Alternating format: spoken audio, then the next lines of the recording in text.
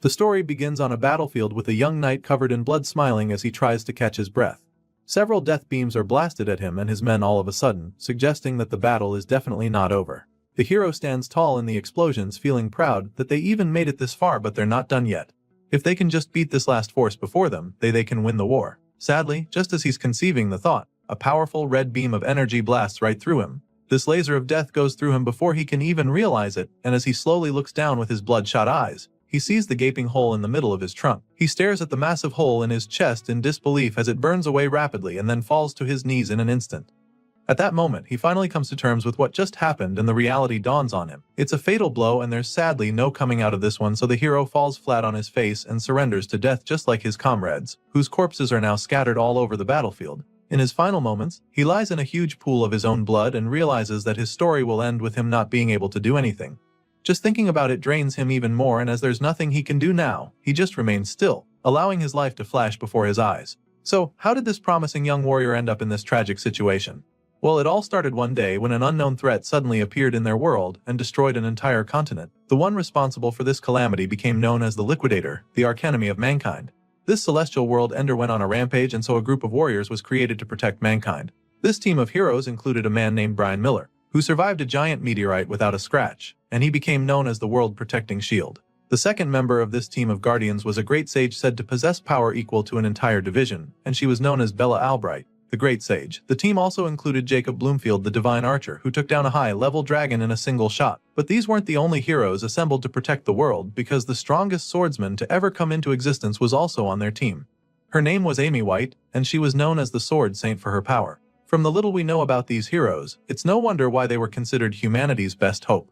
But they weren't the only ones fighting against the Liquidator, because there was another group, known as the Support Unit, which our protagonists belonged to. As you can imagine, they were put in this second team because there wasn't really anything extraordinary about them, and sadly, they were merely sacrificial pawns. The protagonist, Gray Lee, a regular foot soldier, rapidly bleeds out in the middle of the rubble. But all he can think about in his last moments is how the superhuman defenders of humanity are truly on another level. He watches them in awe as they continue to wage war on the Liquidator.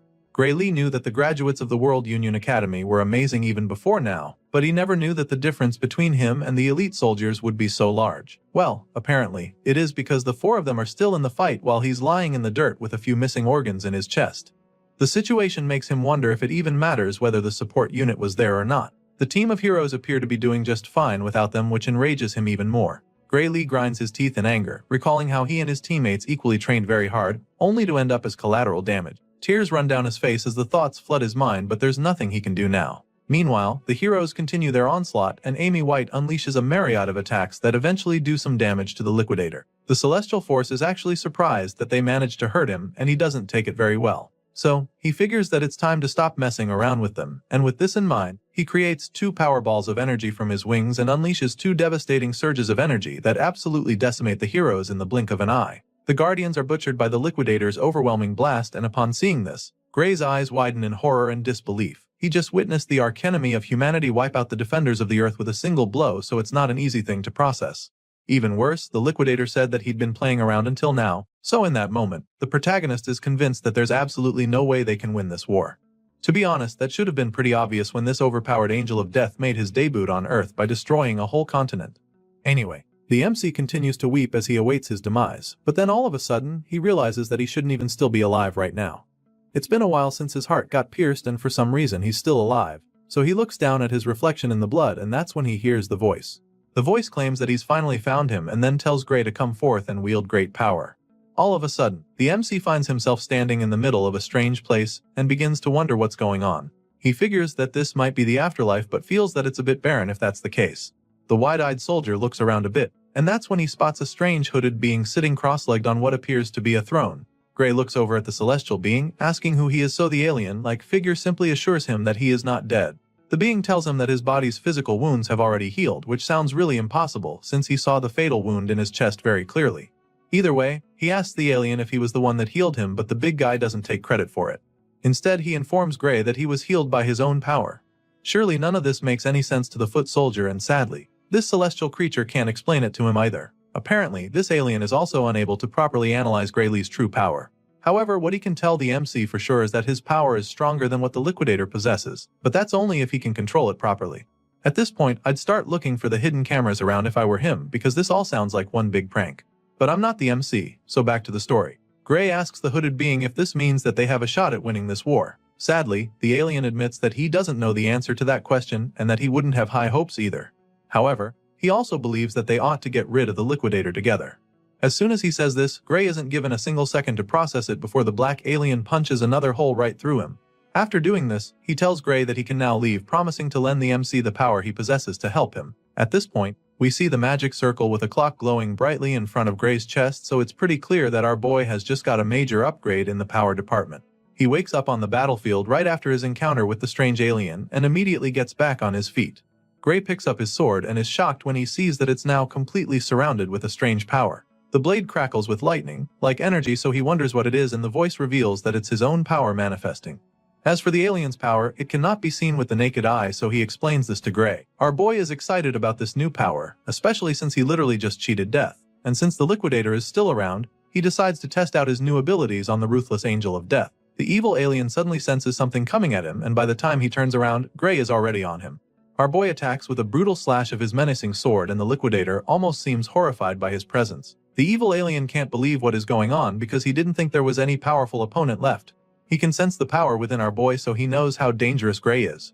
This is confirmed when the hero lands a hit that does some real damage, and this boosts his confidence a lot, so he charges in for another swing and even starts to get cocky, feeling that he is stronger than the liquidator. However, the World Ender quickly reminds Gray why he should not be underestimated. Just like he did with the Guardians of Earth earlier, the liquidator uses a single slash to split Gray in two. It happens so fast that he doesn't even feel it immediately, and by the time our boy looks down, he's horrified to see that his legs are no longer connected to his torso. The liquidator uses this killer blow on him, but also commends Gray for being able to force him to throw everything he's got.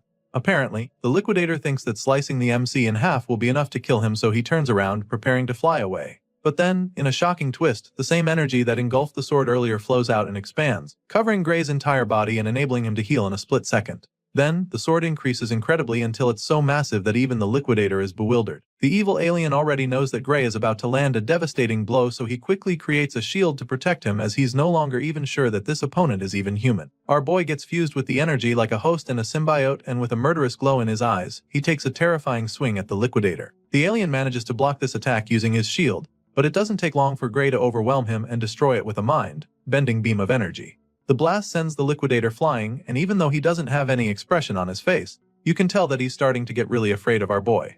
And so, with the battle taking a drastic turn, Gray Lee unleashes another haymaker, admitting that he also isn't sure if he's human anymore.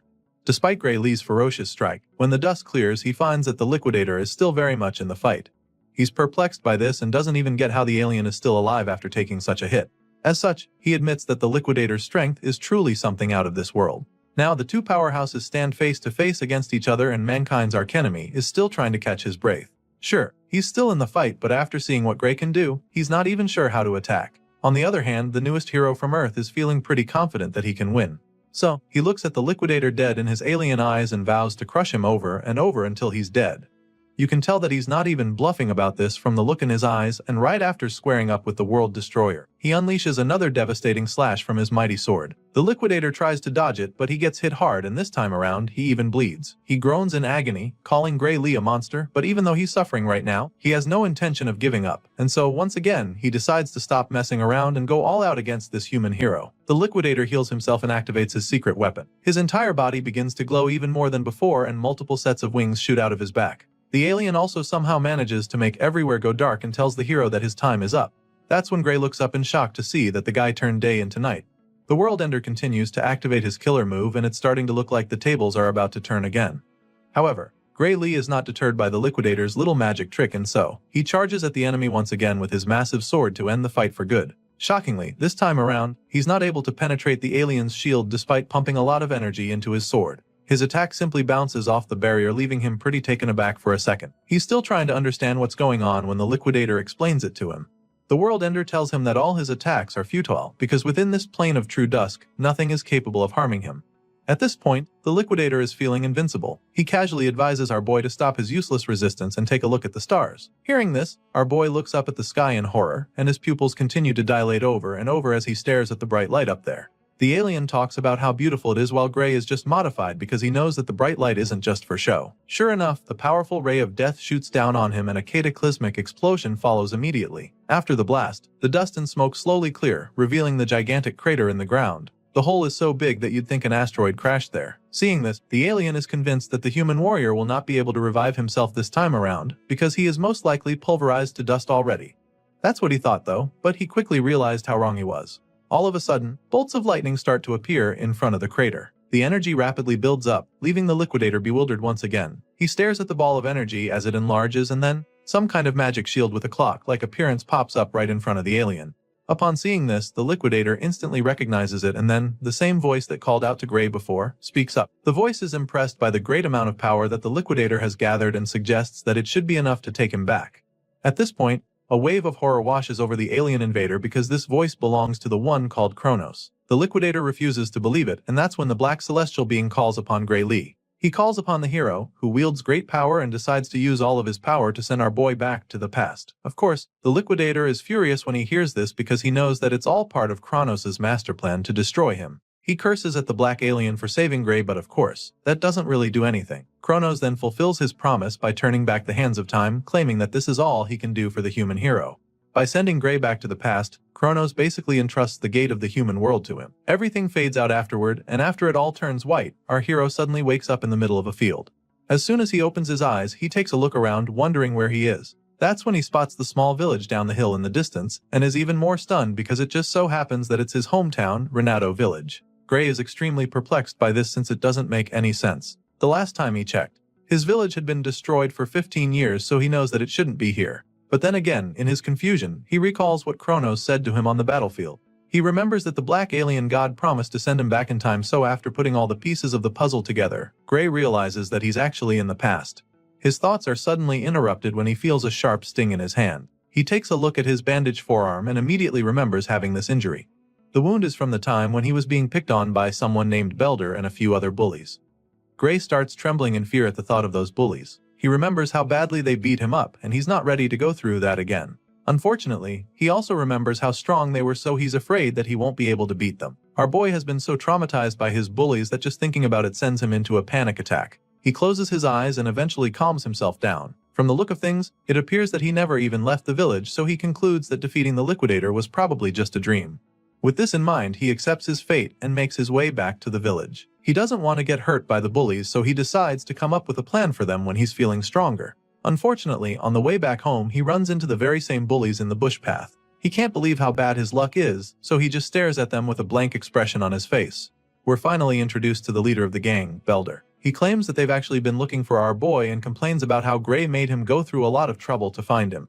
At this point, the MC is probably wishing he could just disappear or teleport elsewhere, but sadly that's not happening. Belder suddenly tosses a sword at his feet and tells Gray to pick it up. Our boy is still in a daze as he's trying to understand what's really happening here, so Belder warns him not to act dumb. And so, he bluntly tells the MC that he wants to have a mock battle, but Gray still doesn't pick up the sword.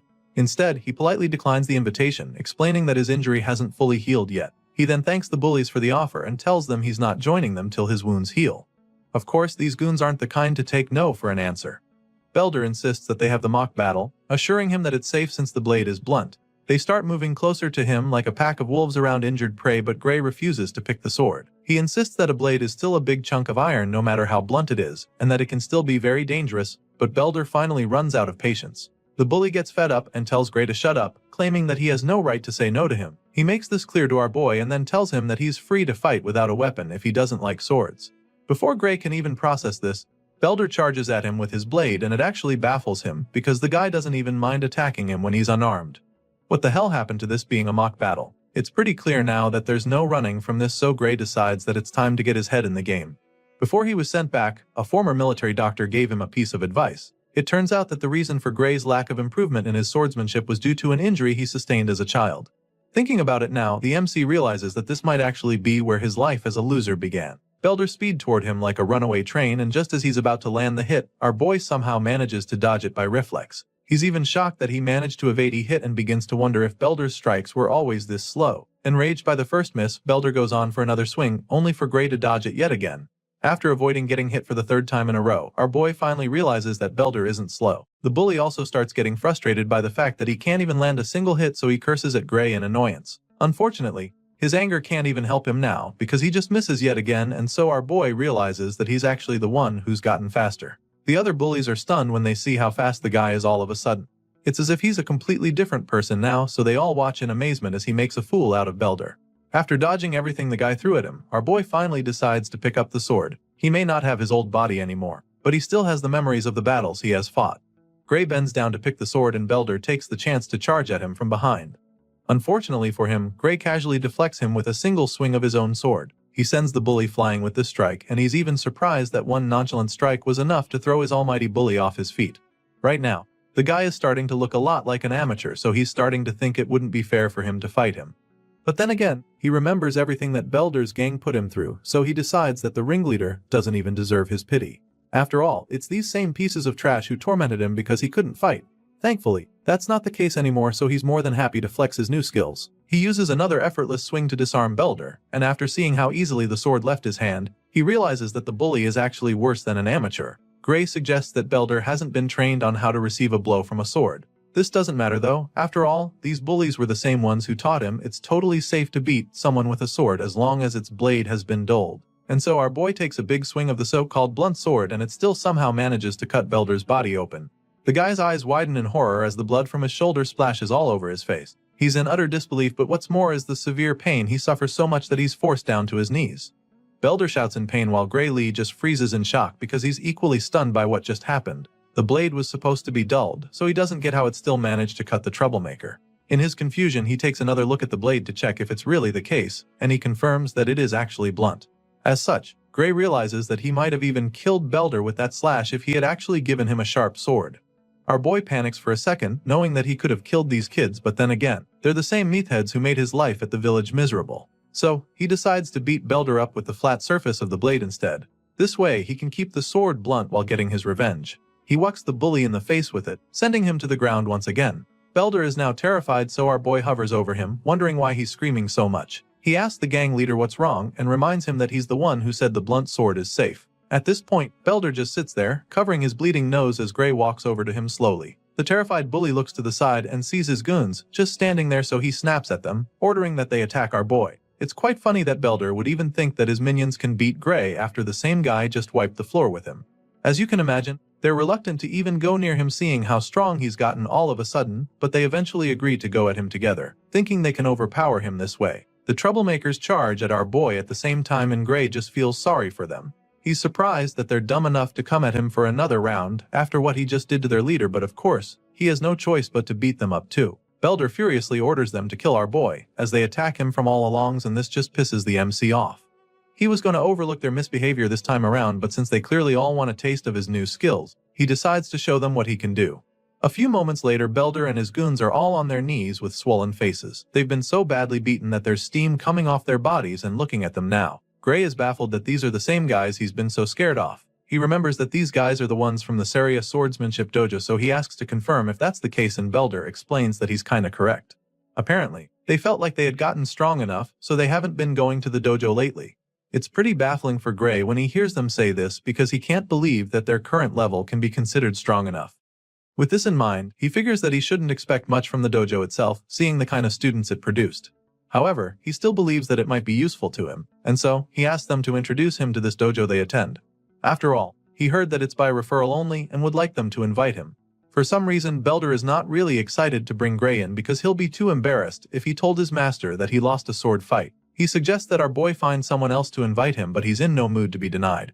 So, since Belder doesn't want to comply, he decides that they resume their mock fight instead. Before he can even say anything after that, the bully agrees to introduce Gray and starts running toward the dojo, leaving his buddies behind even. Eventually, they're all back in the village, and that's when Belder finally asks Gray why he actually wants to go to the dojo. Apparently, this very dojo has a recommendation slot for the academy, and when our boy asks about it, Belder admits that he also heard something like that. As such, our boy explains that this is the reason he wants to go, by one of Belder's buddies feels that he's already strong enough without going to the academy. Sadly, Gray knows that his current state is not going to be enough to defeat the Liquidator. Even the world's strongest lineup was no match for the World Ender. He remembers the battle, how the Liquidator wiped out all of the Guardians with a single blast. Gray recalls how he couldn't even scratch the alien when he got serious despite using the power that Kronos talked about. Just thinking about it makes him really anxious because he doesn't even know how strong he has to be able to defeat the Liquidator. It bugs him a lot, but at the same time, it's not like he doesn't have any clues. He remembers being able to control the dark power even if it was just for a split second. What he focused on at that moment was the swordsmanship taught to him by the Sword Saint. Gray believes that the outcome of his battle with the Liquidator might have been different if he had spent more time training in the same conditions as the Sword Saint. The hero realizes that this must be the reason why Kronos sent him back to the past. Gray eventually gets to meet the dojo master, but not before she punishes Belder and the rest for getting their asses whooped at her trying to pick on a civilian with the techniques she taught them. This is Saria, the swordsmanship dojo instructor, and right now, she's really disappointed in her students. Belder tries to tell her that it was a mock battle and not them picking on Gray, but she silences him immediately by sending him across the room with a single strike of her sword. The others start trembling at this point, and Saria continues to scold him for making excuses. After all, if beating up an unarmed person is a mock battle, then what she just did to him can be called the same. And just like that, Saria kicks Belder and his gang out of her dojo for good. Of course, they don't even protest because things would get worse for them, so they just run for their lives. After sending them away, Saria apologizes to Gray for all the trouble her former students caused him, but he assures her that there's no need to worry about that, and she thanks him for letting it slide. Once that's out of the way, she goes straight to the point, asking if he wants to get recommended to the academy. When he affirms this, she explains that she needs to confirm his abilities before she can do that. Gray understands this perfectly, so he braces himself for the test to come. Saria tells him that he's free to have the first move and encourages him to come at him whenever he's ready. Sure enough, the hero charges at her in a flash with several powerful slashes that actually surprise the dojo master. She can tell that his swordsmanship is quite practical for his age, and it's as if he's been through countless battles before from the way he's moving. Saria tries to counter a follow-up strike, but Gray just slips under and goes in from the side with blazing speed, which makes her certain that Belder and the others are no match for him. To her, Gray's style is mostly self-taught, but in the middle of each move, she gets a glimpse of swordplay that was taught at the academy, so it makes her wonder if someone there taught him. What she knows for sure is that he's a diamond in the rough with a lot of talent. After a short but intense defending, Sarah decides that it's time to wrap things up, so she charges at him, hoping to overpower him with ease, but he deflects her strike, leaving her quite shocked. She finds it strange that he was able to counter her like that because she expected him to falter eventually. Unfortunately for her, that's not the case because Gray Lee is matching her every move. She just wanted to test his skills a little, but now, she's found herself fighting with everything she's got. Even worse, she realizes that she's actually so afraid of this kid right now. There's a terrifying glint in his eyes all of a sudden, and Saria doesn't know how to handle the overwhelming feeling she's having all of a sudden. Gray taps into that dark energy for a second, which allows him to force the dojo master back for the first time. Meanwhile, Saria refuses to back down. She thought she sensed something ominous just now, but she can't see it anymore, so she concludes that the kid just took a really wild swing to scare her. With this renewed confidence, she goes in for another round to end the sparring session for good. Just when she thinks she's about to land a hit, she's shocked to see that her sword has been slashed. Saria stares at the broken sword in horror and disbelief. The other half is lying on the other side of the dojo, and even our boy is overwhelmed by what just happened. What he just felt is the same sensation as back then on the battlefield when he can feel the dark energy coursing through him, and he's shocked because he didn't think that he has that power even now. While he's still trying to figure it out, she feels the dark energy overwhelm him all of a sudden.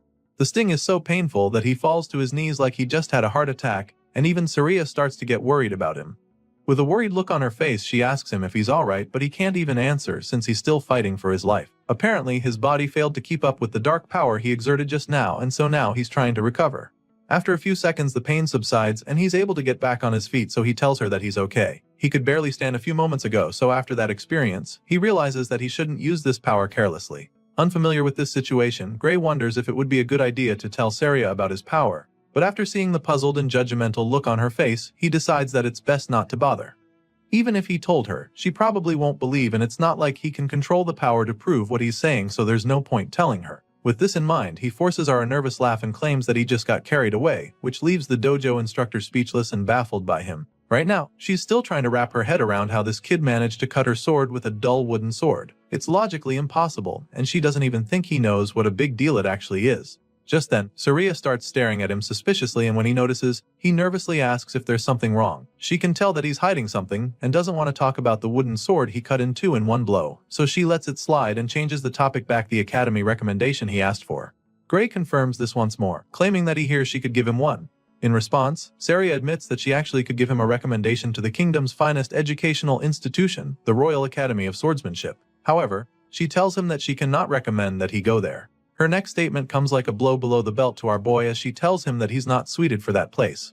Gray starts beating himself up for it the moment she says this, thinking about how he always knew he wasn't strong enough yet.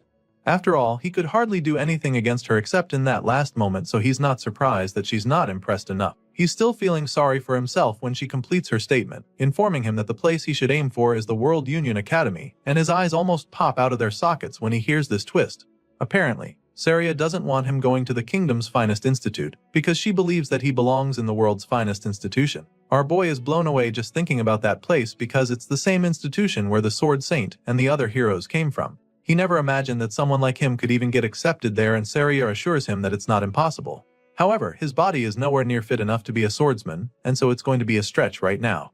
In the Royal Academy, she feels that he'll be able to take it with his skills, but it just won't cut it in the World Union Academy. And so, she's really perplexed by the young man in front of her, because she doesn't get how on earth someone can acquire such skills with a feeble body like his. Gray Lee knows that she's right. Everybody from that academy is a genuine monster, so with a body like this, he doesn't even stand a chance of competing with them.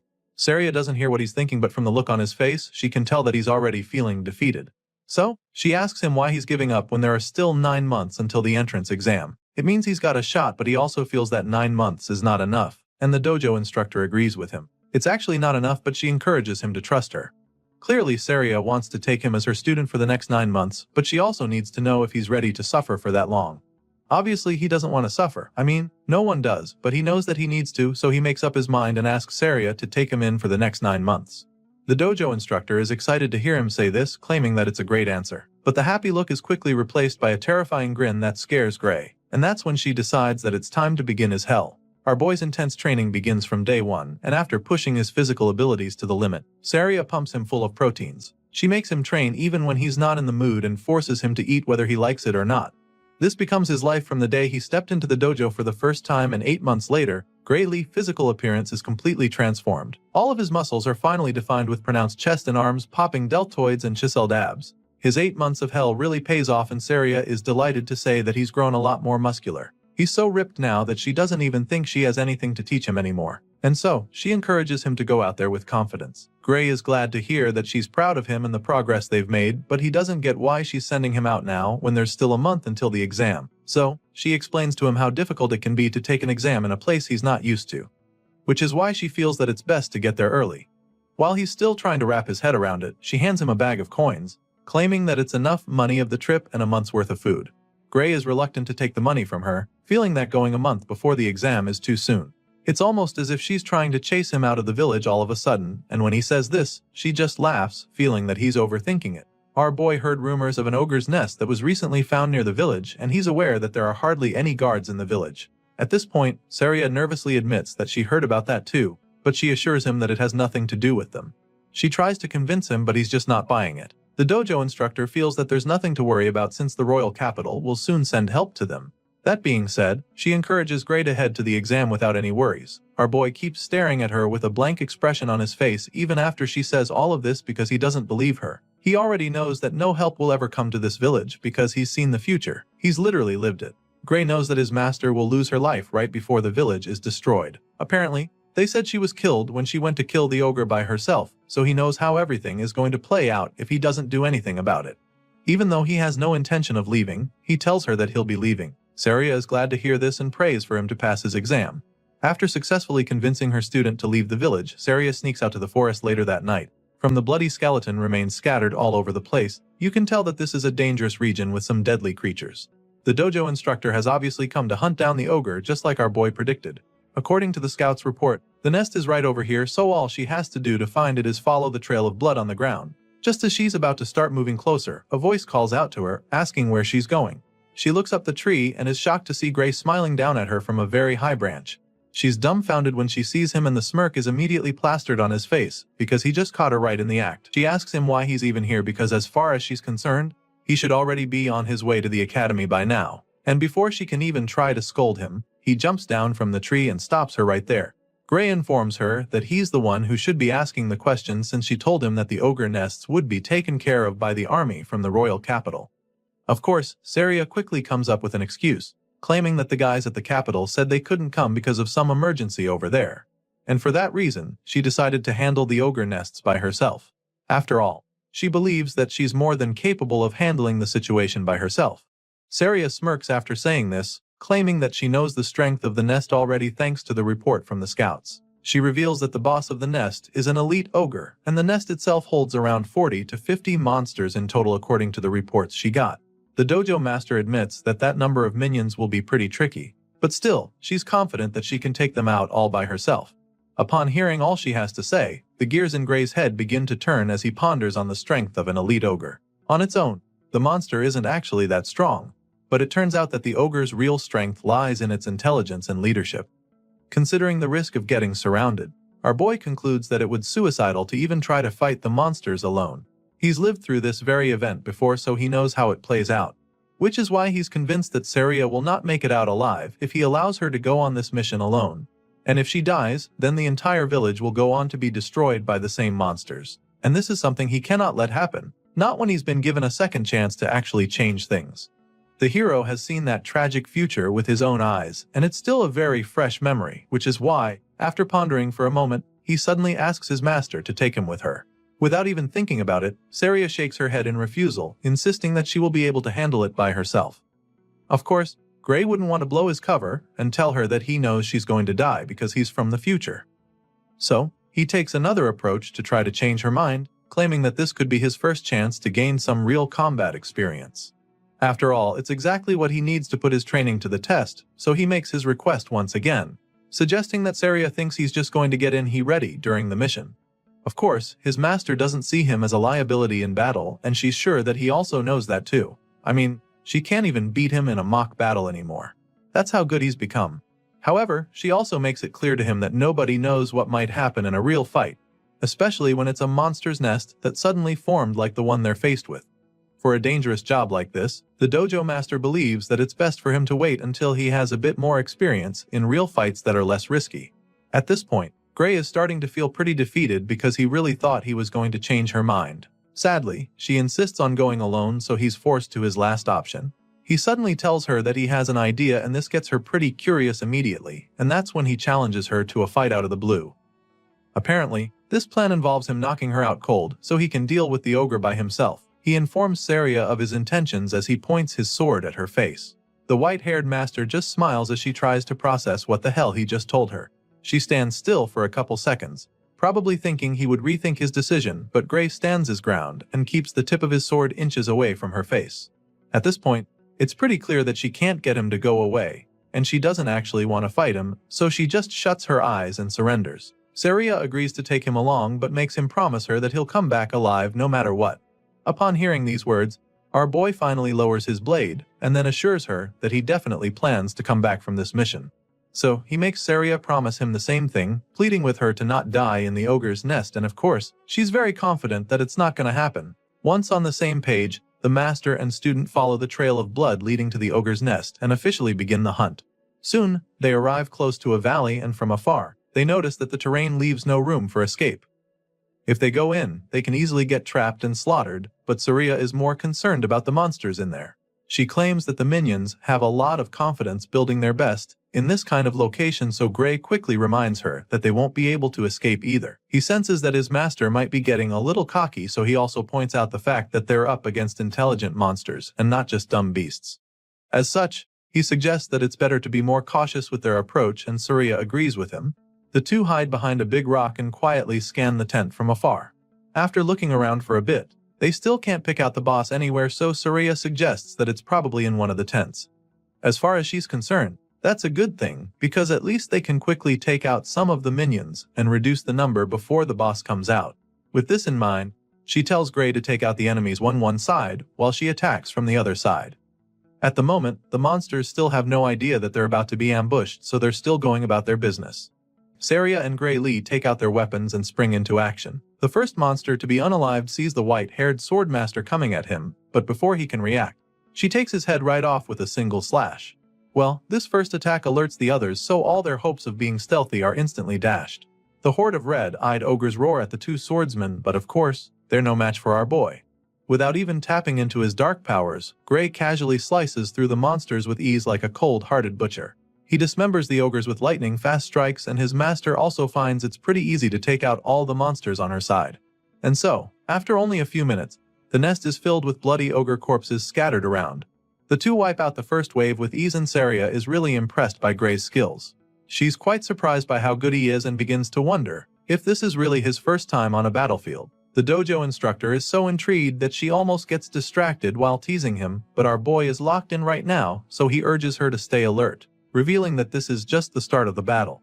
Gray stares at the dead ogres lying around and starts to get this strange feeling. The first fight was way too easy, so he finds it weird that the monsters were so weak.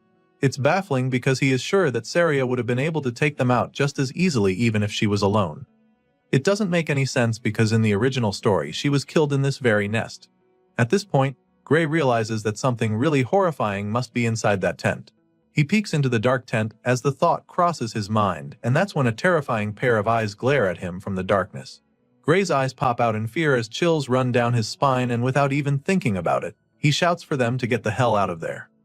Our boy tells his master that they have to leave immediately, urging her to run away with him, but the cocky sword master feels that he's exaggerating. She asks him what's wrong, feeling that there's no need to retreat, but after seeing the look of horror on his face, she doesn't think twice before running after him. Now, they're both running out of the nest as fast as their legs can carry them, but their efforts prove futile very quickly because all of a sudden, a figure appears to leap into the air right above them to intercept them. The green-skinned creature blocks their path, landing right in front of them, and our boy begins to panic even more. Saria, on the other hand, gets really excited because she thinks she's finally getting her chance to face the elite ogre. Unlike the weak minions they wiped out a while ago, this ogre is a lot larger with a big helm and a massive axe, big enough to chop down trees with a single swing. Rather than being terrified, the dojo master goes on and on about how honored she feels that the boss came to them itself. In a shocking twist, this giant ogre on steroids isn't even the boss, and Gray is the one who breaks the news to her. It turns out that the real boss is even far more powerful than the juggernaut standing in front of them. At this point, Saria turns around to see the army of orges charging at them with the real boss standing at the back, exerting an overwhelming surge of power from his body. For the first time, the white-haired swordmaster feels afraid, and before she can even process all her emotions, they're surrounded by a swarm of axe-wielding orges. Despite being trapped, she remains immobilized by the overwhelming power radiating from the boss. It's at this point that Gray reveals they're up against something far stronger than the elite ogre. What they have on their hands right now is an ogre general, and the nest they just attacked belongs to the ruthless green abomination. Saria finally snaps out of her daze and admits that an ogre general is not a monster they can handle on their own. It's now pretty clear why the entire village got wiped out, sadly. It looks like history is about to repeat itself because they're currently outnumbered and outgunned. Seeing how dire the situation is, Saria suggests that they just kill the brute in front of them and keep running. Without any hesitation, she desperately charges at the helmed ogre with her sword, hoping to quickly finish him off, but the guy is no pushover either. He blocks the first strikes, which surprises Saria, but she goes again and is able to land a hit on his shoulder. Sadly, her excitement quickly disappears as she watches the wound heal rapidly right before her eyes. As if this guy wasn't tough enough, he also has regenerative abilities. Seeing this, Saria decides that there's no use even fighting, but that's when Gray explains what's going on. Apparently, the ogre general's roar boosts the strength and recovery power of his soldiers. This is why the minions appear strangely more powerful than normal. Saria struggles to hold off the big guy, while our boy is baffled that he's not been able to defeat a single one of the ogres in this second wave. He lands hit after hit, but they just recover immediately. All of a sudden, he decides to leave his back to Saria, asking her to just buy him some time. Of course, that's not going to be easy at all since she's been struggling with only one ogre. She's really concerned when he says this, so she asks him what he's planning to do, and that's when he tells her that they have only one option left if they want to come out of this alive. And with that being said, Gray reveals his suicidal plan to go after the ogre general. Our boy knows that the source of their power is the elite boss of the nest, so he decides to go after it. He slashes his way through the sea of ogres, but they just keep coming back to try to flank him, which just annoys him even more. He has his sights locked on the target, so for now, he just needs to focus on wiping out all the enemies in front of him to clear the path. Sadly, that's exactly when he comes face to face with an ogre that shatters his sword with a big axe. Gray is dazed when this happens and spends a moment staring at the short piece that's left of his blade. It's clear now that his sword can't withstand fighting a strengthened ogre, which is a really bad sign since he intends to face the ogre general soon. He quickly gets his head back in the game and dodges a mighty strike just in time. And while he's still in the air, he takes out his spare sword. He's lucky to have one, but he knows that it's just a matter of time before this one gets broken too. As if she was reading his mind, Saria suddenly tosses her spare sword to him so he can have two. He thanks her as he catches the second blade with ease, but even though he has two swords now, he knows that they're still not enough to wipe out all the enemies. However, it's all he's got, so he's determined to make it count, since all he has to do now is wipe out the ogres in his way and take out the general. With this renewed sense of hope, our boy runs through the wave of orges standing in his way like a bolt of lightning. He moves so fast that some of them don't even see him coming, but in the process, he takes a few hits and even gets slashed in the face. Still, this doesn't deter him as he pushes on relentlessly through the horde of bloodthirsty monsters. The general notices the hero getting close, so he lets out another powerful roar to strengthen his soldiers even more. This is a twist that our boy didn't see coming at all, because he didn't even think these ogres could get any stronger. Sadly, they're mutated in a flash and the fight becomes several times more difficult. He's no longer able to push through, and at this rate, it's only a matter of time before he and his swords are crushed. Gray realizes that the general saw right through his plan, which makes him admit that the boss is truly very intelligent. It's obvious now that the boss's high intellect isn't just for show. Our boy continues to struggle in the fight, and he almost gets squashed but quickly gets out of the way and regains his footing. He creates some distance between himself and the monsters and decides to change his approach. He doesn't have the time or the power to deal with these minions anymore, so he attempts to run past them without actually fighting them, but this plan is quickly thwarted when one of the ogres suddenly tackles him like an NFL linebacker. The hero suddenly finds himself immobilized as the monster refuses to let go, and as if that's not enough, an even bigger ogre comes around with a massive axe to split him in two. Thankfully, he's able to use his tackler as a shield to save himself from the first strike, but then, he's forced to defend himself against the sheer might of the subsequent blows. Gray uses his sword to block the attacks. Before he can even think of his next move, the beast follows up with another devastating blow that sends him flying. This time around, he takes a direct hit that leaves him coughing out blood, and by the time he looks at his hand, all he finds is another broken sword. Our boy is now down to his last sword, which is a very bad position for him. He's badly injured and exhausted, but still has to take on the horde along with the overpowered general pumping them with fresh energy every 5 minutes. Gray struggles to get back on his feet to face the ogres now charging at him, but the gears in his head are now turning even faster, because he needs to come up with a plan to save himself. From the experience he gathered as a foot soldier, he knows for sure that he can't win this fight, and since that's the case, he decides to sacrifice himself. He suddenly shouts for her to run away, while they're focused on him, but she just smiles when she hears. Without hesitation, she lets him know that she can't do that, and not just because that big-helmed powerhouse is still in her way. Hearing this, Gray tries to scold her, wondering if she's got a death wish or something. He's afraid that she wants to die for nothing just to look brave, so he assures her that he'll run right behind her once she starts moving. However, she's not even refusing because she's worried about him. Apparently, Saria literally can't even run anymore because there's a nasty cut on her thigh, making it difficult for her to even stay on her feet. Gray gets to see the wound and is instantly horrified because his master is basically a sitting duck in that state. Just like that, saving her by sacrificing himself becomes impossible, and he immediately runs out of options. Gray's life begins to flash before his eyes just like they did in his previous life. He was sent back in time so that he could defeat the Liquidator, so it's pretty sad for him to realize that his new life is going to end just 8 months later in a filthy ogre's nest. His chances of survival drop even further when his last sword gets broken by another powerful strike. It's looking pretty bad for our hero at this point, but even with the odds stacked against him, he refuses to accept defeat. Gray Lee believes that it's not over yet because he still has one last trump card up his sleeve. Sure, he doesn't know how to use the dark power he possesses, but our boy is certain that even all these enemies before him will be no match for him if he can just tap into the power from the battle against the Liquidator. So now, with that being his last and only hope to survive, Gray forces himself to remember how he felt when he first unleashed that power. He doesn't have much time to do this though, since the red-eyed ogres are charging at him. Our hero closes his eyes to focus so he can remember the sensation from that time, and while doing this, he points his broken sword at the enemies, hopeful that the dark power would transform it into a deadly weapon in no time. Sure enough, our boy manages to activate the power in the nick of time. Just when he's about to be smashed by the monsters, his broken sword comes to life with the dark power, allowing him to destroy the ogres before him permanently. Saria is very shocked when she sees this, and she's already pretty worried, but before she can freak out, Gray turns to her with half of his face consumed by the dark energy. And then, he smiles at her, assuring her that everything is alright. Our boy's not kidding, and we're able to see why he just said that. Gray is now a lot more powerful than he was a few moments ago, which is why he's able to casually wipe out the horde of the ogres in front of him. Apparently, these strikes are so potent that the ogres are unable to recover from them, and even though the general starts to take some damage as well. She notices this and it's shocking to her, so she gets distracted for a second. In that split second, her opponent gets the chance to sneak up on her, but she sees it coming and manages to block it. Saria uses her sword to block the huge axe, and that's when she notices that the force behind it is now lighter than it was before. All of a sudden, the mightiest ogre suddenly becomes a walkover for Saria, so she takes advantage of it and destroys the brute in a flash. He sure gave her a hard time earlier, but without the general strengthening him, he's nothing.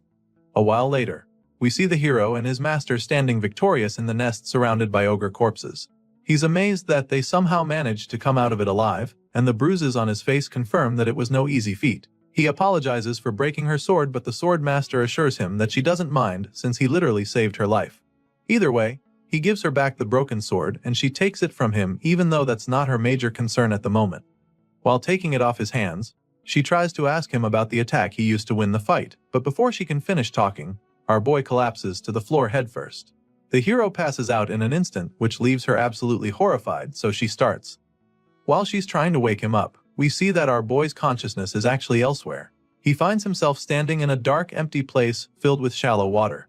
In the middle of the place, there's a huge door with chains on it, which he finds very strange. And while he's still trying to wrap his head around what the hell is going on, weird gusts of energy start to flow out of the door along with mysterious symbols. At first, he doesn't understand what's going on, but he quickly realizes that it's the same power that kicked in on the battlefield. A line appears in the middle of the door like a smaller gateway, allowing the dark clouds to seep out. This makes Gray wonder if opening the door will allow him to get that power. Of course, there's only one way to find out, so makes up his mind and starts marching toward the door. He gets closer, and after only a few steps, he feels an overwhelming and ominous force pull him back. The massive red skeleton spirit drags Gray away from the door with a crushing power that horrifies him. After that suffocating experience, our boy realizes that he's definitely going to die if he opens that door in his current state. Chills run down his spine as he says this, and almost immediately, a loud voice responds to him, informing that he made a wise call. As you can imagine, Gray is taken aback when he hears the voice, but he doesn't even get a chance to figure out anything else, because the next moment, he's waking up in a bed struggling to catch his breath. He wakes up like someone who just had a nightmare, so Saria is really concerned about him. Thankfully, Saria is in the room, so she comes to check on him, seeing that he's finally awake. She clearly has not fully recovered from the damage they suffered in the ogre's nest. At the same time, our boy is pretty confused, so he asks where he is, and that's when she informs him that he's been unconscious for 5 days. As such, she was even afraid that he wasn't going to wake up anymore. Our boy is still pretty surprised that he's been asleep for the last 5 days, so he figures that it's due to the fact that he must have pushed himself pretty hard. It clearly took a toll on his body, and the Swordmaster agrees with him, even though she feels that he did a lot more than pushing himself pretty hard. Anyway, she's concerned about his condition, wondering what the state of his body is. She asks him if he can move, and since he also does know the answer, he decides to give it a try. Sadly, Gray suddenly realizes that he can't move his right arm at all. He can't muster any strength in it, and even though he knows he can move a bit, he's afraid that he might not be able to hold a sword with it. As if that's not bad enough, he also notices a weird bruise on his bandaged arm with dark energy spreading. Saria notices that he's struggling with it, so she asks him about it. Hearing this, Gray is a little surprised, because it means that she can't see the dark tattoo-like bruise on his arm. Since that's the case, he simply admits that he can't put any strength into his dominant arm. Apparently, the Swordmaster isn't actually surprised to hear this. It's just as she thought, and so she also knows that it won't heal back to normal anytime soon. After all the bones in his right arm are in pieces. Clearly, the hero didn't know about this, especially since it doesn't even seem hurt at all from the outside. He explains this, and that's when she tells him that they've already treated it with a magic potion. For some reason, our boy doesn't like the sound of that at all. He stares at the empty potion bottle in shock and panic, because the last time he checked, such things were extremely expensive. However, his master assures him that he shouldn't worry about it, because the village chief was the one who gave it to them. He's shocked to hear this too, because he can't even wrap his head around why the chief would give a potion to someone like him. The moment he says this, she sounds baffled that he'd talk like that, and that's when she informs him that he's literally the hero of the village. Of course, this doesn't even make any sense to him, so he just stares at her in bemusement. He's still processing what she just said when someone bursts into the room, asking for him. He recognizes the loud voice, so he immediately jolts up from the bed to greet the village chief. He nervously tries to start thanking the man for the magic potion, but the chief cuts him off, stating that they're the ones who should be thanking him. He helped them kill a freaking ogre general, the same monster that couldn't be scratched even after rally the forces from the surrounding town gathered to fight it. The chief is certain that the entire village would have been destroyed if Gray hadn't killed the monster, and he's not wrong. So once again, he thanks our boy for his help and places the potion bottle back in his hands. After all, if it wasn't for him and Saria, nothing would be here right now, not the village, not the people, and not even the potion itself. The hero tries to be all modest about it, suggesting that the chief is exaggerating, but the man claims that he all knows he's just stating things as they are. Upon hearing these words and after seeing the look in the man's eyes, Gray realizes that the chief is probably right. In the world before he was sent back in time, this village was supposed to have been destroyed by the ogre's attack. So, indeed, if it wasn't for him, they wouldn't be standing here right now. Seeing how puzzled Gray looks, the chief offers to explain in great detail to him what he's done if he still doesn't realize its significance. Moving on from that, he asks our boy if he's really going to take the entrance exam at the World Union Academy. It turns out that our boy had forgotten all about the one thing that made him train hard for the past 8 months. So, when the chief brings it up, it's like a dagger to the heart because he realizes how much he's messed things up. He went after the ogres just over a week to the entrance exam, and he's been asleep for the past 5 days in this infirmary, which means that he only has 2 days left till the main exam. Getting to the World Union Academy alone takes 3 days on foot, so walking there is no longer even an option. He could get there in a day on horse, but he doesn't have that kind of money, and so he summons the courage to ask the chief to lend him a horse for his trip. Surprisingly, the man already knew he'd make this request, which is why he had already prepared the best horse in the whole village for Gray in advance. The chief believes that our boy should be able to get to the academy in no time with the legs on that horse. While the man is busy bragging about his pet, Saria tells the hero that they would have carried him to the exam in his sleep, even if he hadn't woken up today. After a while, our boy gathers enough strength to stand, so he walks to the door, and as soon as he goes outside, he's greeted with a huge crowd of villagers thanking him and wishing him success in his exams. They're all grateful to him for saving the village, and while most of them are holding up posters, one guy walks up to him with a sack as a gift. Gray asks what it is, and the man claims that it's something the whole village chipped in for him. Apparently, they heard that it costs a lot to apply to the World Union Academy, so they came together to raise the funds for him. Our boy is shocked that everyone contributed to the cause, but the feeling is quickly replaced with joy and gratitude as he thanks them for their kindness. Soon it's time for him to get going, so he says his goodbyes. Saria is with him as he prepares to set off, and he admits that it's going to be really hard to come back here if he fails the exam after everything the village has done for him, but his master assures him that there's no need to worry about that. As far as she's concerned, not a single one of the other applicants in the World Union Academy could beat an ogre general. Sure, Gray knows she's probably right about that, but he still has concerns about his banged-up right arm. Hearing this, Saria simply asks if his left arm is good, which he confirms. Of course, it's not his dominant arm, so he's not sure about using it, but she insists that it's good enough to good him in. She also doesn't think he needs to use that dangerous power inside him, but he feels that the entrance exam might be tougher than they think. Thinking he can pass with just one arm seems a bit like a stretch to him, but Saria assures him that it's going to be fine because she trusts that the Academy's examiners won't be so blind as to overlook his ability. If there's one thing she can guarantee him, it's that he'll definitely pass the exam. At this point, our boy has already mounted his horse, ready to set off, so he thanks her once again for the pep talk, feeling a lot more confident. Just like that, our hero sets off on his journey to begin the next chapter of his new life.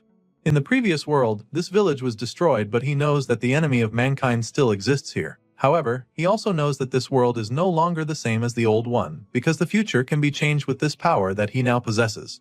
Soon, our boy arrives at the capital, and the first thing he does is thank the beautiful horse that got him there.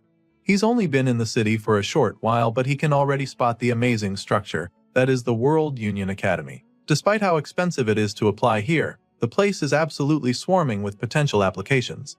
There's a sea of people gathered in the World Union Academy, and every single one of them dreams to become a hero. Over the speaker, they're informed that the distribution of exam tickets will begin shortly. Until the process is completed, all applicants are instructed to remain inside the central arena. Among the crowd, some people start chatting about how competitive this academy is. Apparently, out of the thousands gathered in this arena, only 20 of them will be accepted into the World Union Academy. That's the rumor going around, and our boy quietly listens to the guys spreading them, but some people heard that the number of admitted students changed yearly. Some years, they accept up to 50 candidates, and other years, only one person makes it. Just then, Professor Ariel is called upon to address the applicants, so the red-haired lady with a monocle appears on the platform. She gets straight to distributing the exam tickets to everyone in the arena, but she does it in a flash with the snap of her fingers. Just like that, the papers appear right in front of all the applicants. Like everyone else there, our boy is pretty impressed when the ticket appears right in front of him from a flash of flames. He grabs the paper and reads the content to discover that his candidate number 513, and he also learns that he'll be taking the fencing course. Everyone has their own ticket, and our boy will have to take the exam that requires most people to have the bones in their dominant arm to not be shattered. Professor Aries knows that some of them might be surprised by the format for the exam, but she assures them that this is how it is every year. She goes on to explain that the World Union Academy does not discriminate based on age, gender, nationality, status, or anything else. Not even their names are of any significance here. The professor makes this clear to the applicants, stating that only those who pass the exam and earn the right to cross the bridge will be asked for their names. Meanwhile, our boy is still baffled by the fact that he's taking the fencing course when he literally left his sword at the inn. He doesn't get what kind of system this is, so he's pretty hung up on it. While he's busy racking his brain, the professor reveals that she assigned their courses according to how they look. And so, she asks those who feel he was wrong about it to raise their hands. Many of the students find it hard to believe that she picked their courses just by looking at them, because there are literally thousands of them. Judging by their reactions, along with the lack of raised hands, it's pretty clear that the lady got their courses right. Still, many of them believe that there's foul play. To them, the academy either checked them beforehand or she used magic to read their minds. After confirming that she didn't miss anybody's course, Professor Ariel states that she'll be announcing their exam schedules next. As such, he asks them to check their tickets for the next update. Of course, all the applicants check their tickets, including Gray Lee, who finds out that his exam will be on the first day at 11 a.m. As you can imagine, he's not really excited to see that he's up on the first day, because he was hoping for a little more time to let his arm heal. Sadly, that's not the case. The professor goes on to pile on the pressure, announcing that this is a one-shot practical exam. Latecomers will be automatically disqualified, so she makes this known to them and advises them to be on time. She also lets them know that the academy does not accommodate personal requests for schedule changes. While the announcements are going on, Gray quietly tries to see if his arm is better now, but sadly, he still can't get any strength to it. So now, all he can do is pray that it heals by morning, even if it's only a little, because otherwise he'll have no choice but to fight with his left arm. Unfortunately, the next day, our hero wakes up and is immediately frustrated because his injured arm didn't even heal at all. Now, he has no choice but to take the exam like that because there's no option for schedule changes. Gray gets ready and heads to the exam, and when it's almost his turn, he is directed to the entrance of the arena. While waiting for his turn, he tries to calm down, reminding himself that he shouldn't be pessimistic about this right now. As he tries to maintain positive thoughts, he realizes that his left arm is still fully functional, and he can even move his right to an extent. With this in mind, he comes up with an idea. Gray concludes that he needs to use the little time he has left to watch the examiner's moves and prepare for them. Our boy believes that what he needs to do now is study his opponent and find an opening to strike. At this point, we get to see the current application in the arena. The examiner tells him to take the first move, so the brute with the big sword charges at him like a bull. He moves pretty fast and successfully takes a swing, but he misses and strikes the floor instead, just missing the examiner by centimeters. He's puzzled when he sees the chill examiner nonchalantly standing with his hands behind his back after evading the attack. The experienced teacher casually avoided the hit, which pisses the applicant, so he angrily goes in for another attack. This time, with an even more devastating swing to the side, but once again, the examiner makes his attack fruitless. He blocks the second strike with his sword, leaving the hothead in disbelief. And once the guy is stunned, he follows up with his own counterattack to quite literally sweep the guy off his feet. The examiner sends the guy crashing like a tumbleweed, and by the time he stops rolling, he's sitting on his butt without his sword and a broken arm. Seeing this, the veteran concludes his exam and asks him to exit the venue with his weapon. Of course, our boy witnessed everything that just happened, so a smile of acceptance creeps up on his face, because now, he knows without a shadow of a doubt that he's cooked. The examiner calls his number and he just starts walking into the arena. In his mind, all he can do now is go on stage and quietly take his L before going back home, because if that tough guy couldn't even land a hit with perfectly good arms, then what are his odds? Just like he did with the last guy, he tells Gray to make the first move. Sadly, our boy is even struggling to hold the sword properly right now. He can feel the pressure even more now, so he doesn't even think he stands a chance. Nevertheless, he's not a quitter, so he reminds himself that he still has to do whatever he can. With this in mind, he charges at the veteran with his blade, and during that run-up, one of Saria's teachings runs across his mind. He remembers her telling him that a sword isn't swung with just one's arms. She taught him to channel the power generated by his entire body through his arms instead, and now that remembers, he decides to do just that. Even if his right arm is powerless, he knows that he can still drive the force through his other muscles. So, he gives it a try and takes a very decent swing. The examiner dodges the strike, of course, and Gray isn't shocked, since it's not like he can fight the way he usually does. If swinging a sword without arm strength was not easy, no one would bother training their body in the first place, so he sucks it up and shoves the excuses far down below so that he can focus better. Despite being pretty much handicapped, Gray manages to force the instructor to attack him very quickly, but that is when he notices something strange. All of a sudden, the examiner's sword strike starts to look a lot slower than before. It's just like what happened with Belder, but the difference here is the insane force that comes from those apparently slow attacks. However, Gray can still tell that this man's speed and technique doesn't even come close to his master's. With this in mind, he feels that he might be able to make up for the difference in arm strength if he can just stick to the swordsmanship that he learned from her. So, that being the case, our boy goes into beast mode in the blink of an eye. He unleashes a barrage of sword slashes on the examiner, forcing the guy back faster than he would have imagined. He makes the instructor fall back a lot while trying to block the hits to the point that the man almost loses his footing. On top of that, the guy still looks very slow in Gray's eyes, so now he's starting to think that this examiner is not even nearly as strong as he thought before. In that moment, Saria's words play back in his mind as he remembers her assuring him that he would pass. So now, with the way he's dominating the examiner, he's feeling a lot more confident that he can actually do this. Our boy Gray starts to really get the upper hand in the duel, feeling a lot more confident than he was before he stepped into the arena. However, the examiner doesn't intend to lose that easily to an applicant, so he takes things up a notch and begins to attack more forcefully. The instructor unleashes a myriad of slashes, but our boy is able to block them all. Now, it's becoming clear that the difference in power is too great, even though he's already seen through his opponent's swordsmanship.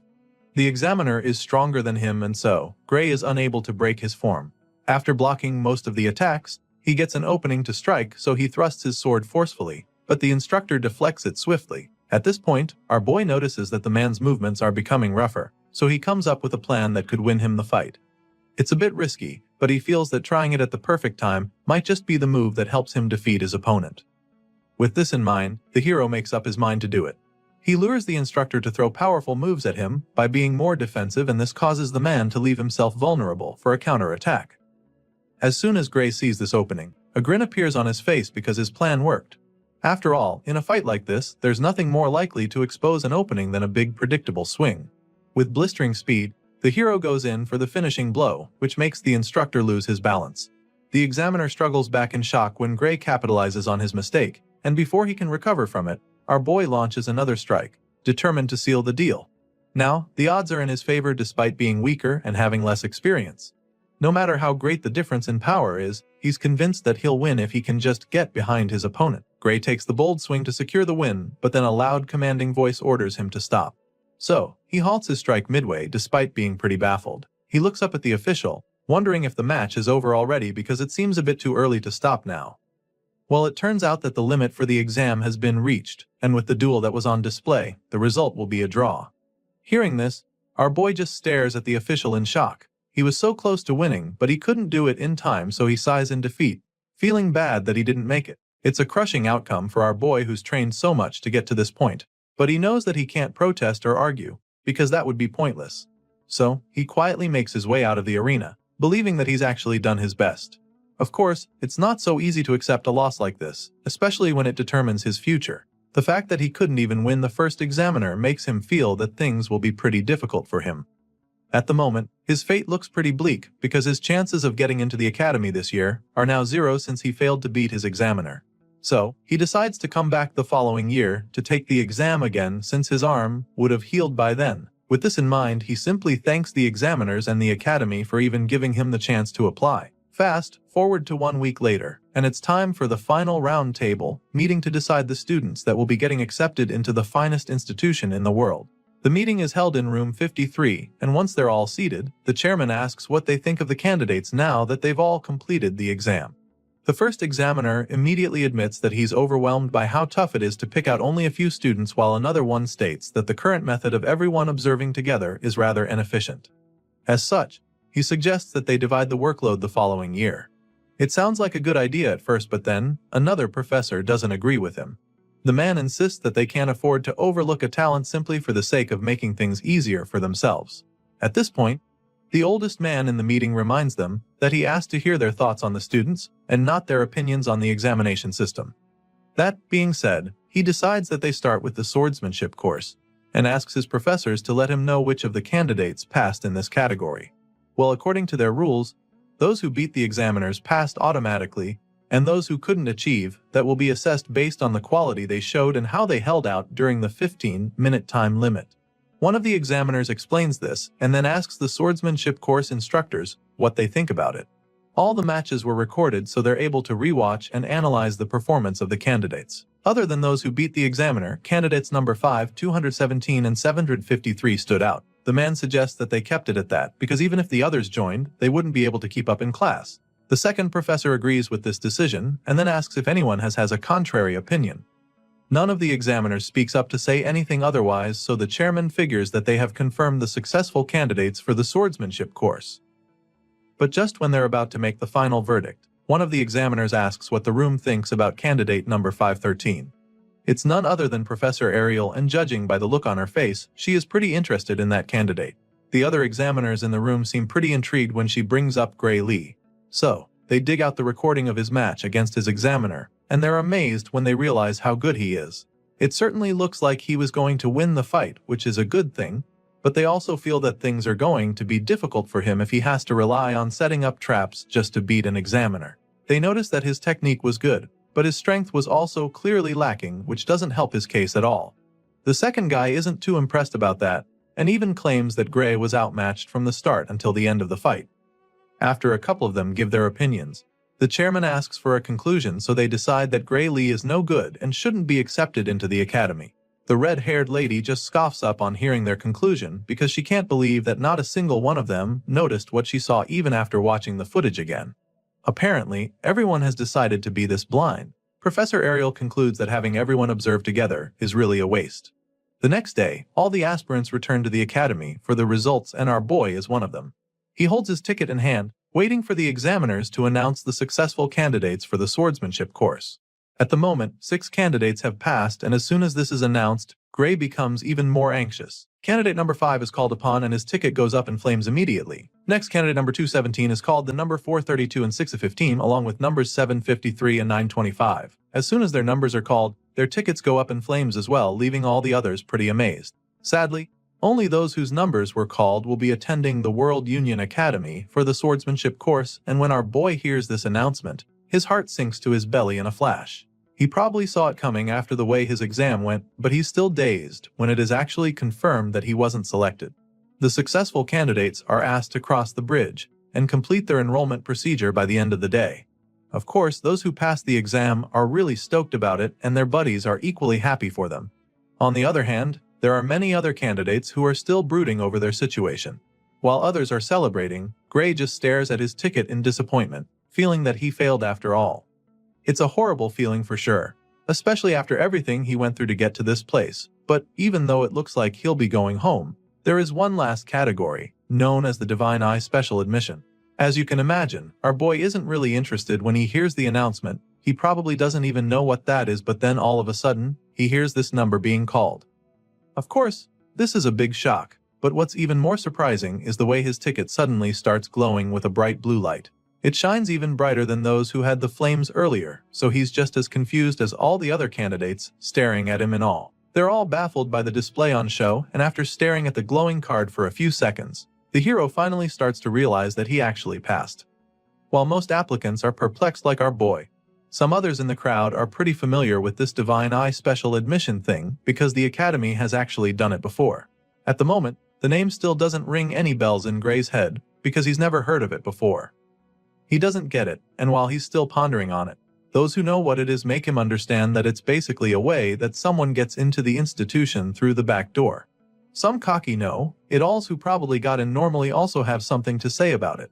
To them, the World Union Academy has really fallen to have allowed a special admission, but while the jerks are busy going on about it, our boy is simply hung up on the fact that he got in through the back door. It doesn't make any sense since he doesn't have any connections here, so he wonders if his master was the one who found a way to get him in. It's a possibility, but he knows it's a stretch because she never even mentioned anything of that sort. His thoughts are suddenly interrupted when an old man comes around to scold the candidates who were speaking ill of the Divine Eye special admission. And seeing that they've decided to be ignorant, he decides to enlighten them. He explains that the Divine Eye special admissions is an honorable category that has produced heroes for over 100 years. The old man tries to make them understand, but the jerks refuse to accept it. As far as they're concerned, the geezers at the World Union Academy are just the ones who love the Divine Eye special admission. Besides, the last time they checked, those who got in through this path were only impressive back in the day. Apparently, recent successful Divine Eye candidates include Amy White, Bella Albright, Leek Mueller and Jacob Bloomfield, who are considered complete failures at the World Union Academy. Some of these names probably ring a bell to you, because these are the names of the heroes we saw in the first chapter. For some reason, these same guys are the bottom feeders at the World Union Academy, and they're so notorious for their poor performance that even the current candidates know about them. On the other hand, Gray remembers Amy, Bella and Jacob very vividly from his past life, because the three of them were part of the main force that fought against the Liquidator. Despite what everyone is saying right now, our boy is so excited that he'll get to fight alongside them because he knows that they will become the true heroes. The story continues on the day of the entrance ceremony. Currently, the ceremony is scheduled to begin 30 minutes from now, so the students urges them to assemble in the plaza in front of the main office if they're done changing. For the first time, we get to see our boy in his stunning uniform with the World Union Academy emblem engraved into his chest pocket. After walking for a while, the guys at the front start to argue about the correct location. Apparently, they should be at the plaza in front of the main office, but there's nothing here, so they're not sure that they even came to the right place. Before they can get even more confused, one of the professors comes around to meet them. He apologizes for the confusion, explaining that they've had a bit of a delay setting up due to a mix-up. Hearing this, the students are still quite confused because they don't get what he means by setting up. Just then, the man tells them to step back a bit so that he can put the stairs in that spot. This just baffles them even more, but they step back and ask if that's good enough. Thankfully, it's just perfect, so the white-haired professor begins to do his thing. The students watch in confusion as the man goes down to start writing something on the floor. They're still pondering on what he could be doing when a giant massive circle appears on the ground. The golden seal spreads out, glowing brightly, leaving the students in awe, and then in the blink of an eye, a gigantic auditorium appears with a flight of stairs attached to it. Once again, the man apologizes for the delay and then tells them to sit wherever they like in the huge hall. Of course, they're still pretty dazed by what just happened because they can't even comprehend how he managed to teleport something this massive. While most of the other freshmen remain pretty stoked about what the professor did, our boy quietly takes a seat. He feels that they probably did this because they want to hold the entrance ceremony in a place where they can see the school building. It's a pretty brilliant idea, and he also believes that it's a pretty extravagant way to use teleportation magic. He's heard a lot about the institution in his past life and the present one, but now, he can boldly say that he has seen the power of the World Union Academy. The hall is massive, so it's pretty obvious that the number of seats is pretty excessive. One purple-haired guy at the front points this out because he doesn't think there's need for this many seats, when only 30 students were accepted this year. However, the girl sitting next to him informs him that he doesn't even know what he's talking about. In response, he simply apologizes, claiming that he never really studied anything other than how to wield the sword. In that case, the girl decides to enlighten him a bit. The World Union Academy, as the name suggests, gathers the best students from all over the world. She first makes him understand this, and before she's even done talking, she points up at the sky in excitement, announcing that the others have arrived. That's when everyone else looks up at the sky to see the fleet of airships along with huge dragons. Most of the students are terrified when they see this because they have no idea what the hell is going on. But our boy seems to know exactly what's happening. Looking up at the sky, he immediately identifies the magic airship, Strato Queen. He had boarded it once when he was part of the Liquidator subjugation squad. They say it's one of the largest airships in the world, so he's surprised that they're bringing it out just for an entrance ceremony. Well, apparently, that's just the kind of thing the World Union Academy does. Just then, the white-haired professor from earlier notices that everyone has arrived, so he decides that it's time to officially begin the entrance ceremony. A while later, just after the headmaster's speech, we catch up with our boy who currently looks bored to death. He's so close to falling asleep, and after the last couple minutes, he confirms that even the World Union Academy's entrance ceremony isn't much different from a normal one. Well, he is bored now, But that's about to change very quickly because the next item on the agenda is the greetings from the top students of each course. Gray's eyes almost pop out of his head when he sees Leonhardt, the top student of the swordsmanship course, coming forward to answer the call. At this point, our boy is a lot more interested in the entrance ceremony, and he's not the only one because all the other freshmen are staring at Leonhardt. It makes a lot of sense that they dread him this much since he was the one who defeated the examiner in an instant during the entrance exam. The guy climbs the platform and greets the professors there very politely. Apparently, this guy is so good that some say he's as good as the teacher when it comes to swordsmanship. It's a pretty bold statement, but I guess that's just how good this white-haired talent named Leonhardt Appius is. At this point, the hero is really intrigued, but his thoughts are interrupted when Leonhardt suddenly asks the professors if he is allowed to speak freely. They confirm that he is free to talk, so he thanks them and prepares to give his own little speech. He starts by stating that he has just one complaint he'd like to make to the academy. But before revealing what it is, he turns to address his fellow students. Well, that's what he says at first, but then he throws a jab at our boy, claiming that he's only talking to the students who were admitted the proper way. Leonhardt tells them what an honor it is to be admitted to the academy with them, hopeful that they'll all graduate as individuals capable of making meaningful contributions to the world. That being said, he urges his classmates to work hard together, claiming that he looks forward to the days when they can aim high together as students of the prestigious World Union Academy. After giving this little speech, he returns to subtly attacking our hero by suggesting that there's someone among them who doesn't deserve to be there. He makes this bold statement and then turns to the divine eye Professor Ariel, asking her to confirm if he's correct or not. The red-haired professor's expression instantly changes from a look of pride to shock. She's utterly taken aback by the allegations, so she tries to correct him, insisting that all the students here have passed the rigorous exam. Even though they may not be as strong as he is, she makes it clear to him that it's not a wise idea to exclude the other students. After clearing this air on that, she bluntly asks him why the hell he's even asking her something like that. At this point, the persistent top student hits back at her, stating that he wasn't talking about those who have been admitted by passing their exams properly. And then, he looks Professor Ariel dead in the eye and tells her that he's talking about the student she let in through the back door with her divine eye special admission. The red-haired lady just smiles when he calls her out like this, but he doesn't even stop there, because the next thing he does is to loudly demand that the one who was specially admitted reveal himself. This dude even has the balls to demand that Gray return his uniform and leave the academy right away.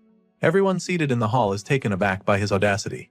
They gasp in shock, but none of them dares to challenge Leonhardt. At the same time, nobody steps up to support him. Meanwhile, the target in question is still on his seat. He hasn't revealed himself yet because he's trying to understand what the reason for this hostility is. He's pretty nervous, but he's relieved that Leonhardt doesn't even know his face, because that would be a serious problem for him. He remembers when the top student stood up to answer the call, and he's glad that the guy didn't notice him back then despite how close they were to each other. Since Leonhardt clearly doesn't know who he is, he figures that it's wiser to just remain seated because he might not get caught up in this whole thing if he doesn't actually step forward. When the special admission student refuses to come forward, Professor Ariel finally chimes in with an unbothered look on her face. She suggests that this year's students are quite lively after seeing how bold the guy standing before her is. She makes this statement, hoping to lighten the mood, but the persistent top student just snaps at her. He makes her understand that he's very serious about what he just said, and then demands that she stop admitting students through the back door. He's about to say some more disrespectful stuff when Professor Ariel finally gets fed up. She cuts him off by appearing behind him and then prepares to show him exactly why she's a professor at the academy. Ariel asks Leonhardt if he thinks that he's stronger than the student she chose through the Divine Eye special admissions. The question catches him off guard at first because he's not completely sure, but he's already made a lot of noise and backing off now would just make him look stupid, so he musters the courage to state that he is. He's furious that she'd even ask him a question like that and wonders if she thinks that he's not as strong as the mystery student. With this response, Professor Ariel smiles even more because she knows what things are about to get interesting. She likes his attitude and proposes that they make a bet so he can put his money where his mouth is. Once again, Leonhardt is taken aback by the idea she just brought up, but she reiterates and confirms that she actually wants to make a bet, and not just any regular net, because she's actually willing to gamble with her job to prove that she didn't make a mistake. Of course, this bet means that Gray Lee's special admission will also be at stake, so our boy becomes pretty worried because this definitely wasn't part of his plans. Gray begins to panic because he doesn't even know what kind of bet this daring lady is talking about right now. Off the top of his head, Leonhardt figures that the professor probably wants to make him fight the special admissions student, but she claims that she would never do such a boorish thing. After all, she believes that Leonhardt would end up dead if our boy goes all out against him. She literally tells him that he's no match for the special admissions student, and then assures him that she wouldn't intentionally make them fight because as an educator, she must not put the lives of her students at risk. Of course, the only person she's worried about is Leonhardt, so she makes this clear to him, which of course causes him to become absolutely livid. The veins in his head start bulging out as his blood begins to boil, and then he asks the lady if she's actually trying to provoke him. In response, Professor Ariel bluntly tells him that she meant every word of what she just said. As such, she suggests that they make their bet about monsters since it would be safer that way. Rather than making them fight and risk hurting each other, it's safer to see which of them is better at killing monsters. Professor Ariel makes the proposal and still manages to piss the top student off by teasing him about how he's better at fighting monsters than humans. Despite being really mad, he admits that she is truly well informed and then asks her what their bet will be exactly. Now that they're on the same page, Professor Ariel reveals that the conditions for the bet are very simple. All they have to do is kill the monsters that she picks as targets. Each round, the target monster will get stronger, and whoever fails to defeat their monster first loses the bet. That being said, the red-haired lady reveals that she will retire from her position as a professor if her candidate loses the bet. And of course, this also means that the special students will be expelled.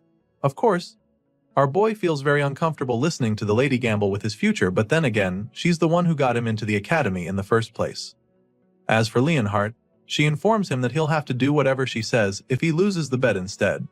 The blondie is a little reluctant to accept these terms, because it could very well be a trap, so when the professor asks if they've got a deal, he asks her to tell him what the target monsters will be first. The guy assures her that he's confident he can handle any opponent, but also he's smart enough to try not to be caught up in some weird setup. The professor can't argue with that, so on the spot, she suggests that the first target would be an ogre general. She casually proposes it and then asks Leonhardt if that will be too easy for him, even though she knows that it won't be. Meanwhile, all the students around gasp in shock when they hear this because they also know how dangerous an ogre general is. At the same time, our boy starts to get a little suspicious because he doesn't get why she specifically chose that monster as the first target out of all the creatures she could have thought of. Apparently, the cocky top student also knows how formidable an ogre general is, so he immediately protests, feeling that it's unfair of her to choose it. After all, they only consider creatures that one can kill by themselves monsters, and as far as he knows, an ogre general can't be killed by one person. At this point, the professor assures him that she's not asking him to go kill the beast right away. She doesn't expect him to be strong enough for that, so she sets a time frame to be the entire year. In other words, she's giving him till the end of the year to kill a general ogre. However, Leonhardt insists that it's not a fair challenge. As far as he's concerned, if someone could single-handedly take down a disaster-level monster within just a year of training, then no one would even be suffering. That being said, he demands that she choose a more realistic target, but then all of a sudden, an idea hits him. Leonhardt suddenly accuses the professor of deliberately picking a monster that no one can defeat so that she can end the bet with no clear winner. And so, he makes it clear to her that he will not agree to that. Hearing this, the lady just scoffs, feeling sorry for him. And that's when she adds one final condition, stating that Leonhardt will be declared the winner of the bet if it ends as a draw for any reason. The top student is stunned when she says this because he sure as hell didn't expect that twist. With the terms on the table now, if our boy fails to defeat the ogre general, Professor Ariel will automatically be fired and all special admission students will be expelled. Now, she's confident that there's no way Leonhardt will refuse her offer. The blondie stares at her with a confused look laced all over his face. He calls her crazy for even proposing something that could very much end badly for her. To him, it's like the outcome of this bet has already been decided, so the red-haired lady takes it that he no longer has any objections. Well, before going ahead with the bet, he wants to confirm that the ogre general will not be weakened in any way, and she assures him that the monster will be at full capacity. Once that's out of the way, he conjures up a contract for Leonhardt to sign if he doesn't have any problems with the details of the bet. The top student scans the page quickly and signs the paper to accept the deal.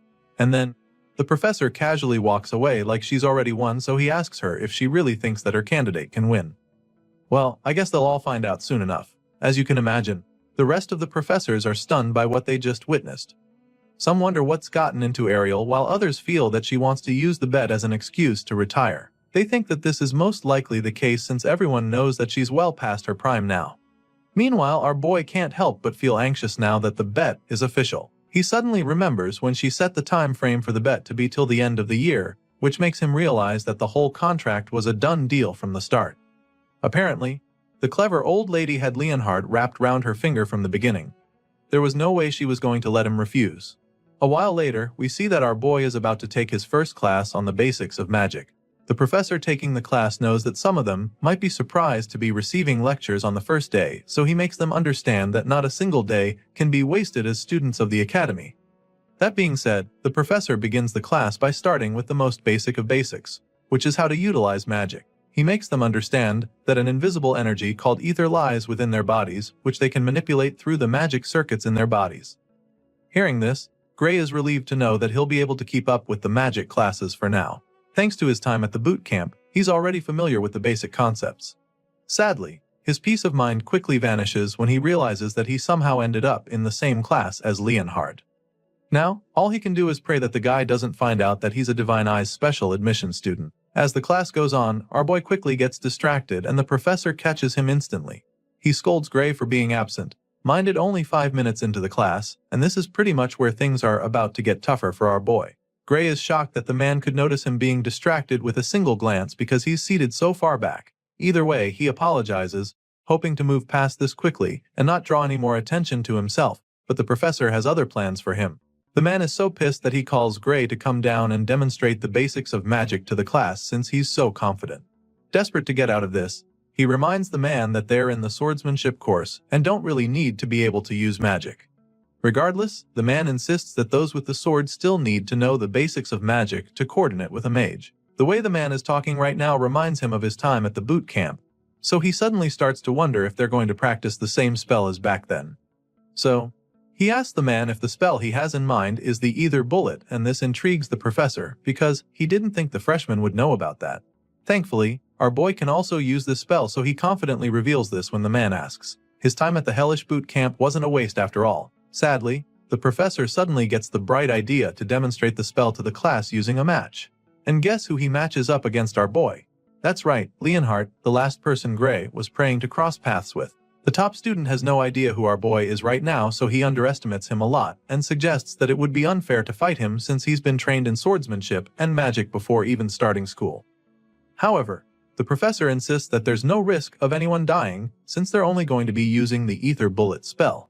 Clearly, there's no getting out of this one, but at least Leon doesn't know that he is Ariel's special student. Well, not for long, because out of the blue, the old geezer decides to announce that Gray is the Divine Eyes Special Admission Student of the Year. As you can imagine, everyone in the class is stunned by the news, except Leon, who's just boiling with rage. What's worse is that the teacher didn't just spill all of this by accident. The cruel man knew how Leon would react, so he spilled the tea since he already doesn't like Gray. Now that the top student knows who his opponent is, he decides to take the match a lot more seriously, under the guise of wanting to properly show our boy the ropes. With a murderous glint in his eyes, he calls Gray to come right down to the front of the class for their match-up. At this point, our boy just laughs nervously, because his cover has been completely blown. Soon, the two young men are standing across from each other while the professor gives them instructions. At the moment, our boy is pretty worried because he's almost certain that he won't come out of this unscathed, especially when he only spent a few days learning magic at the boot camp.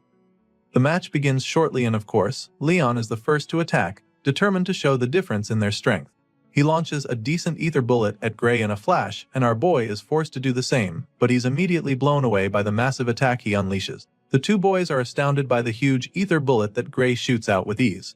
Compared to our boy's blast, Leon's strike looks like a punt pebble, so the top student immediately loses all his confidence, screaming in horror as the magic ball of death speeds toward him. Luckily, the professor intervenes just in the nick of time and uses his own magic to stop Gray's ether bullet, saving Leon's life in the process. The man sighs in relief as he watches his shield stop the attack, but then all of a sudden, Gray's ether bullet shatters the barrier and causes a huge explosion in the classroom. The blast sends Leon flying, so the professor rushes to check on him even before the dust clears. The top student is literally shaking like a leaf right now, but he assures the teacher that he's fine. Thankfully, he's not hurt, but now, our boy might be in some trouble. If the barrier hadn't dampened the impact, Gray's ether bullet could have killed Leon, which is actually a big deal. Apparently, even among the professors at the academy, no one can cast an ether bullet that strong, so now, the man is very curious about this young man named Gray. He calls out to the hero, sternly asking him what the hell he just did, but right now, Our boy is still trying to figure out the same thing. Thinking back to the exchange, he can't believe that they even used the same spell because Leon's ether bullet was so feeble compared to his. It makes him wonder if the ether bullet taught to those in the subjugation squad is different from what they teach at the academy. With this in mind, he curiously asks the professor if he accidentally used the wrong spell by any chance, but the man assures him that it was definitely an ether bullet. However, he makes Gray understand that the quality of his own was very different and informs him that it was by no means normal ether, but actually super, compressed ether. As you can imagine, our boy hasn't ever heard of that before, so he expresses his confusion. The man confesses that it's a power that even the professors have trouble producing. So it's mind-boggling that Gray managed to produce and reform it into a spell in a split moment. The professor goes ahead to state that there isn't a single person in the academy who can replicate what Gray just did. Just like the professor, the students are still blown away by the power they just witnessed. Whispers fill the hall as they all talk about how incredible the whole thing is. Some even feel that Gray should have been enrolled in the magic course from the start instead of specially admitting him. Despite everything the professor just explained, our boy can't help but feel that something is wrong somewhere. All the spells learned by the subjugation squad at the boot camp look just like what he unleashed a few moments ago. From what he can remember, he was even one of the ones lacking an aptitude for it, so to him, this is like the basics. And it makes him wonder if the professor is pulling his leg because he feels that anyone should be able to pull off something like that with proper practice. Hearing this, the man just starts laughing, which catches our boy off guard. He's so confused, but the professor just laughs even harder, like a maniac. He eventually stops laughing and then strangely asks our boy to consider transferring to the magic course. The old man is convinced that the kid is more talented at magic than swordsmanship, so he even offers to vouch for him if he agrees to transfer. Unfortunately, Gray immediately dashes his hopes by politely declining the offer. Our boy claims that he'll have to pass on it because he was told that he's not very good at magic. Of course, this response sounds like absolute crazy talk to the professor, especially after what he just witnessed with his naked eyes. He doesn't even get how Gray can sag something like that when he understands the ether compression technique well enough to produce super, compressed ether at such a young age. As far as he's concerned, the boy is an unparalleled prodigy, even by the academy standards. In his mind, whoever said that Gray isn't good at magic is a fool because the person clearly had no idea what they were talking about. And so, he once again asks our boy if he's sure that he doesn't want to transfer to the magic course. Gray just remains silent at this point while the other students talk about how amazing it is to see a professor who rarely compliments students to be showering someone with this much praise. When the hero fails to give him an answer, the man bluntly informs him that it would be a big loss for the world if he doesn't study magic. The man is so invested that he would even call Gray's refusal a crime against magic. For some reason, our boy laughs upon hearing this despite the deathly serious look on the professor's face. Just then, he suddenly remembers hearing something about the ether compression technique during his time at the boot camp. You see, back then, they were taught by the greatest mage to ever live in their world. On that faithful day, she told them about something called OD. It's also known as life force, but nobody knew it existed before, and as a result, it was very difficult to cast proper magic. She told them how people had to continuously compress ether within their bodies and then gather it. And even then, they could only use it when the bits happened to mix with OD by chance. This memory plays back in Gray's mind, so he immediately asks his current professor if he knows about OD. The man is instantly stumped by the question because he has no idea what that is. Seeing the professor's reaction, our boy confirms that he's currently in a world where the people are yet to learn of the existence of OD. Apparently, he was sent far back to a time when people don't know how to cast proper magic. With this in mind, he's now certain that what he learned in the subjugation squad was knowledge from the future.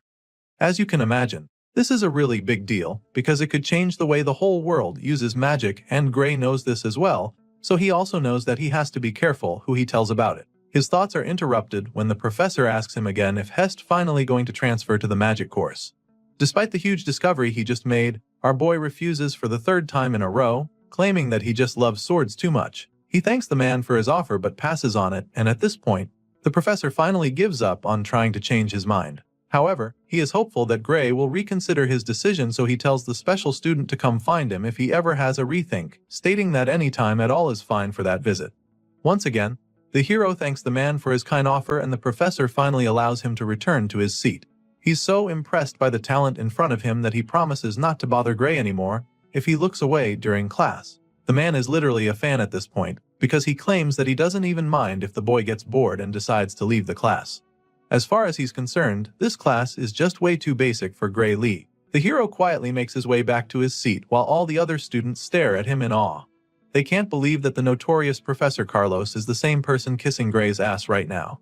Well, it turns out that the professor isn't the only one sucking up to the hero, because from the looks of things, Leonhard is practically in love with Gray right now, because the guy is literally calling him Lord now.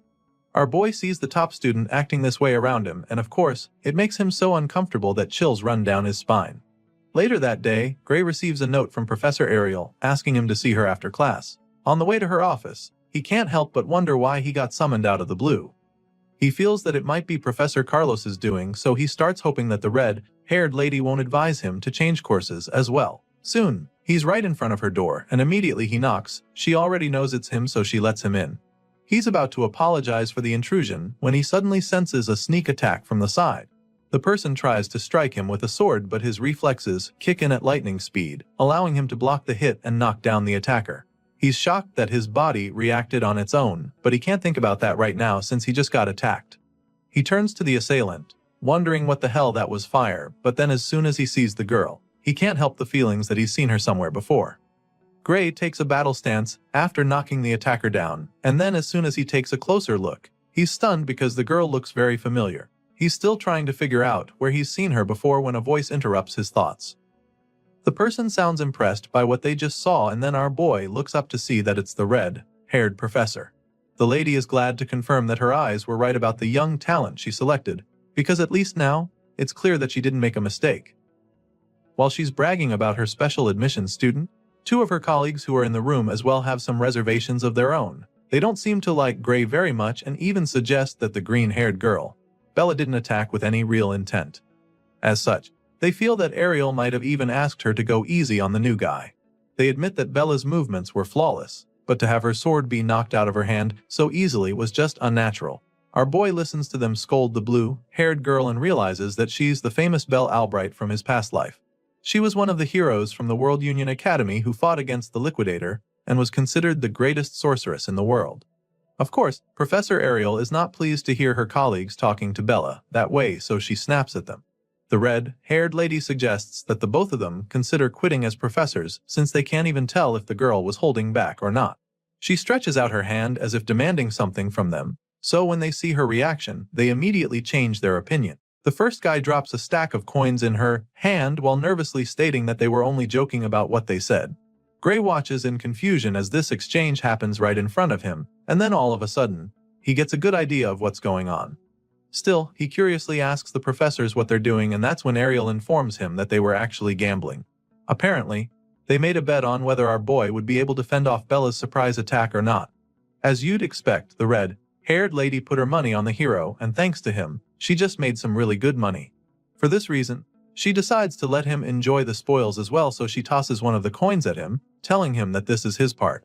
At first, he doesn't know what she threw at him, so when he realizes that it's a hold coin, his eyes almost pop out of his head. A single gold coin is worth a fortune, so he's pretty blown away by it. The other professors are obviously not happy about the outcome, but they can't help the feeling that Ariel was right about Gray. It's just like the red-haired lady said, because from the exchange earlier, it looked like he deliberately didn't use his dominant arm. It's almost as if he was trying to protect his immobile arm, so they wonder if it's because of injury. This is what the first man has in mind, but his colleague isn't even sure what to think. Rather than an apparent physical injury to the muscles, the first man thinks that the reason for this is more likely a deeper kind of wound. Hearing this, his colleague agrees, stating that a simple injury wouldn't cause that. Our boy listens in shock as the men analyze the situation, and he almost can't believe his ears. He's amazed that they can tell that much just from looking at him, so he expresses how surprised he is. But that's when the men remind him that they wouldn't be professors of the academy if they couldn't tell that much. Sure, to most people, it wouldn't be very obvious, but Professor Ariel was already aware about his condition during the exam. The red-haired lady has pretty much gotten all she needs from her annoying colleagues already, and since she's made them see that she was right about Gray, she bluntly tells them that it's time to leave. She can see them as they're suddenly interested in the kid, so she reminds them he's her student and makes it very clear to them that she's not going to give him up.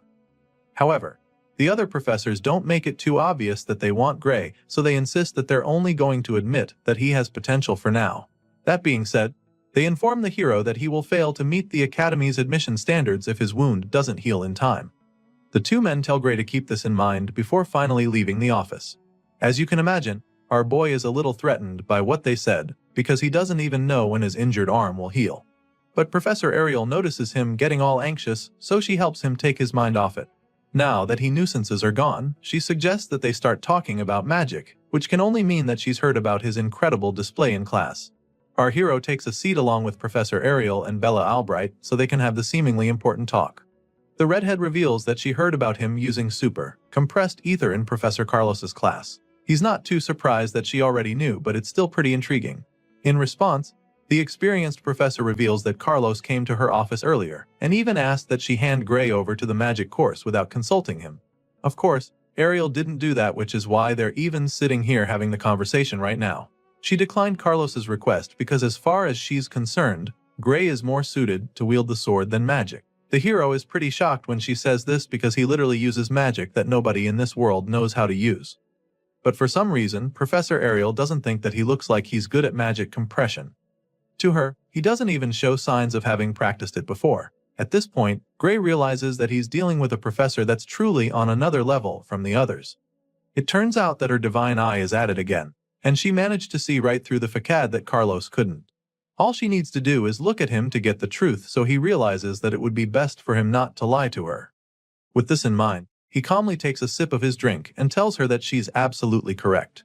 The red-haired lady is glad to see that he's cooperating, so she asks him to tell her what sort of trick he's using to fool everyone else. She knows for a fact that he's not really using ether compression magic, so she urges him to confide in her. She promises not to divulge the information to anyone, and even offers to reward him if he lets her in on his secret. She's desperate to get answers, but it's not even for her. The reason she needs to is because of Bella. Of course, the hero is shocked that she would even say this because Bella is literally the sorcerer who taught him the very same magic in his previous life. He's so shocked that he almost addresses her as the sorceress, but he quickly dodges the bullet. Gray is truly stunned because he knows just how good Bella is. Professor Ariel can understand his confusion, so she decides to explain the situation. Apparently, even though the girl is a genius at magic theory, she's far from the best when it comes to actually using the magic. For some reason, the girl just can't use the ether compression technique properly, and it's the same reason she can't create super compressed ether. Hearing this, Gray suddenly remembers what he heard about Bella Albright being a late bloomer. She might have been the most powerful sorcerer in his previous life, but her time at the academy wasn't actually impressive. After hearing what the professor just said, he now understands why that was the case. Moving on, the professor goes on to reveal what she noticed. From what she heard from Carlos, when Gray used the super compressed ether, he didn't even look like he compressed ether at all. And so, if there's a way to use super compressed ether without actually compressing ether, then it means Bella won't have to be sent to Professor Bradley. As soon as Gray hears this name, the gears in his head start turning. He suddenly remembers the man known as Professor Varian Bradley, and judging by the horrified look on his face, it's pretty clear that the man might be a problem for students. Seeing the look on his face, Professor Ariel is intrigued that he knows of the man. Well, it's practically impossible not to know him since he's extremely infamous. After all, he has conducted countless experiments of humans, murdering many in the process. On top of that, he has caused magic disasters that resulted in the death of tens of thousands of people. To cut the long story short, Professor Varian Bradley is history's worst magic criminal. The fact that Ariel talked about Bella being sent to the man puzzles our boy a bit, because he can't believe that the man still hasn't been caught in this period. Sadly, that's the case, and if Bella can't create super compressed ether by the end of the year, she'll be sent to him where she will undergo surgery. As you can imagine, Gray is mortified by this information, so he immediately informs the professor that it's likely a bad idea. It turns out that Ariel even knows that it's not wise. Even though the surgery is under the pretense of enhancing her magic abilities, it's actually human experimentation, and she is fully aware. Professor Ariel knows about his shady ways already, but his activities haven't been made public yet. But then again, rumor has it that he's the reason some people have died, while others were left broken. It's dangerous and scary to the blue-haired girl, but she doesn't have much of a choice because she will be expelled by the end of the year if she can't use super compressed ether. Of course, Professor Ariel doesn't like the situation, and she'd even prefer that Bella quit the academy to having that man mess with her body. Now, our boy is really tempted to tell them the truth. However, the magic he knows is knowledge that does not even exist at this time. As such, telling them might end up changing the course of history, but then again, seeing how terrified Bella is right now, he suddenly remembers what happened during the battle against the Liquidator. He remembers how the alien invader overpowered them and defeated humanity's last hope with ease. With this in mind, he immediately decides to help the blue-haired girl, because as far as he's concerned, that hellhole people call the future is much better off changed. Gray makes up his mind and promises to teach her how to use super compressed ether. The scene shifts and the next thing we see is that our boy is already training Bella in the arena. He quickly concludes his lecture with her, admitting that he just gave her all the knowledge he has about magic. Just as they agreed, he reminds them not to tell anyone that he taught her this. Of course, Ariel intends to honor her word, so she even creates a signed magic contract, which states that they would literally die if they break the deal. Now that they've gotten that out of the way, he asks them what they think about what he just taught Bella. In response, the red-haired professor reveals that just learning about OD alone blew her mind. However, the knowledge of magic he revealed is beyond that. As for Bella, she thinks that it's brief yet well organized. His lecture was pretty good for her to the point that she felt like she was listening to a magic class from hundreds of years into the future. In other words, just hearing Gray's explanation has definitely advanced the history of magic by 100 years.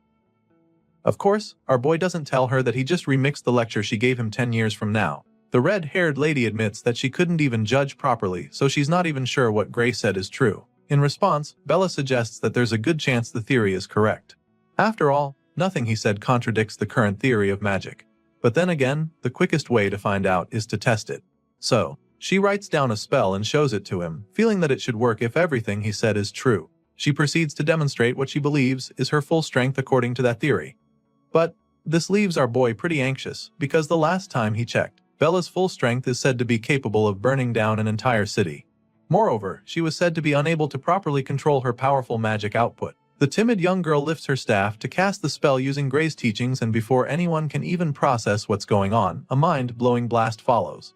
Our boy tries to stop her from using her power, but she unleashes the terrifying blast of flames in the blink of an eye. They all take cover to protect themselves from the explosion, but then Gray looks up and discovers something really strange. He looks up at the overwhelming power and sees the flames suddenly flowing back to her staff. At this point, our boy realizes that she just saved his life, because if she hadn't taken control of the power run that split second, then he'd probably have been toast. All the flames from the devastating inferno go right back to her staff, and the blue-haired girl instantly expresses her excitement. She's so proud of herself for successfully controlling her power, and once she's feeling pretty confident, she uses the flames to conjure a massive dragon. For the first time since entering the academy, Bella Albright can finally enjoy using magic, but the final is short-lived because she suddenly runs out of ether. She starts feeling really dizzy and collapses instantly. Bella falls face flat on the floor, so Gray rushes to check on her. He calls out to her, trying to wake her up, but Professor Ariel tells him to just let her rest, explaining that she fell asleep because she ran out of ether. Hearing this, our boy is a lot more relaxed, so he just smiles at Bella, feeling pretty proud. Her spell is still active even after she passed out, so the professor takes some time to admire her magic.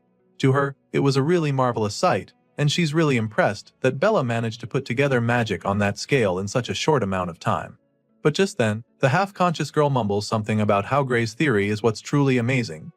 If only she knew it was her own theory. Now that she can easily create super compressed ether, she no longer needs the surgery, so Ariel can't wait to tell Bradley that they won't be needing his services anymore. The red-haired professor is glad that Bella no longer needs the surgery, but she's even more grateful that the girl didn't lose her magic control.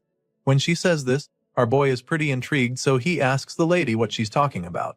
At this point, Ariel explains that Bradley's surgery comes at the expense of control, even though it increases one's magical output. Even though the details of how it works are a secret, Ariel knows for sure that the surgery forcibly breaks one's limiter. This information is quite new to our boy, but it also makes a lot of sense because in his previous life, he remembers that Bella couldn't control her magic. Well, thanks to Gray, Bella doesn't have to go through that anymore, since she can now create super compressed ether. Since he's done his part, Ariel states that she will now fulfill her own part of the contract. First of all, she would like to help fix his arm, and she has a special type of magic she wants to use on it. Of course, our boy is stunned to hear this, but he doesn't refuse, so he lets her do her thing. The professor releases a surge of magic into his right hand, and the magic fills the air, leaving our boy speechless. He watches in awe as she attempts to heal his hand, and by the time she's done, she asks him how he feels. The moment of truth arrives as Gray tries to move his fingers. Sure enough, he's able to control his hand, so he's truly astounded. He thanks the professor for what she just did, revealing that a magical healing potion could cure him. To this, the lady just scoffs and then tells him to never compare her nerve-restoring magic to his average magic potions. She trusts her skills, but she's also curious to know if his hand moves the way it did before, so she tells him to try swinging a sword. Our boy is more than happy to try this out because it's been ages since he held a sword with his dominant arm. He takes the first swing and is a little surprised by the outcome, so he tries a couple more slashes and he remains speechless. At this point, he informs the professor that his hand doesn't move as well as it used to. He explains this to Ariel, but she's not even surprised. She actually suspected that she might have repaired his nerves, but she also knows that her magic cannot heal the wounds in his soul. Gray is a little taken aback when she starts talking about his soul, so she assures him that he heard right. Today's magic knowledge hasn't proven the existence of one's soul yet, but she believes that it does. After all, she can see it with her divine eye. And even now, from what she can see, Gray's soul is slowly healing. She assures him that it will heal naturally as long as he doesn't overexert himself. He's not sure how to achieve this, so he asks the professor if this means that he should refrain from practicing with swords. Thankfully, that's not the case. Ariel assures him that it's fine for him to exercise as he normally would, but at the moment, she's even more concerned in finding out what kind of swordsmanship could harm one's soul this much.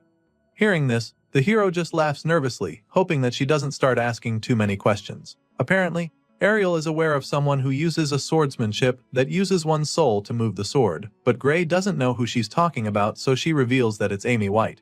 She figures that our boy might know Amy, but he's just stunned because he doesn't get why she's talking about the Sword Saint. In the present timeline, he shouldn't even know Amy. The professor notices the confusion on his face, so she realizes that she might be wrong. Her guess was wrong, but in her defense, the way Gray wields the sword gave her the impression that he learned it from Amy. But on second thought, she admits that he is slightly different.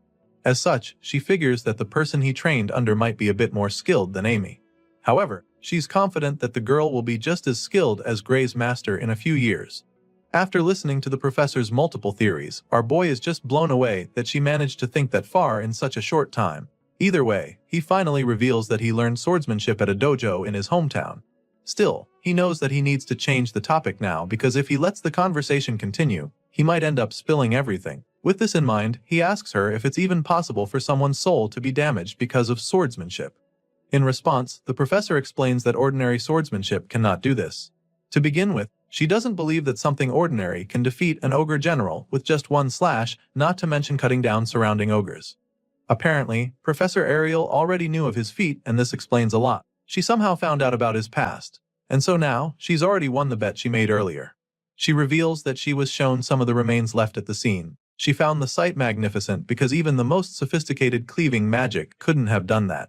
That being said, Professor Ariel reveals that she knows about the mysterious power within him, and then asks him if he used it. The jig is up at this point, but he's curious as to whether she can see the power with her eye, and she confirms this, revealing that she can even see the power leaking through the chain door. The response sends chills down Gray's spine as the memory of that ominous door flashes across his mind. It's not something someone can just guess, so now, he's certain that the red-haired lady can actually see it. It's not a new thing for her though, because she's seen power like this before, but it's not exactly the same despite having a similar vibe. Our boy is taken aback by this because he didn't think there were people with similar power to him. At this point, Professor Ariel reveals that they do exist, but she also admits that she's not sure they are human, from what she's heard. The one she's talking about is the Liquidator, and the moment she reveals this, the hero's eyes widen in horror because he has no idea why that name is being mentioned in this time period. Seeing that he knows that futuristic kind of magic theory, it's not so surprising though. Hearing this, Gray confirms that what he's been using is really knowledge from the future. However, no one has truly figured out that part yet. Just then, the professor asks him how much he knows about the Liquidator, and this leaves him dumbfounded for a second. Regardless, he tells her that all he knows is that the celestial being is an extremely dangerous threat to humanity. As far as Gray is concerned, the Liquidator has to be stopped before he appears because if that happens, then he must be destroyed no matter what it takes. For some reason, the professor thinks that his explanation is a little extreme, but she does agree that the Liquidator is dangerous.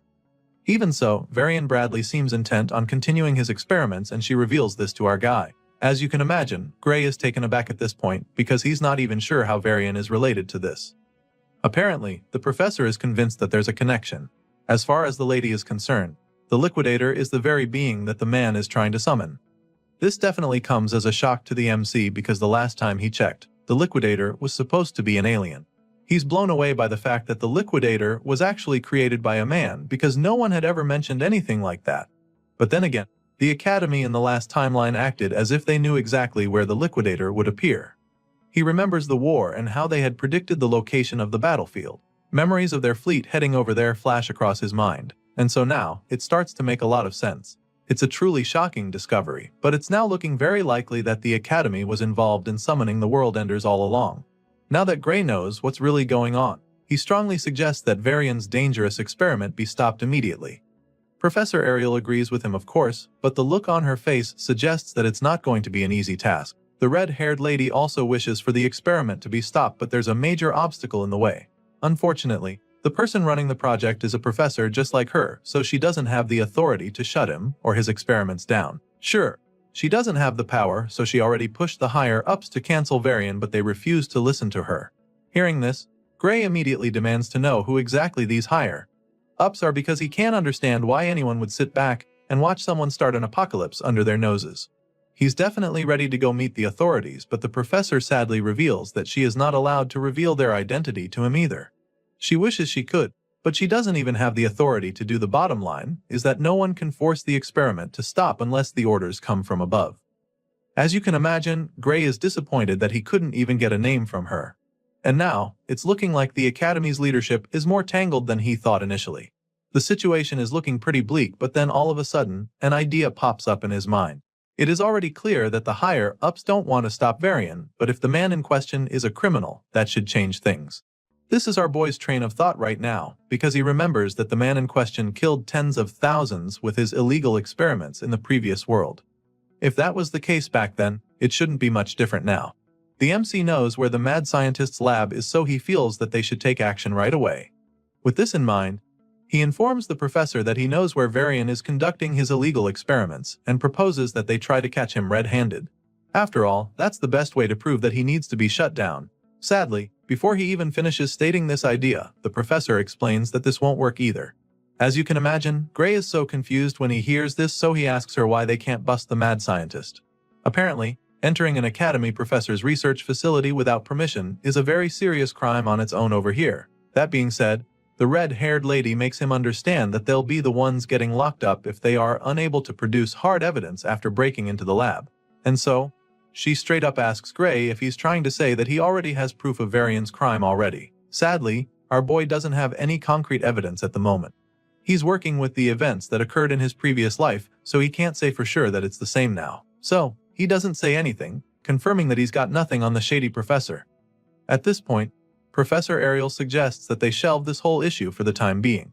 This entire conversation just makes our boy understand that the professor's hands are tied, even though she knows that Varian and his experiments are dangerous. There's really nothing he can do at this point, so he assures her that he understands the situation. Now that they've got that out of the way, the lady suggests that they pay more attention to the more important matters at hand, which are his powers. She knows that he probably wants to learn how to be able to control it, so she offers to help him with that. Gray is blown away when she says this because he didn't even know that she could do that. Seeing the excitement in his eyes, she informs him that there's actually a professor in the academy who is very good at dealing with unknown forces. The man goes by the name Heathcote Longfellow, and Professor Ariel reveals this to Gray. Our boy is blown away by this because he's actually heard of the man before. It turns out that Heathcote Longfellow is the one who trained the Sword Saint, so it's a pretty big deal to be tutored by a man like that. Professor Ariel can tell that he's stoked about it, and she's not even surprised because she had a feeling that news would catch his interest. That being said, she offers to arrange for him to start private training with the man the following day. Of course, our boy doesn't have any issues with this, so he begs her to see to it. The very reason Gray came to the academy was so that he could master this mysterious power inside of him, but he definitely didn't expect to find a lead this quickly. The scene shifts, and the next thing we see is a very intense training session between the powerful professor. Our boy is already receiving private lessons from the one and only Heathcote Longfellow, so it's a really big deal for him. At first glance, you'd think these two are in the middle of a tough sparring session based on the strained looks on their faces, but we suddenly get to see the full picture and learn that they're actually running at insane speeds through the woods. As you can imagine, our boy doesn't get why they're doing this, but he doesn't complain and just follows the professor's lead. Surprisingly, the man is somehow able to sense that Gray's mind is wandering. This is not something that he's ready to entertain, so he tells Gray to pick up the pace since he's clearly not focused enough if he has room for stray thoughts. He demands that our boy keeps running until his body is at the absolute limit. Heathcote Longfellow insists that our boy keep running and only stop once he's burned away every drop of physical strength inside him. Because only then will his soul's power awaken. The professor informs him that they will not touch the sword as long as the MC still has even a scrap of stamina left in him. In other words, Gray will have to be on the brink of death before his new tutor will be satisfied. For most people, this might just be a deal breaker, but our boy knows what he came here for, so he's not going to shy away. After all, if this is the training that the legendary Heathcote Longfellow chose for him, then it must surely have a meaning. But then again, he can't shake the feeling that while he's here running laps, Varian is already carrying out his experiments to summon the Arbiter. He really wants to focus solely on the training as the professor demanded, but Gray is not even sure if this is what he should really be doing right now. Well, despite having these doubts at the start, our boy keeps going back every day, and after a week, he reports back to Professor Ariel. He goes to see her in her office then, and she asks him how it's been going with Heathcote. Of course, our boy takes the opportunity to say what's been going on. He tells her how it's mostly been running and adds that they do a bit of sword drills at the very end. Regardless, he does feel a bit stronger, and he admits this too. Of course, the lady isn't surprised to hear this because all of this sounds exactly like Professor Heathcote Longfellow. Their discussion is suddenly interrupted when someone suddenly knocks on the door. Professor Ariel lets him in, and the man gives her a letter that just arrived for her. He hands her the sealed envelope and takes his leave. Gray just watches the whole thing play out, looking all confused, but then the lady opens the letter to start reading through, and the look on her face informs him that there's something wrong, so he asks her what's up. Rather than telling him, she simply turns the paper to his face for him to see for himself. And by the time he sees it, his eyes widen in horror because the whole thing is just a report that Bella Albright has succeeded in producing super compressed ether. It appears that she has indeed gained a power closely resembling it. However, upon examination, it's clear that she has not actually compressed it. As a result, her new ability cannot be recognized as super compressed either. Therefore, the contract remains valid, and the operation will proceed as scheduled. This whole letter was sent by Varian Bradley, and after reading it, Gray is absolutely furious. As far as he's concerned, this is insanity, and the professor agrees with him. So, she suggests that Bradley is determined to force Bella into surgery by all means, even if she doesn't need it anymore. The mad scientist wants to make sure that he achieves his goals. Hearing this, our boy is pretty worried about Bella and wonders if she can refuse to partake in the experiment. Well, the contract is airtight, and the red-haired lady explains this to Gray. It turns out that the only way Bella can get out of doing the surgery is if Bradley himself voids it. That being said, Bella's only choices are expulsion or the operation. In other words, if she refuses, she'll be kicked out of the academy. Of course, this is horrifying news for our boy, so he expresses his displeasure, slammed his fist on the table. Seeing that this is the way things are going, Professor Ariel tells Gray that she needs his help, and then all of a sudden, she asks him to tell her where Bradley's lab is. Apparently, the letter he just sent to her was some kind of trigger that is enough to change her mind. Remember when she said that they can't enter another professor's lab? Well, now the lady is suddenly fine with busting the mad scientist, because if they are blue to expose him as a criminal, then his contract will be null and void.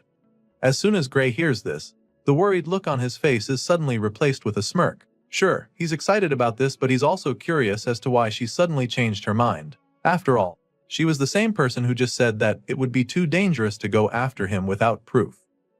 Hearing this, she simply tells him that they're just going to have to find the evidence they need. She makes this bold statement and then informs Gray that she's putting her faith in him right now. You can tell that she's nervous about this whole plan, but then again, she realizes that she's actually even put her faith in him from the start. She was bold enough to do this because her divine eye had already told her that our boy was telling the truth the whole time. Apparently, she's known this for a while now, but it just took her this long to get herself to finally admit it. Our boy listens to her saying all of this, and it makes him feel very good about their plan. Professor Ariel confesses this to him, and then finally asks him to show her the way. It's clear that he knows the things that can help them, so she urges him to share in order to bring Bradley's crime to light together. And judging by the look on our boy's face, it's pretty clear that he's all in. Now that they're definitely on the same page, our boy finally reveals that the evil professor's laboratory is located in the mountains near the village of Torul. As you can imagine, the red-haired lady is already familiar with this place. It's not the first time she's hearing about it, and she definitely remembers Bradley Varian having a laboratory there that was authorized by the academy. She confirms this, which leaves Gray pretty surprised, because why would anyone do illegal experiments in an authorized lab? Well, the professor doesn't think he should even be surprised, because as far as she's concerned, There's no better place to conduct illegal experiments if not there. I mean, no one will bat an eyelid even if he stays there for too long since it's a place that's been reserved for him and his research. On top of that, no other professor in the academy has the authority to interfere with his lab, so the Torwal Mountains are just perfect for the mad scientist.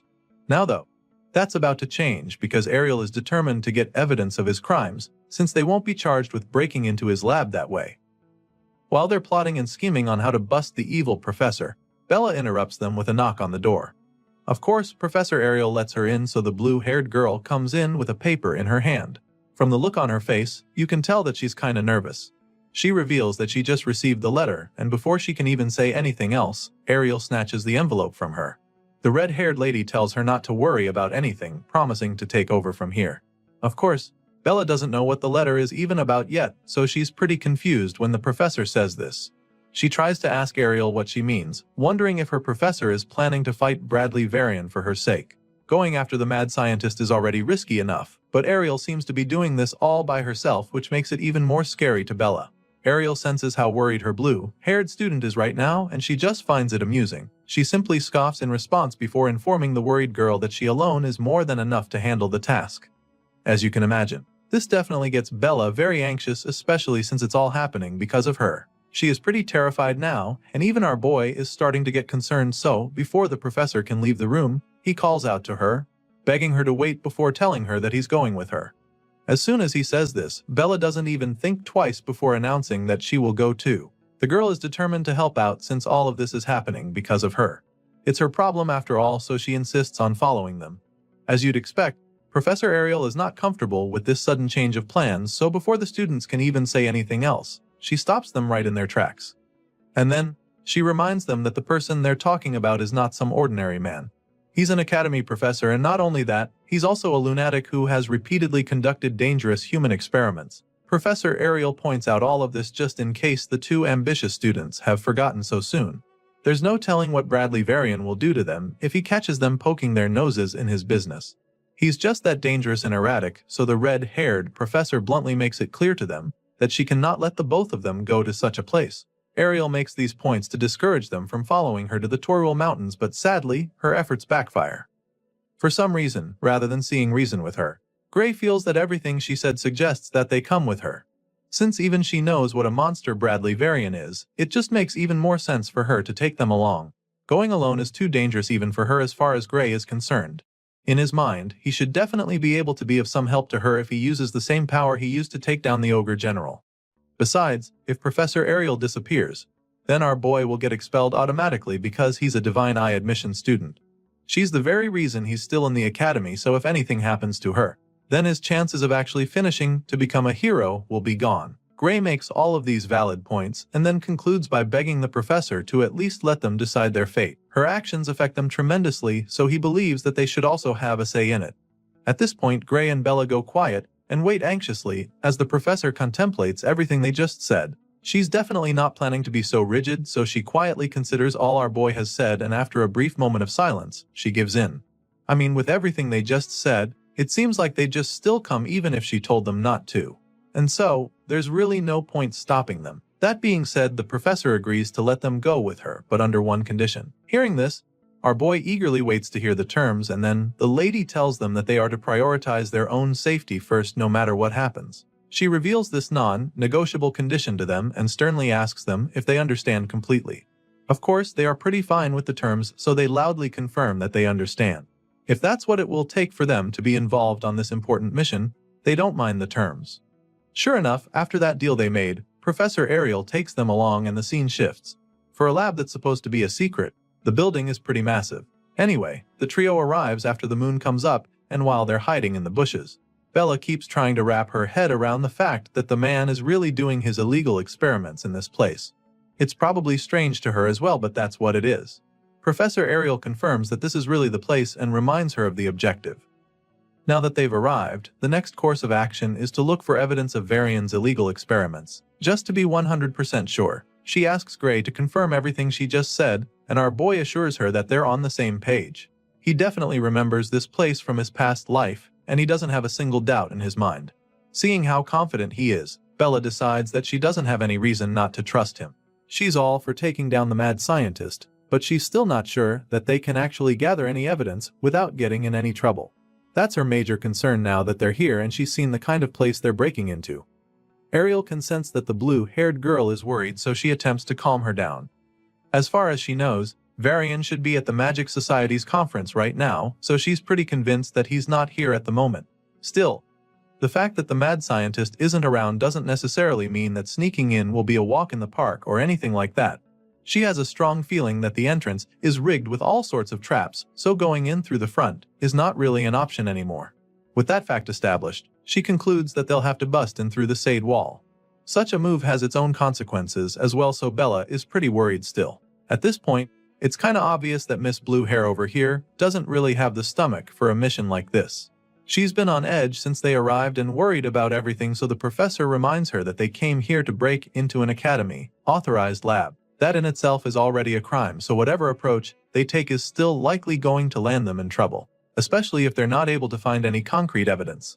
Either way, the professor tells her that she doesn't have to go if she doesn't want to. After all, she was the one who insisted on coming, so if she's no longer feeling up for it, she can always go back. Ariel is still very open to going on this mission by herself, so she wouldn't mind if they change their minds. She makes this very clear to Bella, but it just motivates the timid girl to stand strong. She claims that she's still going, but a part of her still doesn't get if all of this is worth it.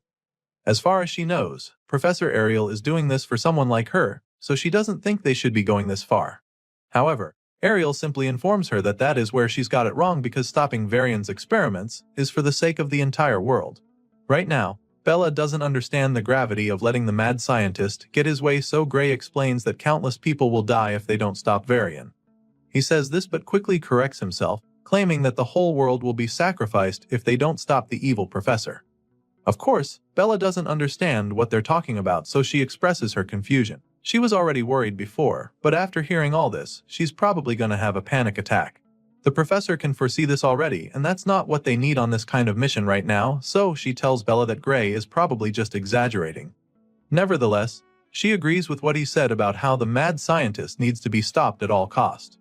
She knows that the girl might still be bothered, so she keeps telling Bella not to worry, assuring her that they're here for her and will literally put their lives on the line for her. Ariel says these words with a reassuring smile etched on her face, hoping to calm the timid student. Once they're able to get all the doubts and worries out of the way, the professor finally gives the signal for them to move out. The three of them blast off with blistering force toward the lab, determined to find the evidence they need to take down Varian. Ariel casts an insanely powerful spell mid-air and instantly unleashes a devastating blast that blows a hole in the side wall of the facility. So much for being stealthy. The blast is truly incredible as it leads to a mind-blowing explosion that almost sends them flying. The force from the blast is so much that Gray barely manages to avoid being thrown off his feet. Of course, he also didn't expect a blast of that magnitude, so he finds it amusing. Ariel just had to do something way over the top. Anyway, now that they've got an opening, they make their way to the freshly opened hole in the wall. It's a miracle the facility is still standing after taking such a devastating blast, but I guess that's a good thing. Gray Lee takes the lead since he's the one who knows the way, but as soon as he steps into the lab, his eyes widen in horror. Our boy is instantly met with a very shocking surprise. Remember, this lab was supposed to be filled with enough evidence to enable them shut down Varian's illegal experiments. Well, what our boy finds is even more horrifying than what he imagined. It's literally a huge prison with several cells lined up one after the other. Inside these cages, there are human beings bound in chains, and those of them who are not already corpses look like they're on the brink of death. Most of the bodies are covered in blood scattered all over inside the cells. Clearly, they're now 100% sure that Varian is an evil piece of trash. This is proof that he's been carrying out inhumane research, and it wasn't even that hard to find. Looks like there's no need to make an effort searching for the evidence they came for. There's literally so many dismembered corpses in the cells that it's sickening, and Bella is probably doing her best not to freak out right now. The professor is speechless at first, but then she's finally able to organize her thoughts. For her, just a glance is enough to see 14 forbidden spells that have been used on these poor victims. Using such spells is undeniably a criminal offense, which just shows how terrible Varian is. There isn't even a need to mention the unauthorized human experiments, as far as she's concerned, because merely using these forbidden spells is an equally serious offense in the eyes of the Academy. They're still taking a tour of the horrific research facility when they suddenly come across some more disturbing stuff on the other side.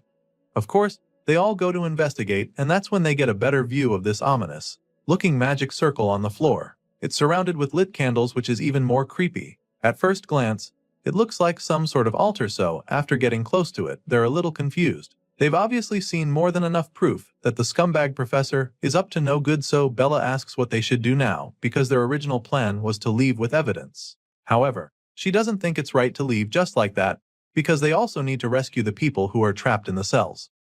At least the ones who are still alive. Gray is the first to respond to her, reminding her that they shouldn't stay here for too long. He's afraid that Varian might return and find them there if they're not careful, but before he can even finish explaining this, he's suddenly cut off. Our boy is interrupted by an ominous voice in the shadows, and that's definitely not a good sign. As you've probably guessed already, this voice belongs to the one and only Bradley Varian, who sounds really amused by the presence of unexpected visitors. They were just talking about him, so he tauntingly asks if they were calling for him. The evil professor slowly walks out from the darkness, and his colleague is the first to confront him. With a confident smirk on her face, Ariel asks him what happened to his conference. After all, that's where he's supposed to be right now. She calls his name, and that's when we finally get to see the face of this notoriously dangerous man. After Varian reveals himself, our boy is taken aback because the man actually isn't supposed to be here. He doesn't understand what went wrong, but he braces himself for anything that might happen. The evil scientist finally responds to Ariel, revealing that he arranged for a double to attend the conference in his stead. Apparently, he has an important experiment to do here, so he couldn't leave. The Twisted Man explains this, which leaves Ariel a little puzzled because she doesn't know what he's talking about. He confirms that the experiment is way too important, stating that he even managed to get some fresh materials for it. By fresh materials, this madman is actually referring to the human corpses he's hung in one of the rooms. He claims that he wanted to use them while they're still fresh, but now that he's got visitors, he's changed his plans. Varian says this with a truly terrifying look on his face that sends chills down their spines. He doesn't mind changing his plans though, since he wanted materials with more potential for magic than an average person anyway. Clearly, he's basically telling them that they're his next victims, and they definitely understand. Varian admits that he doesn't know how they caught wind of his experiments since it's a secret, and he's also pretty sure that they didn't tell anyone they were coming here. That being said, he concludes that no one would suspect a thing if the three of them suddenly went missing, making it very clear to them that he's ready for them. But Varian is more than happy to put them to use as best as possible. The guy is still talking trash when he looks up to see the massive ball of flames headed right for his face. He's shocked by this, but despite seeing the fireball, he can't do anything before it hits him. A huge explosion follows as soon as the flames reach him, and as the fire rages on, that's when we see who unleashed the blast. Professor Ariel looks to her side in shock to discover that Bella with her staff still smoking. Apparently, the blue-haired girl was done listening to the twisted scientist. After a brutal blast like that, you'd think that Varian won't even be able to get back on his feet, but that's not the case. Bella and Ariel watch anxiously as Varian emerges from the flames without a scratch. The mad scientist admits that Bella's powerful blast was really magnificent. He's truly impressed with the girl and commends Professor Ariel, because her divine eye clearly hasn't lost its edge for her to have picked such a talent. He didn't think that a special admission like Bella would be such an exceptional talent, but he was clearly wrong about that.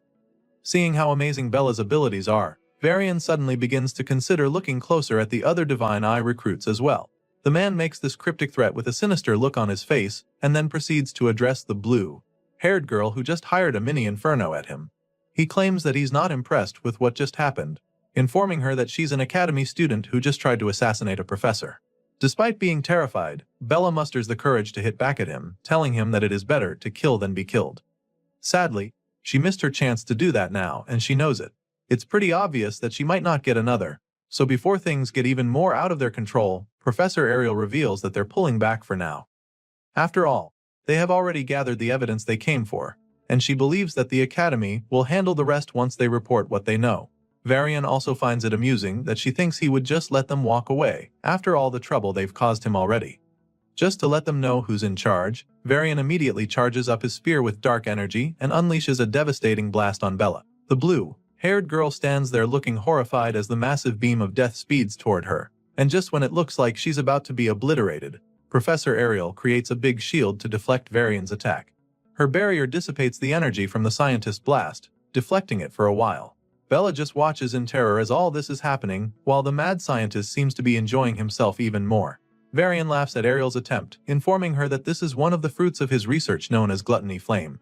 Apparently, this special move casts fire that devours defensive magic and burns it into fuel.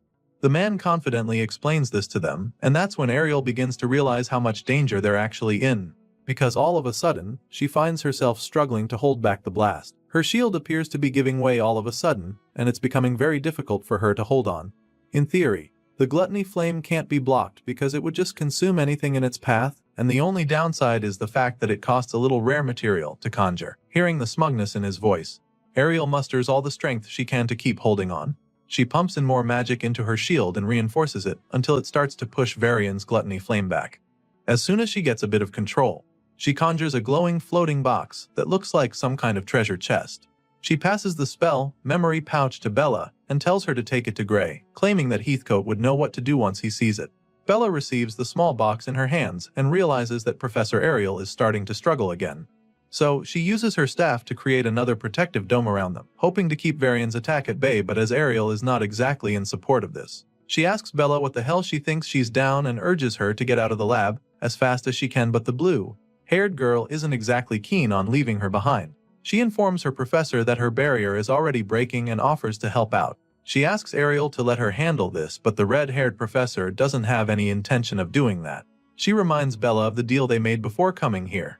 She made them promise to put their lives first if something goes wrong, so she wants the girl to keep that promise. Varian's magic is clearly unnatural, so she tries to make the girl understand that defense spells won't stop it.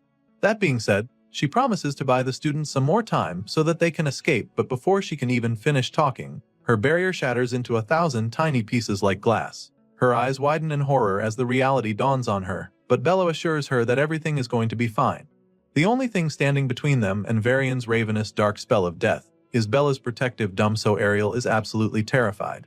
The professor is so stunned by their current situation that she doesn't even run anymore. She stands right there staring at the flames of death smashing against Bella's barrier.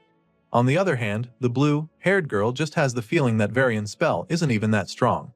As far as she's concerned, it just needs a slightly different kind of defense magic. Seeing this, Varian yells in frustration. The man can't believe his eyes. It should be impossible for anything to hold back his spell, because he's the only one who knows the counter-magic theory for gluttony flame. And so, the mad scientist begins to wonder how the hell she knows the formula to make his attacks useless. In response, the blue-haired girl simply reveals that she managed to crack his code so easily because someone recently taught her a new theory. Using that theory, using the spell to counter him is just that easy. Hearing this, the evil scientist just grits his teeth in rage as he begins to rack his brain. He's so confused by the fact that someone taught her the spell, so he loses his shit and furiously demands that she give him a name immediately. The man is so desperate to find out who the traitor is that he promises to give a clean death if she gives him the name. For some reason, he thinks that's supposed to make her want to tell him anything. Anyway, seeing that he's so curious to find out who taught her, she decides to piss him off even more by telling him that the person's identity is a secret. She doesn't give him a name, but she lets him know that the person who taught her is a student from the swordsmanship course. In that moment, she begins to recall when Gray revealed the theory to her and how confident she was that the formula would work even though it contradicts the current theory of magic. As you can imagine, the evil scientist is even more enraged when he realizes that the girl doesn't want to answer him seriously. It's obvious that she's messing with him and he doesn't take it lightly. All of a sudden, Varian reveals a huge red stone and threatens to burn her alive with it for pissing him off. Varian shatters the rock with a single punch and several skeleton ghost heads start flying toward Bella. This dark spell continues to get even more powerful when it gets to her barrier, and it's starting to look really scary, so Gray asks her if she's okay. Surprisingly, she's still completely fine. It's like she's not even breaking a sweat to hold back the evil scientist's attacks. As far as she's concerned, her barrier can definitely withstand this force, but it comes at a cost. Apparently, her mana reserves won't last the longer. She holds up the shield and Varian is very much aware of this. With the extra magic she's using to keep the barrier up, the man estimates that she's got just over a minute left with how low her mana reserves probably are now. It's just a matter of time before the shield gives way, so Bella urges Professor Ariel to attack now. She's got her hands full and can't hold for much longer, so the redhead swings until action. She activates her divine eye to assess the situation, and it only takes her a second to see that the flames from Varian's attack are thin at a particular spot. This is the weak spot she can take advantage of, and she doesn't waste another second, since she can also project mana outside the barrier. Professor Ariel goes to the edge of the dome to cast her spell and shoots out mana at that point to exploit the weak spot in Varian's attack. Her mana seeps out of the dome and moves through the flames, headed right for the evil scientist, but just when it looks like her attack is about to get to Varian, they get weaker and weaker until they finally disappear. Seeing this, Varian just laughs at her for trying to counterattack because she can't even reach him, let alone actually do any damage. At this point, Ariel begins to panic because it's clear now that hurting the guy will be a lot harder than she thought, and so she immediately starts brainstorming. You see, Professor Ariel's offensive magic is one of the weakest among the staff, and when you factor in the properties of the gluttony flame, then it's very likely that her spells are being absorbed until there's nothing left. In other words, Ariel can't get to Varian, and as if that's not bad enough, it looks like Bella is about to collapse. She struggles to keep up the barrier, but eventually gets drained completely, so she tells the others to brace themselves. Upon hearing this, Professor Ariel begins to regret her decision. She knew that something like this could happen, which was why she told Bella to run away earlier. Sadly, it's too late for that now and they have no choice but to face the evil scientist head-on. Just when it looks like they're about to be sitting ducks, Gray steps forward, telling the ladies to leave this fight to him. The hero takes out his sword, ready to take Varian all by himself, and this definitely leaves his professor very shocked. Bella is equally taken aback by his sudden display of bravery, and she can only wonder what he's planning to do now. You see, the blue-haired girl is especially confused because she knows that his sword can't reach Varian from where they are. She tries to explain this to him, hoping to prevent him from making a dangerous move, but he just tells her not to worry, sounding absolutely certain that he'd be able to get to the enemy. With Bella failing to convince Gray otherwise, the professor gives it a try as well, asking the hero if he's sure about what he wants to do because she knows that it could kill him if he uses that power again. On the off chance that he survives it, his healing arm might never even recover, so it's an insane risk he's about to take. Despite her attempts to change his mind, the hero just cracks a little smile and tells her that dying alone is much better than all three of them losing their lives here. Gray makes it clear to them that he's not going to change his mind and proceeds to charge up his sword. As soon as he does this, Varian sees the bright light off the blade from the other side, and before he can even realize what is going on, our boy gets to him. The hero reaches him in the blink of an eye and Varian is shocked to see the young swordsman flying toward him with a sword. Unfortunately, it's too late to even save himself now because Gray swiftly uses a single powerful slash to take the evil scientist's head clean off. Gray decapitates the mad scientist in a flash with a vicious slash that splatters blood all over the walls, and as you can imagine, the ladies behind him are absolutely shocked by what just happened. Eventually, Varian's headless corpse falls to the ground, and that's when even Professor Ariel realizes the gravity of what just happened. Her eyes widened in awe, claiming that it's her first time seeing the real one with her own eyes. Sure, she knew that Gray was special already, but after seeing the kid take the tyrant down with so much ease, she's absolutely staggered. They're all still coming to terms with the situation when all of a sudden, they notice pieces of rock coming down. Bella looks up at this point, and that's when she sees the huge cracks in the ceiling. The place appears to be coming down on them, but before things can get out of control, Professor Ariel uses her magic to stop the rocks from smashing them. She keeps the debris suspended for the meantime, and judging by the look on her face, she's not breaking a sweat. She then turns to the young swordsman and admits that his actions were beyond her expectations. She's definitely impressed but also pretty concerned about his body, because he used that self-destructive power earlier. The moment she asks how his body is, the sword falls right out of his hand, confirming that something is wrong. It turns out that his little gimmick just now came at a cost, just as the professor predicted. At the moment, Gray's dominant hand is starting to hurt quite a bit and somehow feels numb at the same time. On top of that, those dark tattoos are still all over his arm, which explains the problem he is having right now.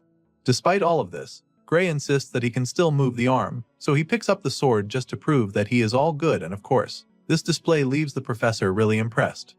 With a small smile on her face, she suggests that his training appears to be paying off a lot and showing results, which he agrees with as he sheathes his sword. Right now, the hero can actually confirm that he's getting a lot stronger because he knows for a fact that he would have passed out for days and woken up unable to move his arms if he had tried using that power back when he was still in the village. He remembers so clearly how he woke up in an infirmary to see that he had been unconscious for days. On the other hand, now using that dark energy only leaves him with a hurting harm, so he can't help but feel that it's quite the improvement. Looking back now, all the difficult things that Heathcote put him through start to make sense. Gray confirms that the training was really worth it because his mentor pushed him to the limit of body. Heathcote made sure that every drop of physical strength was drained to ensure that he activated the power in his soul, all while ensuring that they did not even touch the sword until Gray was ready. All the memories of his training run through his mind, and while he's thinking back, Ariel notices him clenching his fist like he's fighting back the pain he's feeling. So, she walks over to him and thanks him for saving them, admitting that he's the only reason that the three of them are still alive. However, she also goes ahead to apologize to him for making him use the dark power inside him. She knows that it took a toll on him, so she wants him to know that she's sorry, but our boy simply waves off the apology, telling her not to worry about it. After all, he was the one who insisted that they had to stop Varian in the first place, so he didn't mind putting his life on the line if it meant that they could put an end to the mad scientist's reign of terror. Gray Lee makes her understand that he was happy to do it, so the red-haired professor simply thanks him once again. Even though she's grateful for the risk he just took, she also knows that he can't afford to use that dark power anytime soon. It might be too much for his body to handle, so she advises him to try not to tap into the power for a while, making him understand that the damage that will follow will be irreversible. The professor makes this very clear to him, with a pretty scary look on her face, which leaves the young hero quite worried. Gray's eyes widen in horror when she says this because he knows that she's right, so he doesn't bother saying anything else besides assuring her that he understands the situation. Right after this little exchange between the two, the timid student who came along finally chimes in. Bella calls out to Gray and nervously asks him if the energy he just used was magic. Apparently, the blue-haired girl is a little confused right now, because she didn't sense any other at all when our boy was using the dark power. All this while they've been talking, she's been trying to figure out what that energy really was, but now she's come up with the conclusion that it's just impossible to even call that much power magical energy. It just doesn't make any sense to her, so she tries to get answers from the hero, but the professor cuts her off immediately. As you can imagine, Ariel doesn't really want the young girl getting involved with something as dangerous as this, so she just tells Bella that it's better if she doesn't pry into the matter any further. Of course, the blue-haired girl is just left speechless at this point, and she's probably even more curious now. So she asks the professor to tell her why she shouldn't ask questions. At this point, the red-haired lady appears to be losing her patience. Seeing that the timid student isn't ready to cooperate with her, she begins to cast a spell, and then threatens to erase Bella's memories if she can't promise to stay out of the matter and keep all of this a secret. An ominous-looking ball of magic begins to form in Ariel's palm as her divine eye glints menacingly, so when Bella sees that her teacher isn't bluffing, she finally agrees to back off. The girl is pretty terrified all of a sudden because she's on the verge of having her memories wiped, so she quickly suggests that they make a magic contract to keep her talking to anyone about what happened here. Seeing that the girl is finally on board, Professor Ariel cancels the spell and agrees to write a magic contract. The two ladies sign the contract, and once that's out of the way, Ariel starts to wonder what they should do next. She asks Gray what he thinks, and the hero doesn't even hesitate to suggest that they start by helping all of Varian's victims who might still be alive. Even though he's concerned about the experiments that the tyrant was working on, he believes that the first course of action should be getting these ones back to safety. Hearing this, the professor takes a look around and concludes that most of them look like they're just being out to sleep with magic.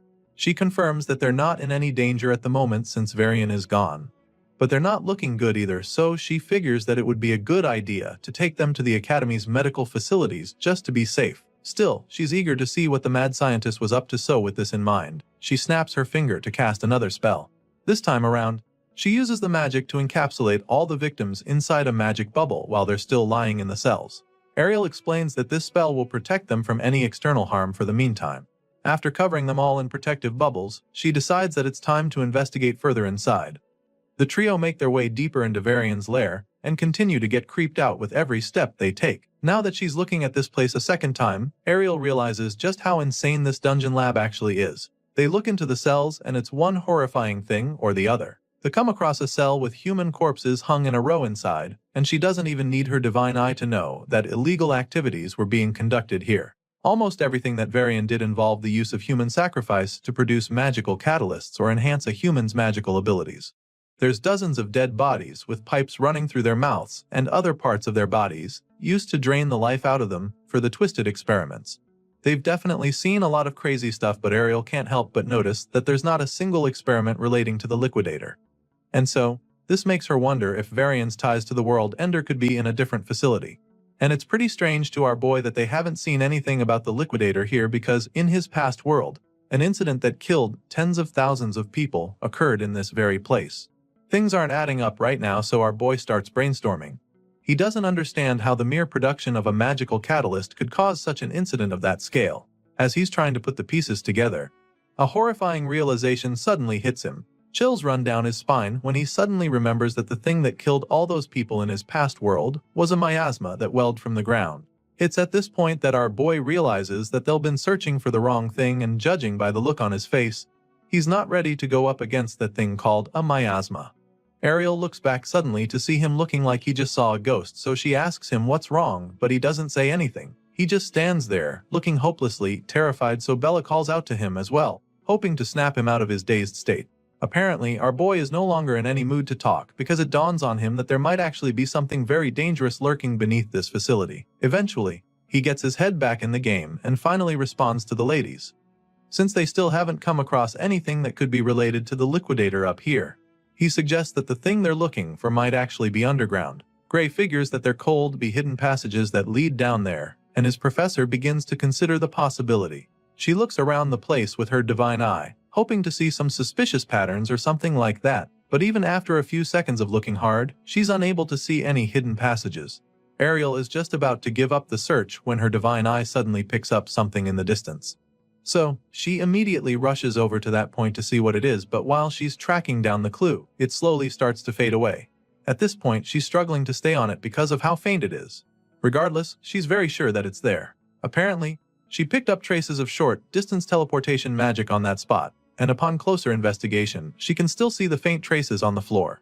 Ariel believes that the underground area Gray was talking about is probably a space that can only be accessed with teleportation magic, and based on the traces, the professor figures that the teleportation distance is around 300 meters. Even though she just confirmed his hunch, Gray can't shake the anxiety he's feeling. 300 meters underground is a pretty far way to go, so he's worried that they might not be able to reach the place, but that's when the red-haired professor reminds him that she can use a short-distance teleportation gate as well. She's definitely eager to see what her evil colleague was hiding down there, so she is more than happy to give the teleportation spell a try. And so, with the snap of her fingers, Ariel conjures up a big magic seal on the spot beneath them, which represents the teleportation gate. It's a pretty dangerous attempt they're about to make because there's a possibility that nothing is down there.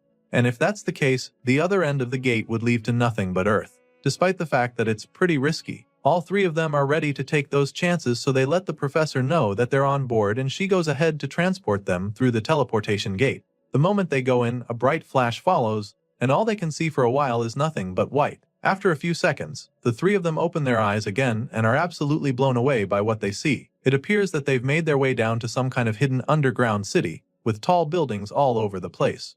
It's pretty enormous, so it's quite mind-boggling for them to discover that there's a space this big right under Varian's facility. The place looks like a sleeping city with no color. It's all pale and foggy like some kind of dream, but even though they're not sure exactly what this place is, Bella confirms that she can feel a tremendous output of ether coming from all over the place. It's a little overwhelming for her, but she's able to pinpoint the area with the largest output of magical energy. The blue-haired girl points to the huge structure in the middle of the white city, and Ariel immediately begins to panic when she sees it too, because she realizes that ether isn't the only energy flowing in this place. The professor confirms that there is also a different kind of energy, completely different from magic, that's leaking out of that tall structure. She is not sure what this strange energy is, but she knows for a fact that it's greater than anything she has ever seen before. Hearing this, Gray starts to get a few ideas, so he puts the pieces together and asks the professor if this power she's sensing is similar to what he has. He's so nervous just asking her the question because he's not sure he's ready for the truth. But as you can imagine, this dark potent surge of energy is identical to what he has, so before he even gets to ask, the professor confirms his guess, and in that moment, she reveals that it is indeed the liquidator's power she's sensing. Using Professor Ariel's teleportation magic, the three of them make it to the secret underground city hidden beneath Varian's facility, and after confirming that the ominous energy they're sensing is the same as the liquidator's, they have no choice but to investigate further. The group of heroes make their way into that huge structure where the energy was radiating from, and they're absolutely taken aback by what they find inside. It's a huge empty hall that definitely looks creepy, but on the other side of the tall building, there's a door. They're all very curious at this point, but they can't get any answers if they don't dig deeper. While the students are still trying to process what exactly is going on, the red-haired lady takes the initiative and starts walking across to the other side. From the looks of things, she is extremely certain that this place is where the energy is coming from. Ariel reaches the mysterious door, and of course, she has only one thing in mind, which is getting inside. She knocks on the door, and when there's no response, she slowly pushes it open.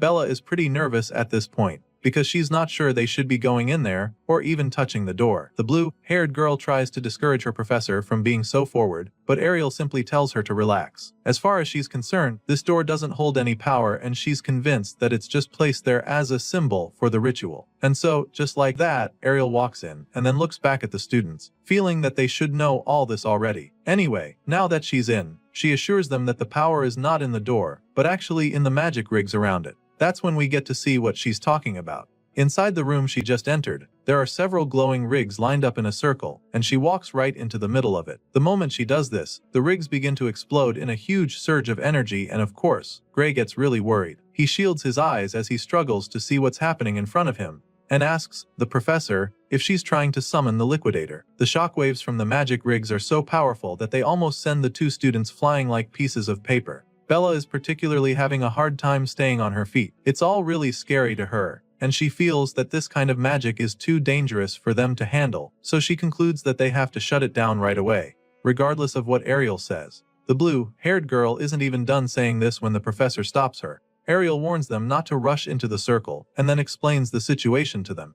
Apparently, Ariel's prediction tells her that this setup isn't actually capable of summoning the liquidator. However, just as she's trying to assure the students that everything is fine, the glass in the rigs begin to shatter. Of course, this just makes our boy panic even more, because now he's afraid that the space between her and the source of the dark energy is being torn open. They call out to the professor, desperately warning her that she's in danger, but that's when something unexpected happens. All of a sudden, the waves of energy swirling all over the room begin to get concentrated at a particular crack in the glass. And when Gray sees this, all he can do is stare in confusion. While the students are still trying to wrap their heads around what the hell is going on, the professor starts talking about how her predictions were correct. Apparently, she was right to think that those devices weren't made to summon the liquidator. In fact, from the look of things, they were created to just pinch a tiny gap toward where the world ender exists, and then funnel the leaking power. Ariel looks up at the ceiling, where the waves of dark energy are still swirling around. They spiral around a strange object that's floating above them, which she figures must be the core. You see, the professor believes that this core, which is being used to crystallize the dark power, is made from human lives. Ariel is fairly certain about this, and she shares this theory with the perplexed students there with her. She has reason to believe that this particular core was created using about 10 souls, but she can't be sure that number is correct because the molding process may have taken more sacrifices. With this in mind, it all starts to make sense to her. She begins to understand why Varian had so many of his victims locked up in the facility.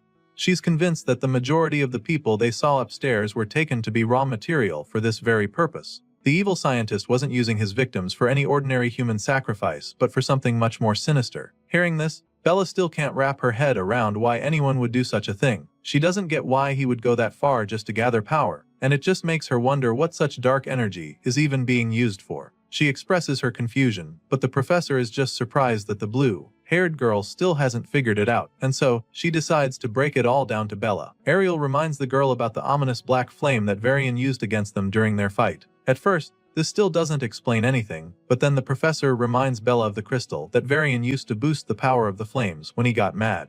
As far as Ariel is concerned, this core will look like those crystals by the time it's done being formed, and this time around, she has a feeling that this new catalyst won't be limited to just black flames by the time it's fully formed. The professor fears that such power can be used to do a lot of horrible things, and if they mass-produce the stuff, then there's no telling what they could actually do with it. Just as she finishes explaining all this to the students, the cracks begin to disappear without a trace. With everything that Ariel just said, our boy finally has a clearer picture of what's going on, so he realizes that maybe Varian wasn't even trying to summon the liquidator after all. However, Ariel isn't completely sure about that. Whether Varian tried to reach the liquidator or not, she doesn't know for sure, but what she can tell is that the space-opening magic rigs were pushed to the limit. Seeing this, she figures that maybe what they set up was all that they could manage, and then goes on to keep inspecting the mysterious contraption. While the professor is busy examining the whole thing, Bella just takes a look around and easily concludes that this apparatus is insanely valuable. It all looks so futuristic, and the components are things that she has never come across before. The blue-haired girl is pretty blown away by this underground lab because she's never seen spatial warp magic that is this precise and high output.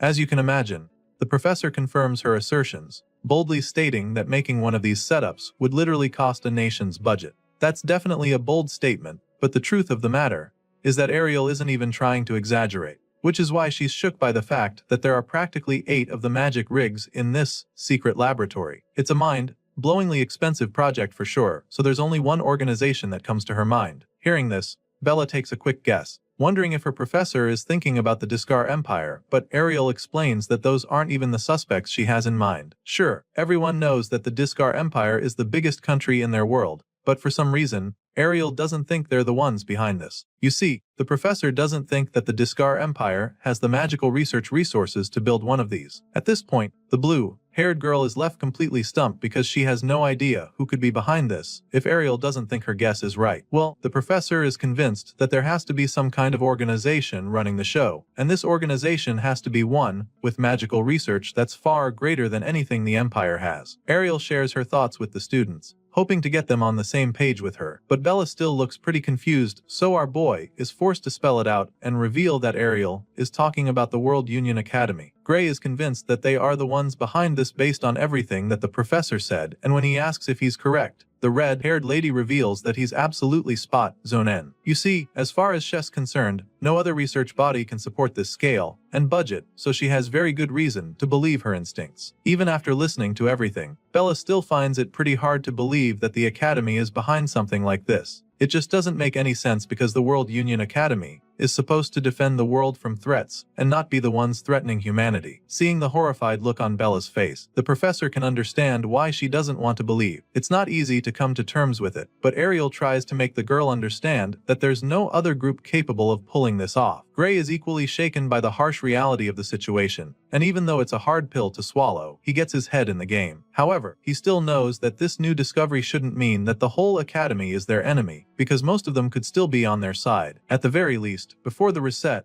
the Academy's top forces were the ones on the front lines during the battle against the Liquidator. Even beyond the subjugation sausage, they kept protecting civilians right until the very end. And so, after seeing that future, Gray can't just believe that everyone in the Academy is an enemy to humanity. Thankfully, the professor agrees with him completely, admitting that most of the Academy probably acts for humanity and wouldn't allow experiments that waste lives. However, she is also aware that the Academy has countless researchers, and she makes this known to our boy. The Academy has countless facilities as well, and hardly anyone in this world truly knows the whole picture. Besides, they still don't even know for sure who is behind Varian. All they know is that the person or persons has some serious backing. Ariel knows for a fact that her twisted colleague couldn't have arranged all of this with his authority alone, which means that he must have had some people in the Academy who were working with him. Hearing this, Bella becomes really nervous because it's starting to become pretty obvious that they can't fully trust the Academy either. She anxiously asks the professor if this is the case, and so Ariel goes on to reveal how she's been watching the Academy from the inside for decades, and in that time, she's come to learn that it's not an organization that one can trust blindly. Even if she's not aware of any other details, this, she can tell the younger ones for sure. Ariel claims that most of the people inside must actually think that they're doing what's best for humanity, including the ones behind this experiment. As far as she's concerned, the ones responsible for all this have probably convinced themselves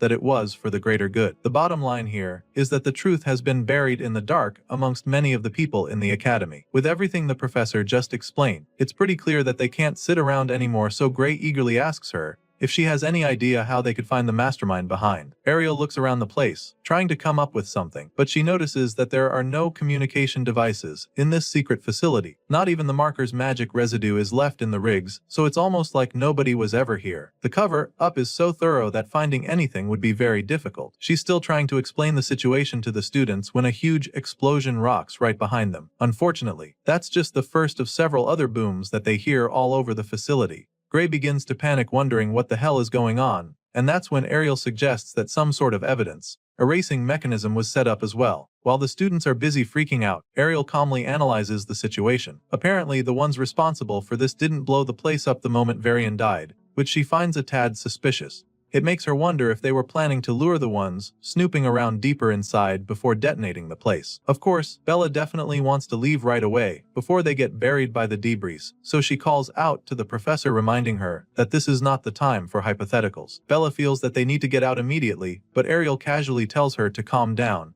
stating that these are just magical explosives. As far as she's concerned, the World Union Academy's professors aren't weak enough to be killed by something like this, and so, she activates her divine eye and begins to cast a protective spell to show the students exactly why she's not panicking. The red-haired lady crouches down to cast the spell, creating a glowing magic seal on the ground beneath them. Despite her calmness, the students are still pretty troubled by the situation, so they just stand behind her, waiting to see what she does. At this point, the entire place is coming down right on top of them, and Ariel sternly warns them not to step out of the magic circle she just created. She pumps in some more magic into the spell, and the rigs begin to glow with the same bright light from her magic circle. They keep getting brighter and brighter, until all we can see is a white flash of light. As soon as this light appears, everything goes blank, and the next thing we see is the trio reappearing back on the surface. Apparently, Professor Ariel was able to teleport them back to safety just in time, before the whole place could come down on top of them. Not just that, she also managed to save all of Varian's victims too. Remember those magic glowing bubbles she covered them in? Well, she was able to teleport the captives too despite being far away, and she's pretty glad to see that everyone made it out safely. Belle still hasn't gotten over the feeling of fear that consumed her a few seconds ago. The poor girl is still shivering, because she definitely thought she was going to die when everything got out of control. Even though Ariel saved them in the end, Gray can't help but feel a little worried because that was way too close for comfort. Hearing this, Ariel simply explains why her spell took so long to actually work.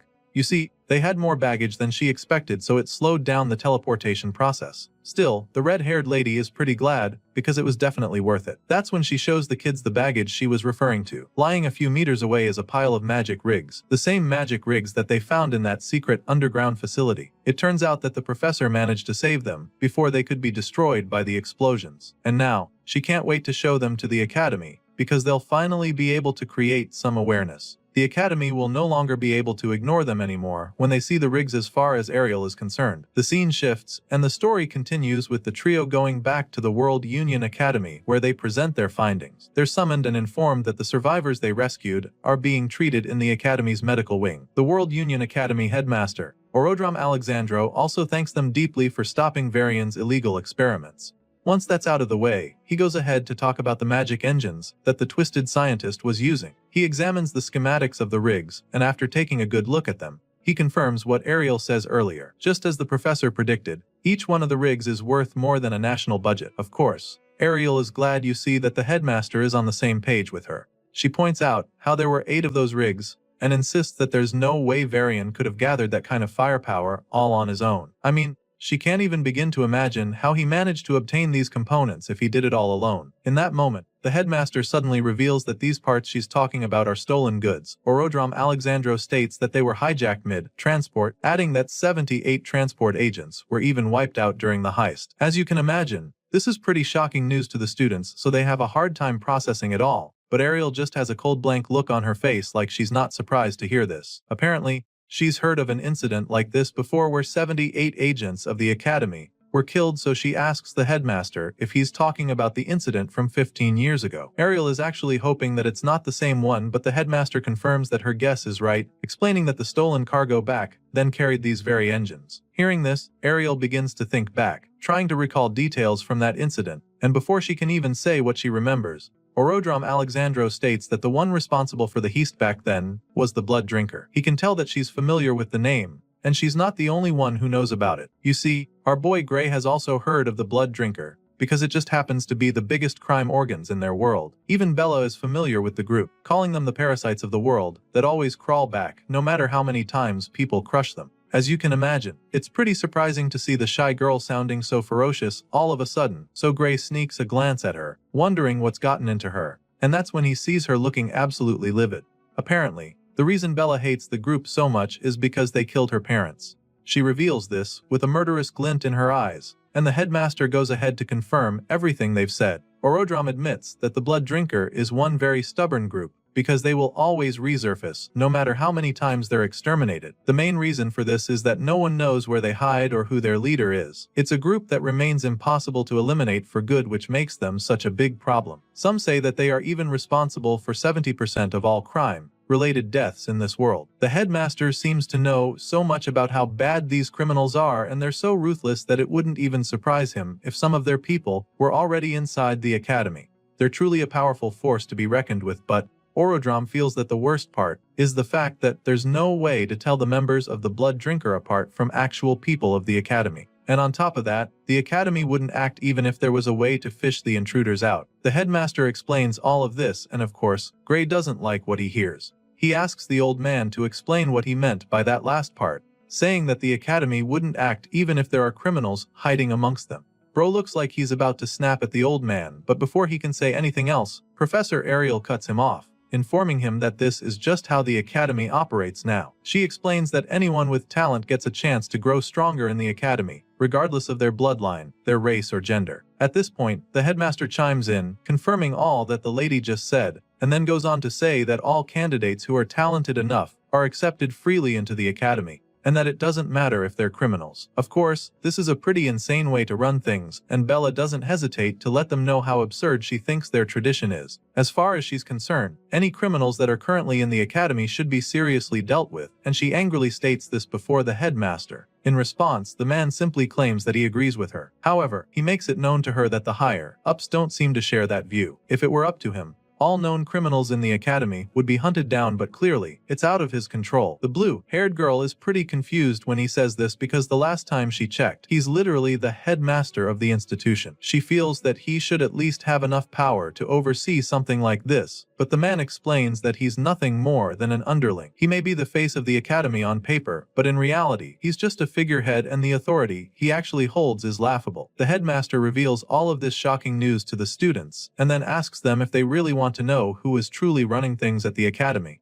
Of course, the intense looks on their faces are enough of a response for him to know that they want the answer. However, he also explains to them that they'll have to grow stronger if they want to know. As far as the Academy is concerned, the more power one has, the deeper they will be allowed into the Academy, and the more secrets they'll uncover. The headmaster admits that he can't call any names, but he informs the students that they have an upperclassman who has enough influence to shape the Academy's entire direction. Apparently, this extremely influential senior is so powerful that he was the one who came up with that crazy policy of accepting criminals into the Academy. Hearing this, Gray immediately begins to put it all together and concludes that maybe they could be able to change the traditions of the Academy if they somehow managed to become stronger than this mysterious and powerful senior. And of course, the professor confirms this, admitting that strength is everything around here. At this point, both Bella and Gray clench their fists forcefully, almost as if they make the strong resolve to become as strong as they possibly can. While explaining this to the students, the headmaster can't help but ponder over something. It's a thought that he still finds pretty amusing. You see, Orodrom Alexandro knows for a fact that Professor Ariel wouldn't have been able to stand a chance against Varian at all, especially not on her own. So the fact that they were able to take down the extremely powerful mad scientist makes the headmaster conclude that one of these students did it. With this in mind, he just feels even more impressed, thinking that Ariel's divine eye must be sharper than ever for her to have been able to notice these two amazing talents. Just thinking about this, a small smile creeps up on his face, especially because he can't wait to see what kind of monster she creates by the time she's done training them. Later that day, we catch up with our boy, who's taking a walk along the hallway. All of a sudden, he notices the black tattoos spreading down all the way to his wrists again, which just makes him recall everything that the headmaster said earlier. He's finally starting to understand that indeed power is what rules the Academy, which means that whether they want to take down the Liquidator or uncover what's going on behind the scenes, they'll need to focus on getting stronger first. That's the only way they'll actually be able to influence anything that happens in the Academy. The hero is deep in thought, probably trying to come up with a plan when all of a sudden, he senses something strange. He turns to look, and that's when he sees someone charging at him with a powerful drop kick. He sees the strike coming at the very last second, so he doesn't have enough time to react or even dodge the attack. All he can do is use his arms to shield his face. He ranks the kick like a pro and somehow even manages to stay on his feet after sliding a couple meters back. After a few seconds, he slowly peeks his head up to see who just attacked him, and that's when the guy scoffs, admitting that Gray is actually tougher than he expected. At this point, our boy snaps at the guy, wondering what the hell is wrong with him. He asks the guy what his deal is, so the crazy-eyed stranger snaps right back at him. The guy accused Gray of walking around like he owns the place, and then calls him a special admission reject. As far as this troublemaker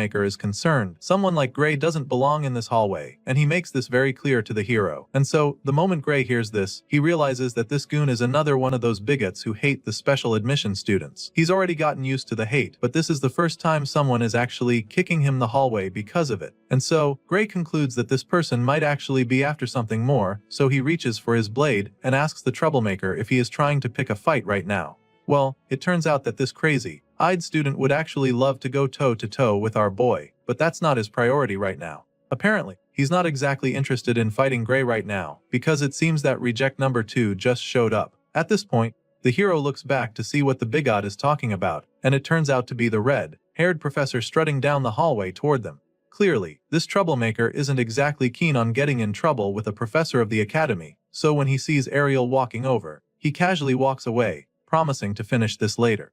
As he's walking away, he can be heard talking to someone, as if he's talking through a communication device. Mr. Crazy Eyes apologizes to someone over the phone, claiming that surveillance is too tight for him to get any closer to the target, and then promises to send someone else there soon. It just so happens that this finger-biting brainwashed hater is reporting back to Varian, which is absolutely shocking because the evil scientist is supposed to be dead. As soon as the hallway stalker leaves, Professor Ariel gets to Gray to see how he is, and she's definitely so she asks him what happened. The truth of the matter is that the hero still isn't even sure what the hell just happened, so he simply tells the red-haired lady that some random student just kicked him for no reason. He also tells her how the crazy-eyed stranger said that a divine eye special admit like him shouldn't even be walking around the academy's halls. As you can imagine, the lady is taken aback by this report, so she takes a second to process before going on to check our boy's body for wounds or bruises. Since there was no weapon and Gray wasn't injured, she informs him that there's not much she can do about the situation officially. That being said, she suggests that Gray chase the troublemaker down and punch the lights out of him for what he did. She gives him this idea with a really mischievous grin on her face, and you can already tell that she can't wait to see Gary mop the floor with the guy. On the other hand,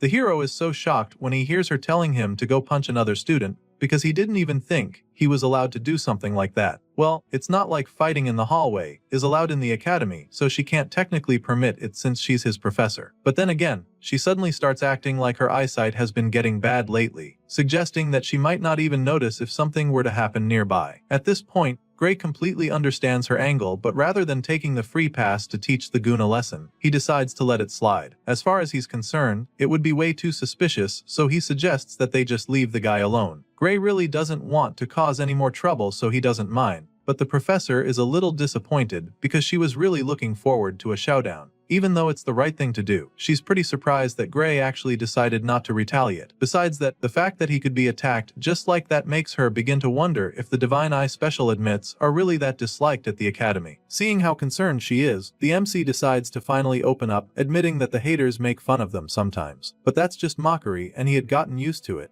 So he was really shocked to see that things could actually get physical. For some reason, the red-haired lady had no idea that the Divine Eye special admits were being mocked by other students. She's shocked to hear what Gray just told her, and so she tells him how sorry she is.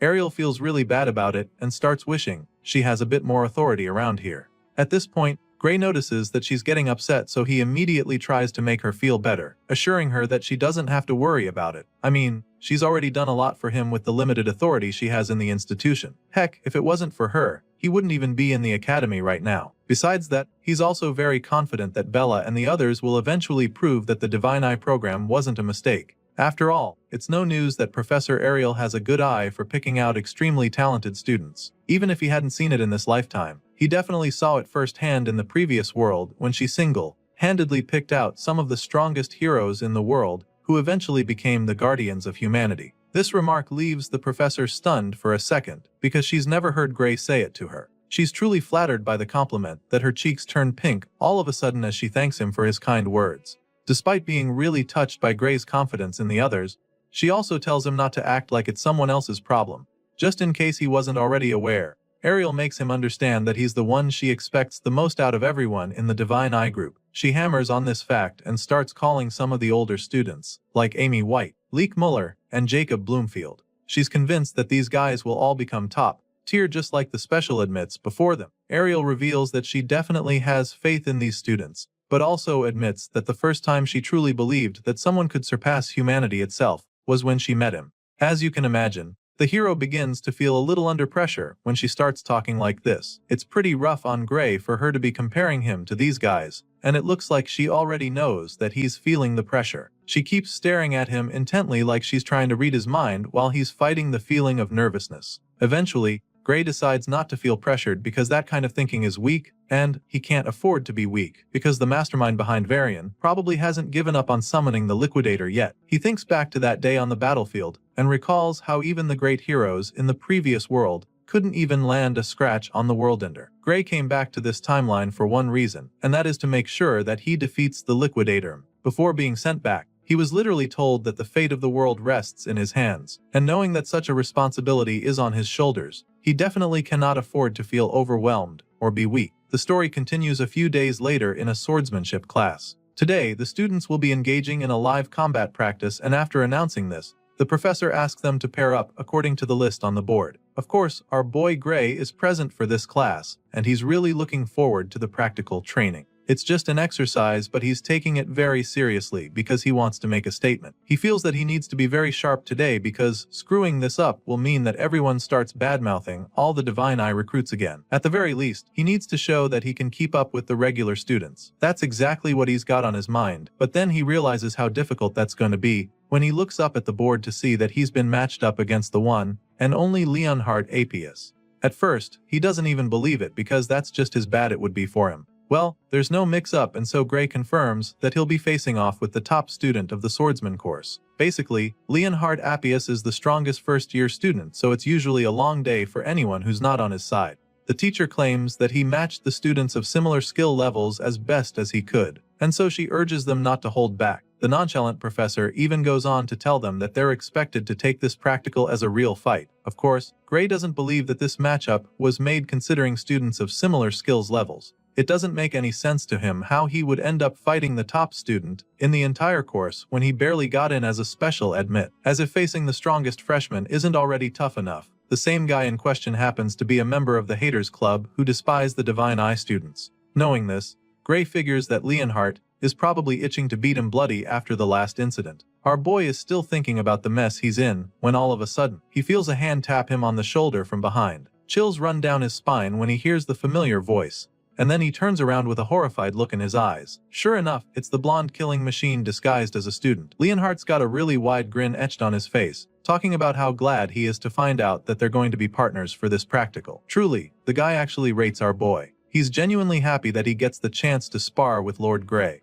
Bro feels that becoming top of the class was definitely worth it, because now he has the opportunity to show what he's really made of. Leonhardt believes that he has trained harder than anyone alive, so now he can't wait for the infamous Lord Gray to witness his true swordsmanship. On the other hand, the MC looks absolutely terrified. Gray probably wishes he could just disappear right now, because he is definitely not ready to go up against this guy. He was already nervous about the match up, but after seeing the extremely big smile on Leonhardt's face, our boy confirms that he's cooked. He's so sure that this blondie is loving the fact that he finally gets the chance to beat him up legally. Well, he's looking forward to it, and our boy sadly doesn't have a choice. A few moments later, all the students arrive at the arena when the practical training is supposed to take place. Apparently, this isn't going to be some turn-by-turn stuff, as all those paired up against each other will be sparring at the same time. Once they're all in place, the process asks if they're ready, and a few seconds later, he signals the start of the practical training. All the students start clashing swords immediately, and of course, Leonhard Apius is the most eager of the bunch. The blondie grabs his sword and practically flies toward Gray with a menacing glint in his eyes. He goes in with the first strike and Gray blocks it with his sword as well. Just as our boy predicted, Leonhardt is very powerful. So much so that he's having a hard time holding back the guy's sword. The blondie pushes down hard, determined to overpower the MC, but Gray holds on until they're forced to break away from each other. Leonhardt is clearly enjoying the challenge, so he goes in with another powerful slash of his sword, but the hero deflects this strike as well. He hasn't even recovered from the last one when Leonhardt follows up with yet another devastating strike. This time around, the flaming blast comes way too quickly for Gray to block it, so just when it looks like he's about to get his head split in two, he swiftly gets out of the way. He dodges the slash barely and decides to finally go for the offense. He gets an opening, so he takes the chance to swing his sword as well, but despite throwing a lot into the downward slash, Leonhardt easily blocks it. The blondie blocks the powerful strike, but for some reason, there's a smile on his face. At this point, it's clear that the guy is having a lot of fun. He's not even breaking a sweat, which just means that our boy is going to have to do a lot more to actually stand a chance. With a big smile on his face, Leonhardt commends Gray for being pretty strong. He's impressed and admits that he still doesn't get how the hero didn't make it into the academy through regular admission. The whole time, Gray just remains silent because he is currently channeling all his energy and focus into the fight. He holds back all of the blondie's attacks and continues to deflect all the strikes. At this point, the two skilled swordsmen are practically canceling each other out, which Gray finds pretty surprising. Bro thought that he'd get wrecked instantly, but he's shocked to see that he's actually holding his own. Still, he can't get ahead of himself here or lose any focus now, because he knows that he won't be able to match Leonhard's raw power, even if he uses both arms. Gray can clearly see that the guy's swordsmanship is insane, so he can't afford to get carried away at any point. Leonhard's form is a proper textbook-style swordsmanship, but he's perfected it to a terrifying degree, which makes him an absolute force to be reckoned with when he's holding a sword. With the experience our boy garnered in his past life,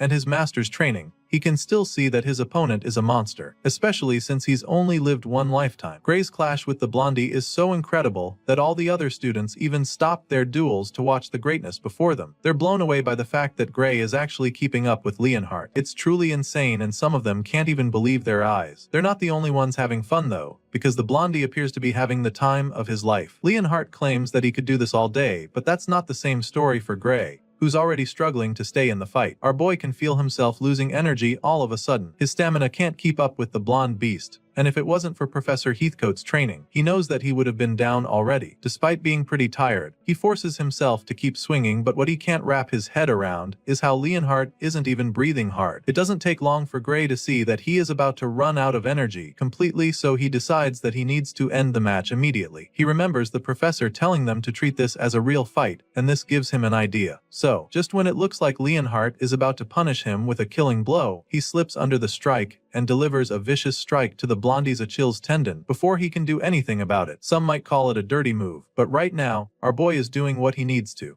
Gray slips under and dodges his opponent's brutal slash just in the nick of time. He lands a hit on the guy's leg, and at this point, Leonhard's eyes widen in horror. He's shocked to see that Gray is actually taking this fight seriously, and now that it's clear that the freshman is no longer messing around, he decides to be even more brutal, because as far as he's concerned, he simply cannot afford to lose this fight. Right now, the MC appears to be treating this fight like it's an actual life or death battle, and so he uses a desperate move to level things up. The two skilled warriors draw their swords at the very last second, which pretty much leads to stalemate. By the end of the fight, it's a draw because even though Gray is on his feet with his sword at Leonhard's throat, the senior equally has the tip of his blade inches away from Gray's neck. At this point, the both of them finally settle the match, with Gray stating that it's a draw. He gives the blondie a hand to help him up, feeling pretty relieved that the duel is now over. Gray helps Leonhard back on his feet, but the senior doesn't really agree with the apparent result. The blondie admits that all he could do was swing his sword at the very end of their duel.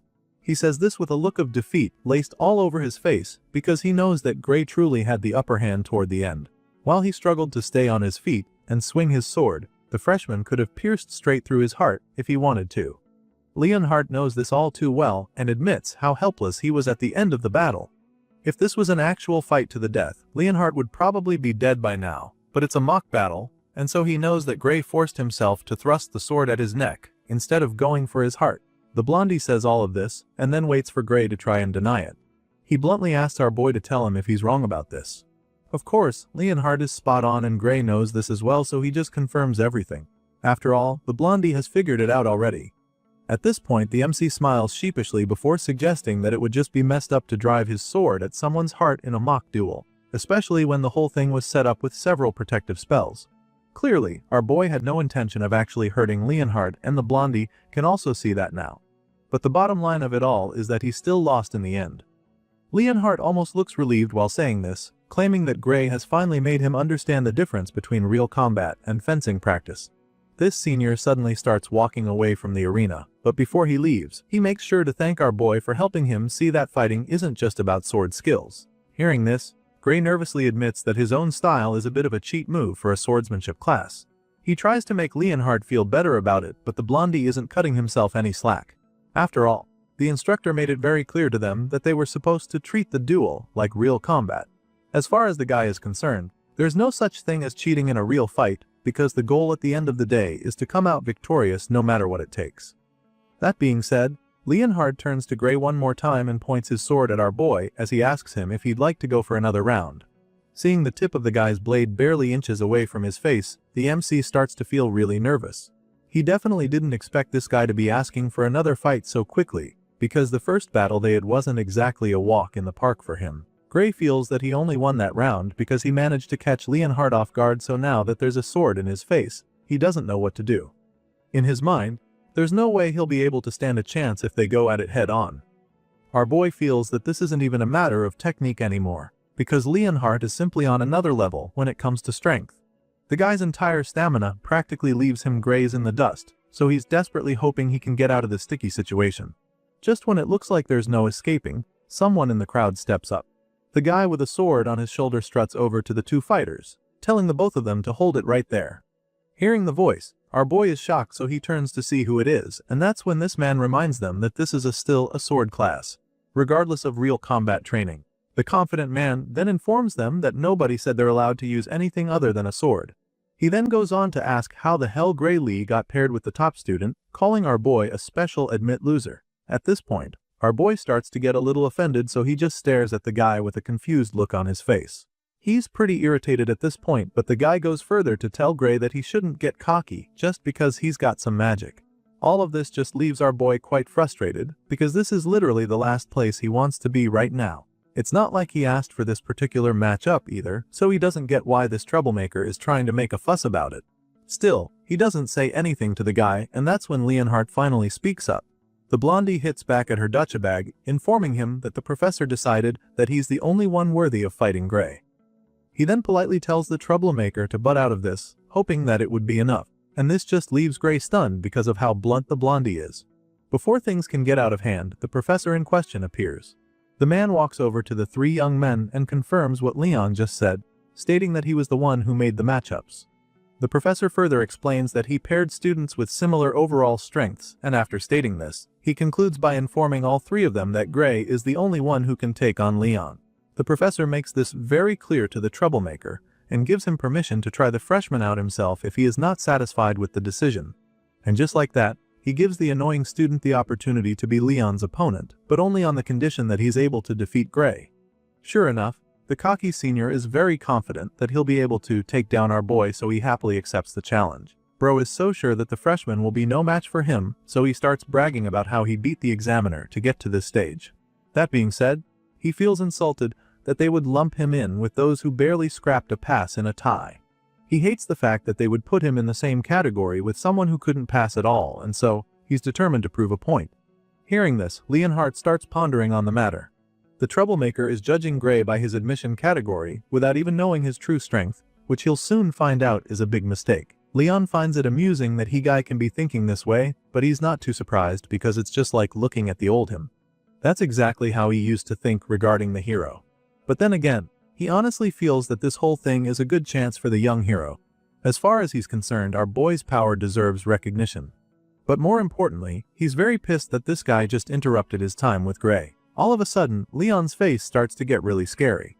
The guy starts boiling in rage and a murderous look gets plastered on his face.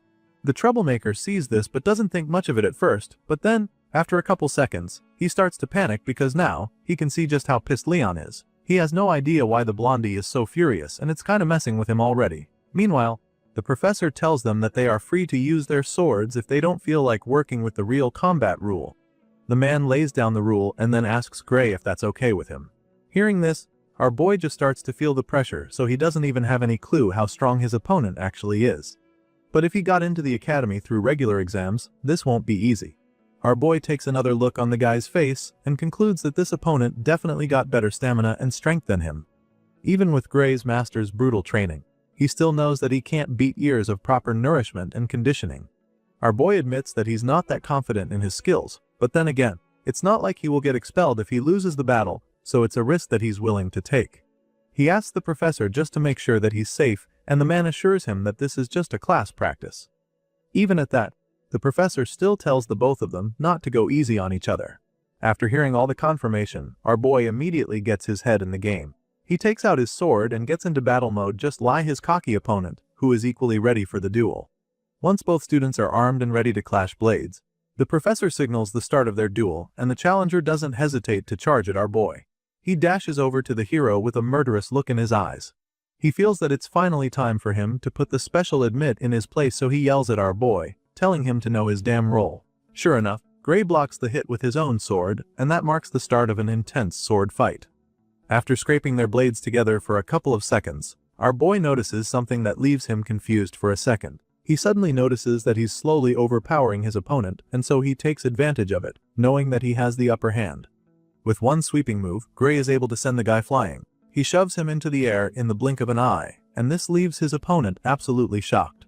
On the other hand, Gray can now see that his opponent hits light, so he concludes that his power is nothing special. Despite being tossed back like a piece of paper just now, the guy remains determined to win the fight, so he comes in again with another powerful swing. Gray sees it coming from the start and casually delivers a mean slash of his own. He takes the swing, feeling that his opponent might just be holding back and not actually throwing everything he's got, but this idea immediately vanishes from his mind when he sees blood splashing all over the place.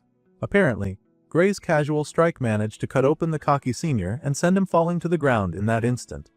Our boy watches in horror as the guy goes down, desperately hoping that he didn't just cause him major harm. Once the cocky senior is down, the professor immediately announces that the match is over, because he can probably also see that he won't easily recover from that.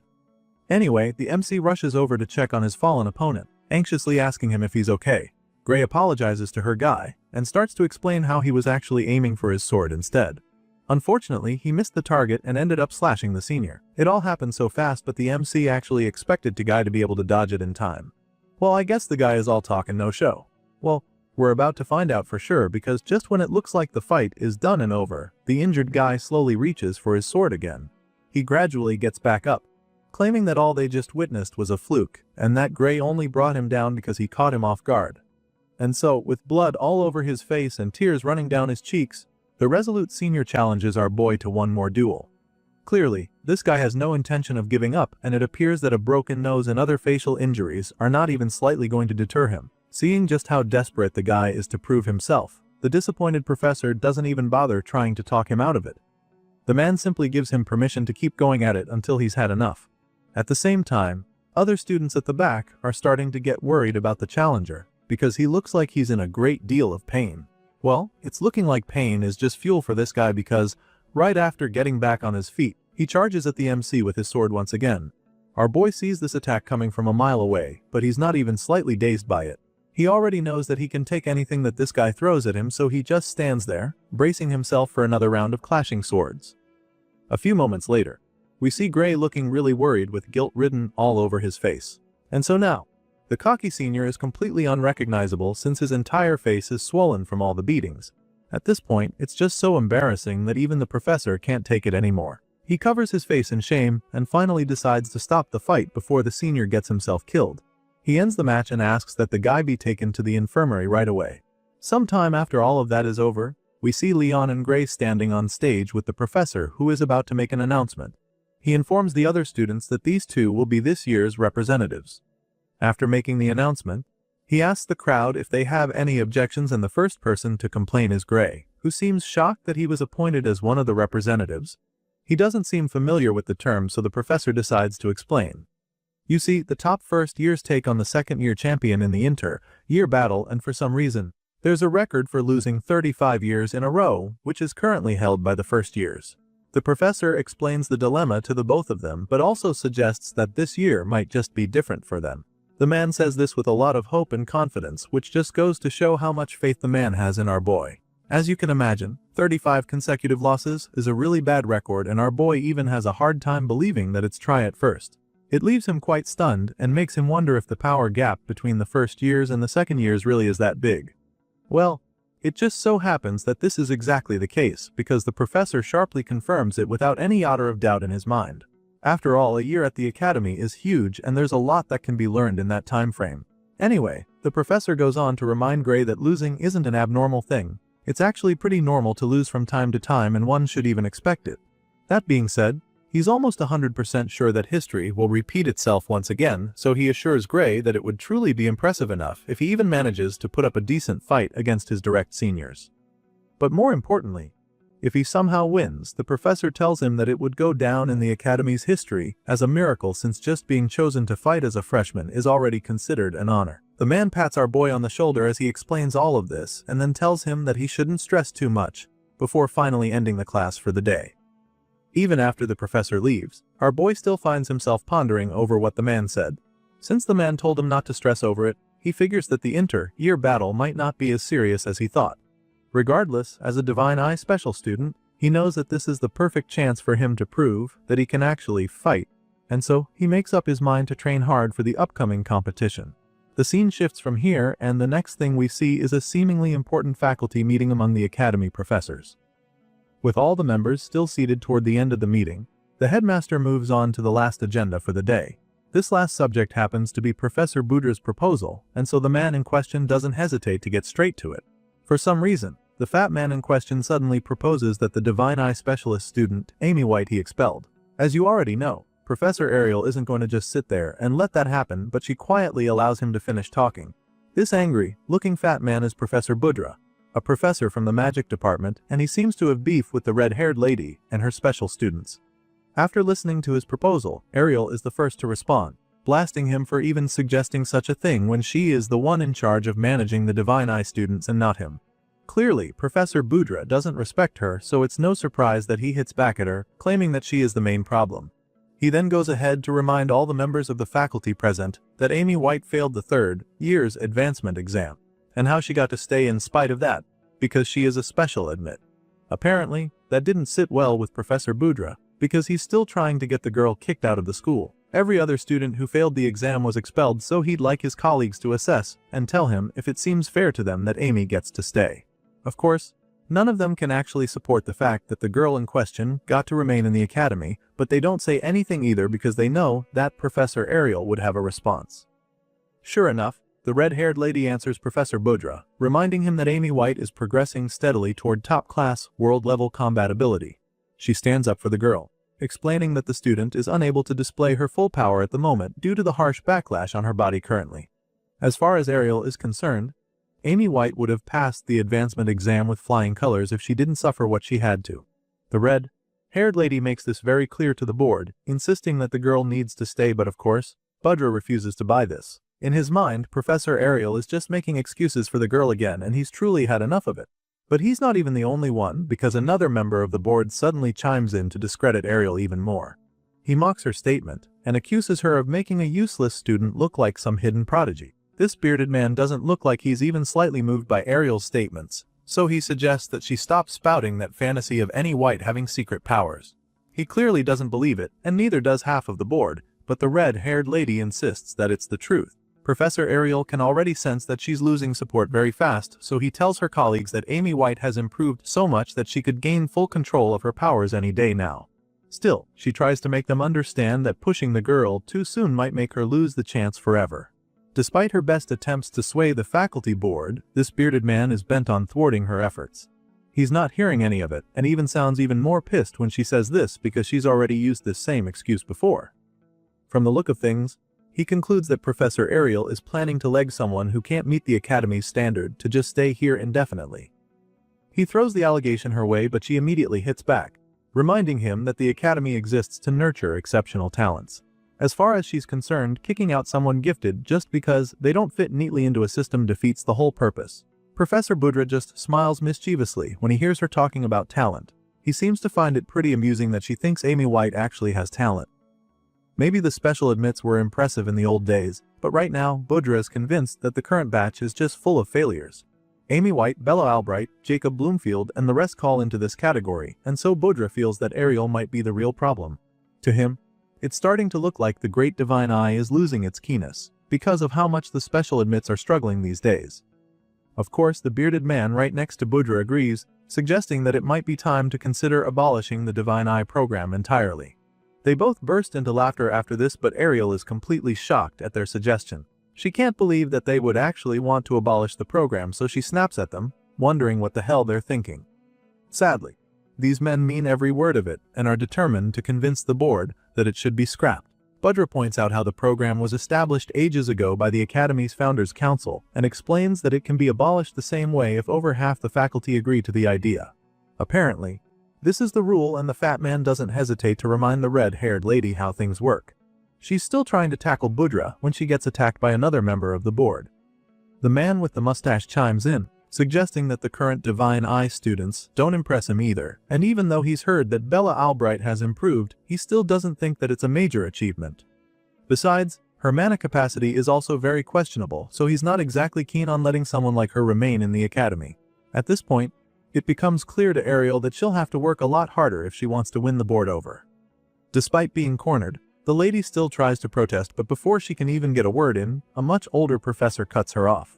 This old man isn't on her side either, since he feels that the recent batch of special admits are below the standard. The geezer has been around long enough to know how impressive the Divine Eye students of old were, so he really doesn't fancy the new generation, and neither does the bearded man sitting next to him. As far as they're concerned, the Divine Eye students just don't have the impact that they used to. Thankfully, not all the professors in the room agree with this, and so just like that, the boardroom becomes divided. Sadly, Ariel can clearly see that the voices against her are more than she expected. So, she's afraid that the program might really get shut down if things proceed at this rate. If she wants to win this debate, she'll have to do so much to win them over, and Professor Bodra is more than ready to make this even more difficult. The fat man goes on to state that the program has been outdated for a very long time, and then finally suggests that it's time for them to move on from the old tradition. He can tell that he's winning, so he starts to get cocky. Before Ariel can even say anything, he tells her not to bother trying to claim that she can judge talent better than the rest of them, because all of her special picks have been struggling at the academy. Bodra discredits her capacity, even more than before, as his mocking laughter fills the room, but Ariel knows better than to let this get under her skin. She wishes she could bluntly say that she still sees much better than all of them, but she can't because it would just provoke the board members, who already dislike her. Right now, her priority is to win them over, and she's determined to do that even if it means she has to swallow Bodra's insults.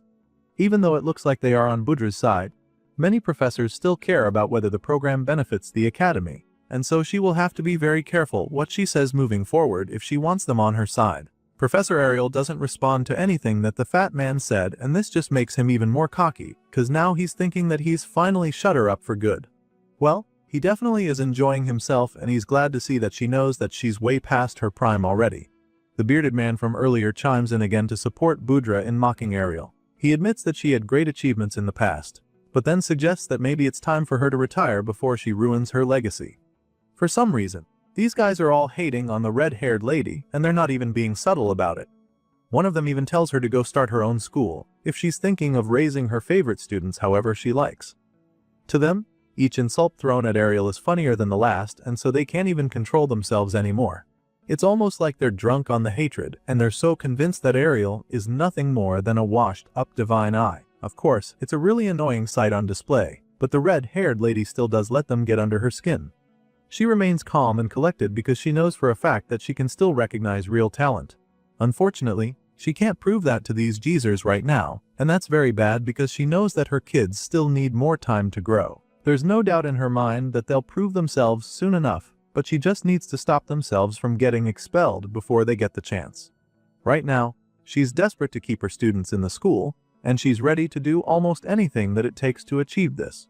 Her mind trails off while she's brainstorming, but she's suddenly drawn out of her thoughts when someone asks her about one of her students named Gray. She's taken aback when the man asks her about our boy, but she shouldn't even be too surprised since he's been making waves from the start. Some members of the board heard that he's promising among the first-year swordsmanship students, and they're also aware that he was picked for the inter-year battle too. Of course, Bodra doesn't think much of this and quickly tries to discredit our boy as well. And what better way to do this than by setting him up in an unfair matchup? With this in mind, Bodra suggests that the promising student should prove his stuff in the competition so that they can decide the future of the Divine Eye program after seeing the results. Of course, this is a really big gamble, and even though Ariel has faith in our boy, her colleague isn't supportive of taking such a risk. He gestures for her to reject the idea, so she does, explaining that Gray's powers are not suited for mock battles. If it were a real kill or be killed situation, she'd be more confident, but when she tries to explain this, the bearded man just gets furious because he thinks that she's making excuses again. The man feels that Gay should be able to show his mettle in real combat if he can't show it in training like other students. After all, every professor seated there knows this, so he isn't letting Ariel off the hook that easily this time. Still, Ariel tries to make them understand that Gray's abilities aren't normal swordsmanship skills, but she doesn't get the chance to finish because the headmaster suddenly calls it a day. As far as he's concerned, this discussion is heading nowhere and he's already heard enough. However, he still believes that the Divine Eye program has a role to play in the academy, so he decides that they'll use the results of the inter-year battle to make a decision. This is not what Ariel was gunning for, so she tries to protest, but it's all futile.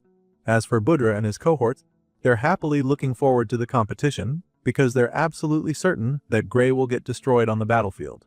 The meeting is adjourned and all the professors take their leave, except Ariel, who just sits there, feeling defeated. She remembers the staggering power she witnessed, the boy display, and she has no doubt that he's strong enough. However, she also knows that his power isn't suited for mock battles, which just means that he still needs time. What she's hoping for is unreasonable right now and she knows it, but she's putting all her faith in Gray because he's the only one who can help the other Divine Eye students, those raw gems with world-class potential. At the moment, our boy is the only one who can protect them and save them from being expelled. The story continues on the day of the long-awaited and much-anticipated inter-year battle. All the seats in the arena are absolutely packed with students, to the point that they almost look like an army of ants from above. While all the spectators take their seats, the students who will be taking part in the competition line up on the center stage. 4 of them appear before the crowd to represent their respective classes, and the host of the event is more than happy to announce the start of the inter-year battle. He informs the crowd that the fights will begin shortly, and then proceeds to introduce the competitors who will be participating. First on the list is none other than the first-year top student, Leonhard Appius, and the next in line is the second-year top student, Luniel Hartman. These two are the most popular up on stage, but there's an underdog in their midst as well. Sure enough, it's Gray Lee, our boy who will be participating as the first-year challenger in this event. Of course, he's not the only new cat in the mix because another student named Deeble Redardle is introduced as the second-year challenger. As soon as Deeble is introduced, our boy realizes that the crazy-looking guy with a sick appearance is the same one who jumped him out of nowhere in the hallway some days back. And so, you can imagine how nervous he gets when he realizes that this is the psycho that he'll be up against for the inter-year battle. Gray is still trying to wrap his head around what the hell is going on when the announcer starts talking again. The man assures the crowd that they are about to witness what these warriors are truly capable of, and this definitely gets them excited. But the most excited person in the stands right now is Professor Budra, who can't wait to see Gray's downfall. Leon takes a look at the stands and is truly overwhelmed by how many professors came around to observe the showdown. And so, this makes Blondie wonder if this is always how the inter-year battle is. He expresses his confusion to Luniel, the second-year top student, and the dark-haired guy admits that the competition hasn't always been this anticipated by the teachers. Apparently, this is a first because before now, only 3 fencing professors bothered to even show up. That being said, the second-year student can't help but wonder why there are so many professors present this time. In that moment, a wave of realization suddenly hits Leon. The Blondie figures that the teachers probably came around in numbers because they're curious about Gray Lee. It makes perfect sense, since the guy has been making waves since he arrived at the academy. A small smile creeps up on his face as the thought lingers in his mind, and it just makes him conclude that the old geezers certainly have excellent taste. Meanwhile, Luniel notices the Blondie freshman smiling to himself, which makes him wonder if Leon has always been this weird. Anyway, it appears that Professor Budra heard what Leon just said about their reason for coming, and the fat man loudly confirms his guess. Budra speaks for many other professors there, admitting that they came to witness the final battle of the Divine Eye Special admits. This comes as a shock to the students in the stands since they obviously aren't up to date with the politics among their teachers. Anyway, the thing that really gets our boy's attention is the fact that Budra said this would be the final battle of the special admits. He doesn't get what the man means by that, so he expresses his confusion, asking Budra what he means by that. At this point, the chubby professor gets even more excited because clearly nobody told Gray the stakes involved with this competition. And so, he happily informs the young hero that the Divine Eye program is being abolished. Of course, this comes as a shock to the MC, and he doesn't even pretend like he's not horrified by the news. Right now, he's absolutely desperate to be told otherwise, so he turns to Professor Ariel to hear from her. He asks the red-haired lady if what Budra says is true, but she's reluctant to answer him. She just stays quiet with a look of helplessness laced all over her face. She knows that telling Gray the truth would make him want to push himself to the limit. And if that happens, there's a chance that he'll use that dark, mysterious power within him that she's been trying so hard to hide from everyone. Right now, that's the last thing she wants for him, because if he uses that power in his current state, it could actually kill him. So, with all of this in mind, Professor Ariel finally decides what to tell him. She takes a deep breath to calm herself, and then without mincing words, she tells Gray that Budra is lying to him. She tells our boy that the fat man is just trying to mess with his focus, and then encourages him to keep his head in the game. She tells our boy to just fight and not let their words get to him, which leaves him and the other contestants pretty puzzled. Gray is stunned for a second when he hears this, but it's also quite a relief for him. Gray believes her and takes a moment to process her words before immediately regaining complete focus. From the look on his face, you can tell just how determined he is, and even though Ariel's little stunt seems to be working, Budra refuses to be moved by her gimmick. The man simply scoffs, feeling confident that Gray still won't win, so he tells them to do whatever. After all, he believes that they're just going to embarrass themselves at the end of the day. As far as he's concerned, Gray is definitely going to lose, and once that happens, other professors will finally realize that the Divine Eye Ariel's sight isn't as keen as it used to be. And so, just like that, Professor Ariel once again puts the future of the Divine Eye program in Gray's hands without telling him what he's up against. Thankfully, our boy is feeling more motivated than ever because he's definitely not going to let Budra's insults slide. He makes this very clear to the fat man, who is taken aback by his audacity. Gray doesn't really care if the man insults him or makes fun of the students, but what he will not take lightly is Budra talking down on Professor Ariel's judgment. The freshman boldly hits back at the annoying professor, and even Ariel is shocked at how fearless he is right now. As you can imagine, Budra isn't as patient as the red-haired lady, so he is immediately offended by Gray's tone.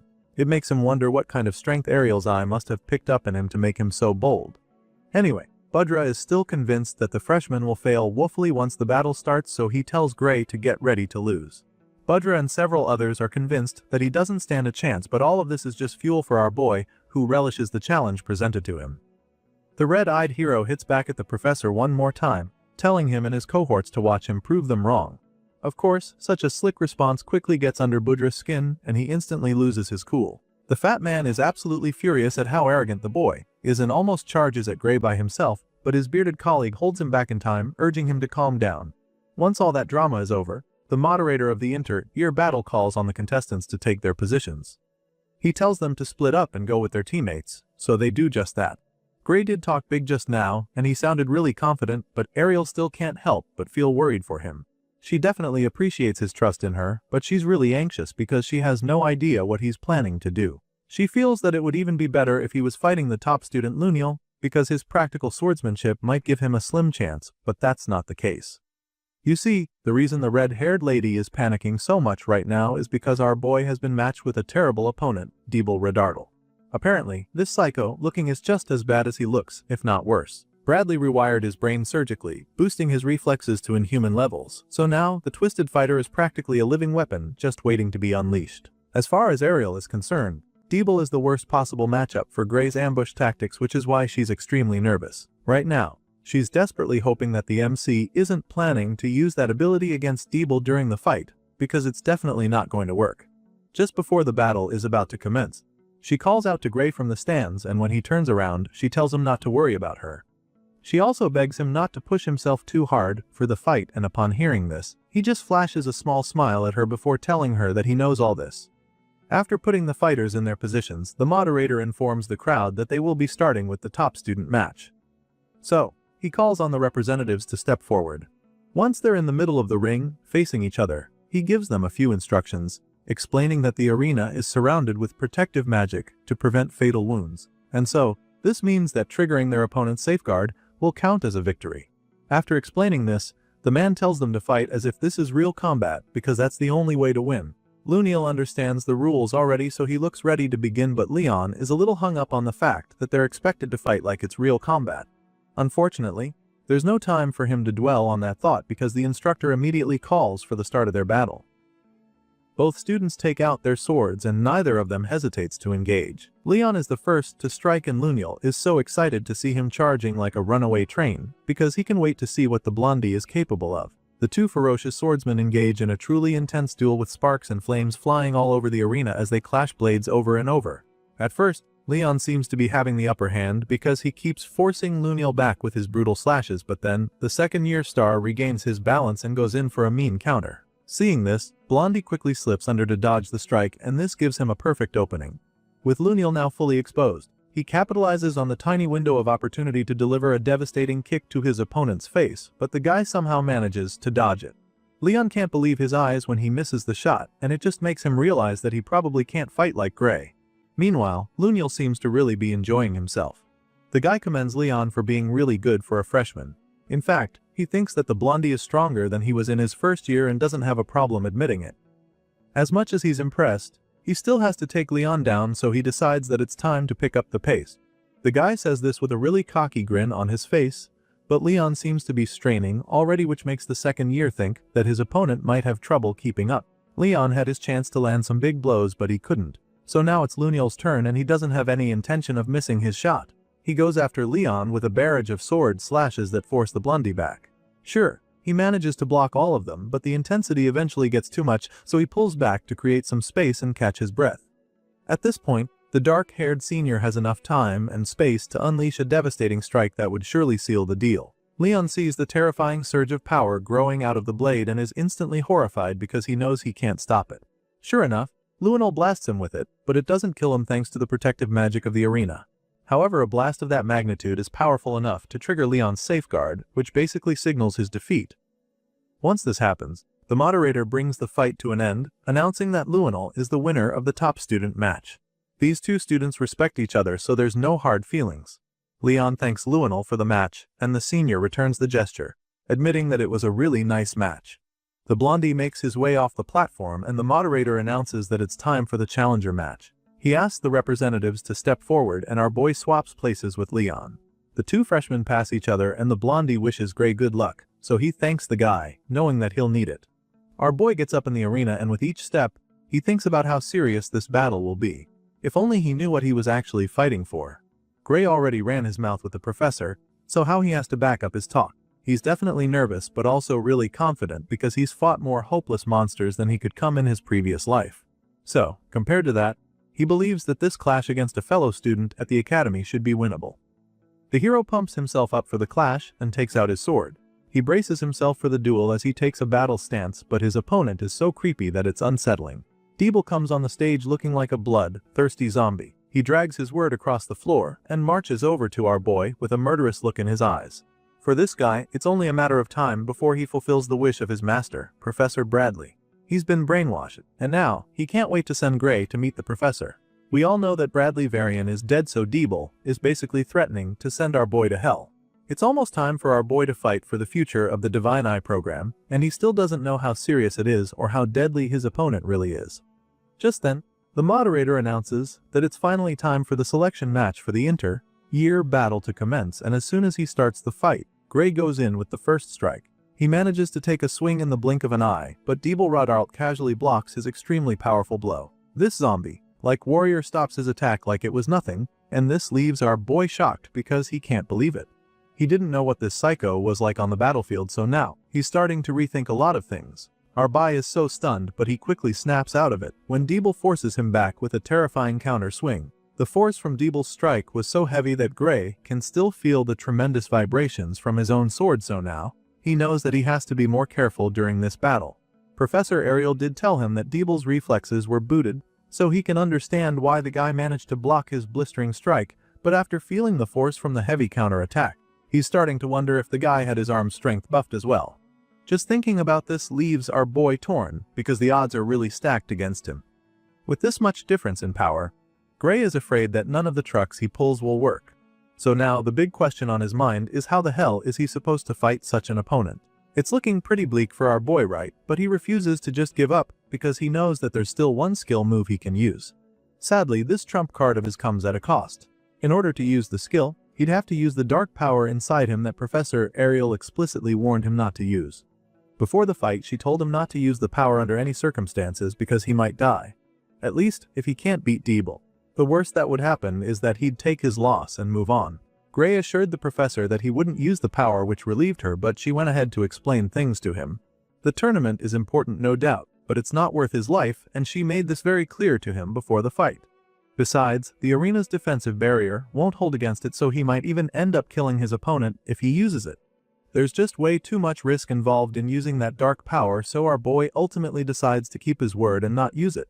While he's pondering on all this, Deeble lunges at him to finish him off. You see, the truth is that Gray is actually willing to risk his life if it means that the Divine Eye program is on the line, but what he can't risk is the possibility of killing someone at a school tournament. With this in mind, our boy gets his head back in the game and decides to take Deeble on with all the combat skills in his arsenal. The psycho delivers several strikes, but Gray blocks all of them and begins to make some attacks of his own. Of course, Deeble's reflexes are sharper than ever, so he's able to counter Gray's strikes with ease. Seeing this, our boy is a little intrigued. He's noticed that Deeble's movements are weirdly simple, which is unexpected from someone with his physical stats and reflexes. On paper, this zombie psycho shouldn't even have to break a sweat to take Gray down, but for some reason, he's not doing anything spectacular. It's almost as if he no longer wants to win the fight just yet, and Gray can sense that something is off. Obviously, Deeble isn't lacking in technique, so our boy concludes that the guy is holding back for some reason. Deeble hasn't really made our boy struggle, so he can't help but wonder what the guy is planning right now. He's still trying to process what game the psycho is actually playing, but before he can come up with an idea, the guy sneaks up on him with a terrifying ambush. The hero doesn't see the attack on time, and by the time he realizes it, Deeble is already too close to him. He tries to move back in order to create some distance between them, but he trips due to the pressure, and Deeble immediately closes the gap between them. By this time, Gray is already falling on his back, but the swift psycho is also thrusting his sword at his face. Our boy sees the tip of the blade coming at him. It's inches away from his face, so he already knows that he won't be able to dodge it. Still, he doesn't give up completely, so he somehow manages to block Deeble's thrust with his own sword. Gray is absolutely stunned when he opens his eyes to see that he blocked the strike, because he feels that he definitely shouldn't have made it in time. Now that he's bought himself some time, he takes a big swing of his own that forces his opponent back a few steps.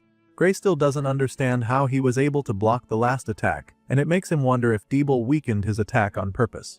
The staggering student stops moving forward a second after Gray pushes him back, and that's when Professor Ariel notices something off with her divine eye. She senses an ominous energy coming out of Deeble's body, and after taking a closer look, she sees a dark purple flame burning where his heart is supposed to be.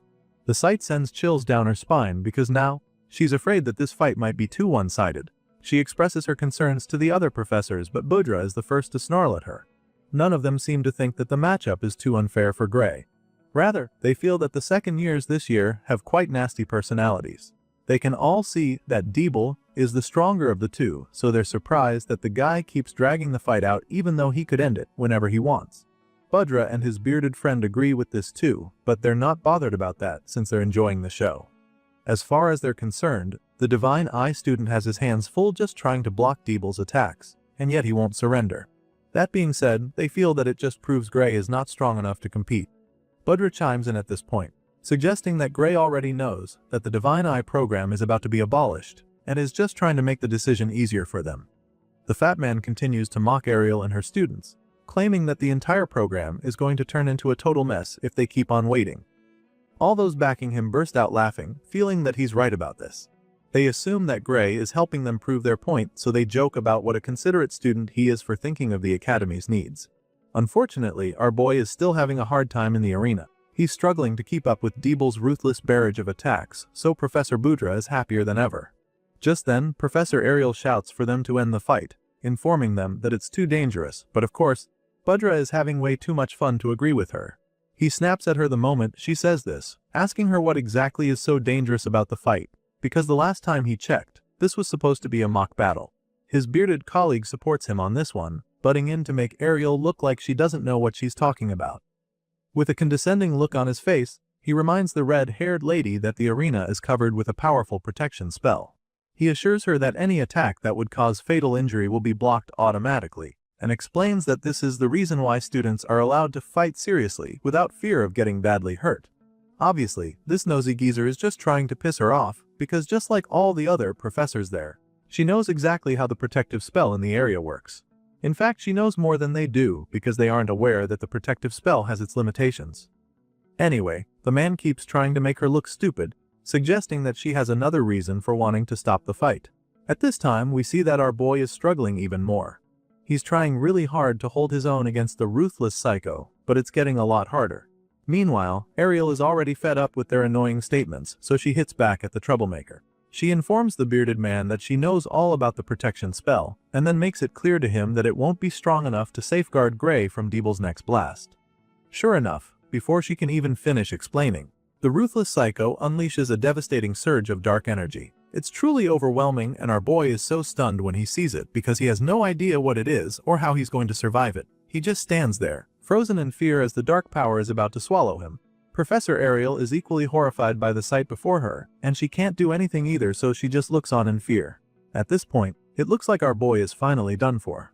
Dark bolts of energy shoot out of Deeble's sword, through his arm, and in that split second, he unleashes a deadly dark slash that speeds toward Gray like an unstoppable missile. The beam of death reaches our hero in the blink of an eye, and what follows is a massive explosion that rocks the entire arena. Huge clouds of dust and smoke rise up and cover the entire arena for a second, and by the time the air clears out, we get to see the insane damage that was left behind. Right in the middle of the stage, there's an incredibly deep hole running across the length of the arena. This is the result of Deeble's devastating slash, so our boy is currently thanking his lucky stars that he didn't get hit by that blast. This dark beam of death missed him by mere inches, and just as Ariel feared, it tore right through the arena's defensive barrier with so much ease. For the first turn all day, Professor Budra actually feels scared because of how terrifying the display was. He looks up at the barrier that has now been breached, and the expression on his face is nothing short of pure horror. He can't believe his eyes, and neither can any of his colleagues sitting next to him. They all just stare at the destruction with their jaws dropped to the floor, and Ariel doesn't hesitate to remind them that she warned them about it. Right now, the broken barrier isn't even her biggest concern. I mean, the deed has been done already. Her main fear now is what kind of damage Deeble might cause next. She curses Bradley for experimenting on the poor kid, and she can't even believe that the twisted scientist actually planted something that dangerous in a student. It's just way too sinister for her to stomach. Anyway, while the other professors are busy gasping and staring at the damage, she takes the initiative and attempts to fix the shield. Ariel pumps in a lot of magic, hoping to repair the dome, but the barrier is just way too strong for her, and she's unable to use her binding magic on it. You see, this harsh reality is actually a very serious situation, but none of the other professors seem to know just how dire it is yet. Ariel raises the alarm as soon as she realizes what's coming, urging them to disable the barrier immediately because this is an emergency. She shouts for the tournament to be cancelled right away, explaining that this is no longer just a swordsmanship test anymore. Unfortunately, her colleagues are still too stunned to actually react, so while they're still trembling like leaves, she calls out to Gray and tells him to run for his life. She knows that stopping the fight from the outside is going to take a while, so she urges him to try to buy himself some time. As far as Ariel is concerned, this is the best course of action in this emergency situation, but the hero doesn't seem to understand why she would tell him to run. There's a lot tied to this fight, and he doesn't really think running away like a coward will do any good. Well, that's until he almost gets his head blown off by another death beam. At this point, he's dodging everything that Deeble is hurling at him, but he knows that he can't keep this up. Even though he wants to get away from the psycho killer right now, he knows that he can't really run away because if he turns his back on Deeble, he'll be killed almost immediately. While our boy is trying to survive on the battlefield, we see that the students and professors in the stands are also starting to feel the heat. You see, with the protective barrier now broken, Deeble's dark energy is now seeping out through the crack and hurting the audience. They groan in pain as the excruciating waves hit them, and Heathcote also notices this. For some reason, he's not really affected by it, but he's still pretty concerned about the others. The professors finally cast a spell to sort this out, but he knows that it will take at least 30 seconds before it reaches the guys in the stands. As far as he's concerned, that's way too slow, so he decides to take a drastic decision. It's still pretty early to try that move, but he believes that Gray should be able to pull it off regardless. With this in mind, he calls out to his student, telling him to think of his body as the sword. He tells Gray not to swing his sword, but to move his body with that power within him. Meanwhile, the boy in question is still jumping all over the arena to avoid getting blown to bits, so he's pretty confused when Heathcote suddenly tells him to think of his body as a sword. It's definitely not going to be easy, but if his professor says he can do it, then he has no choice but to believe it. With this in mind, Gray assumes the place of the single blade. He focuses everything into the sword, and all of a sudden, we see the power flowing into the blade. On the other side of the ring, Deeble charges up with another terrifying blast, but Gray remains unfazed. He unleashes the blast, but our boy dodges it in the blink of an eye.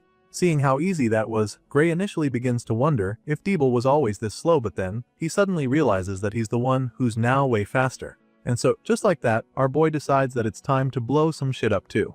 Gray infuses the dark energy into his sword, and the blade immediately starts glowing with ominous red flames.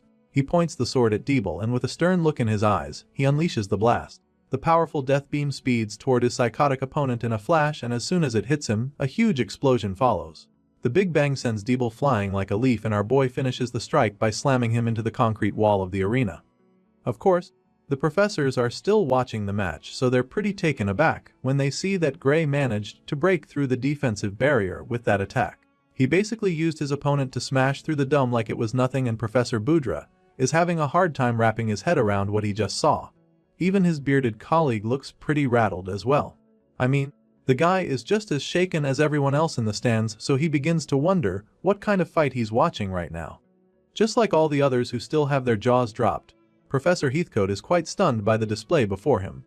There's a gaping hole in the thick wall of the arena, which just goes to show how insane the impact was. As such, the man is pretty worried, wondering if the other student is even okay after taking such a hit.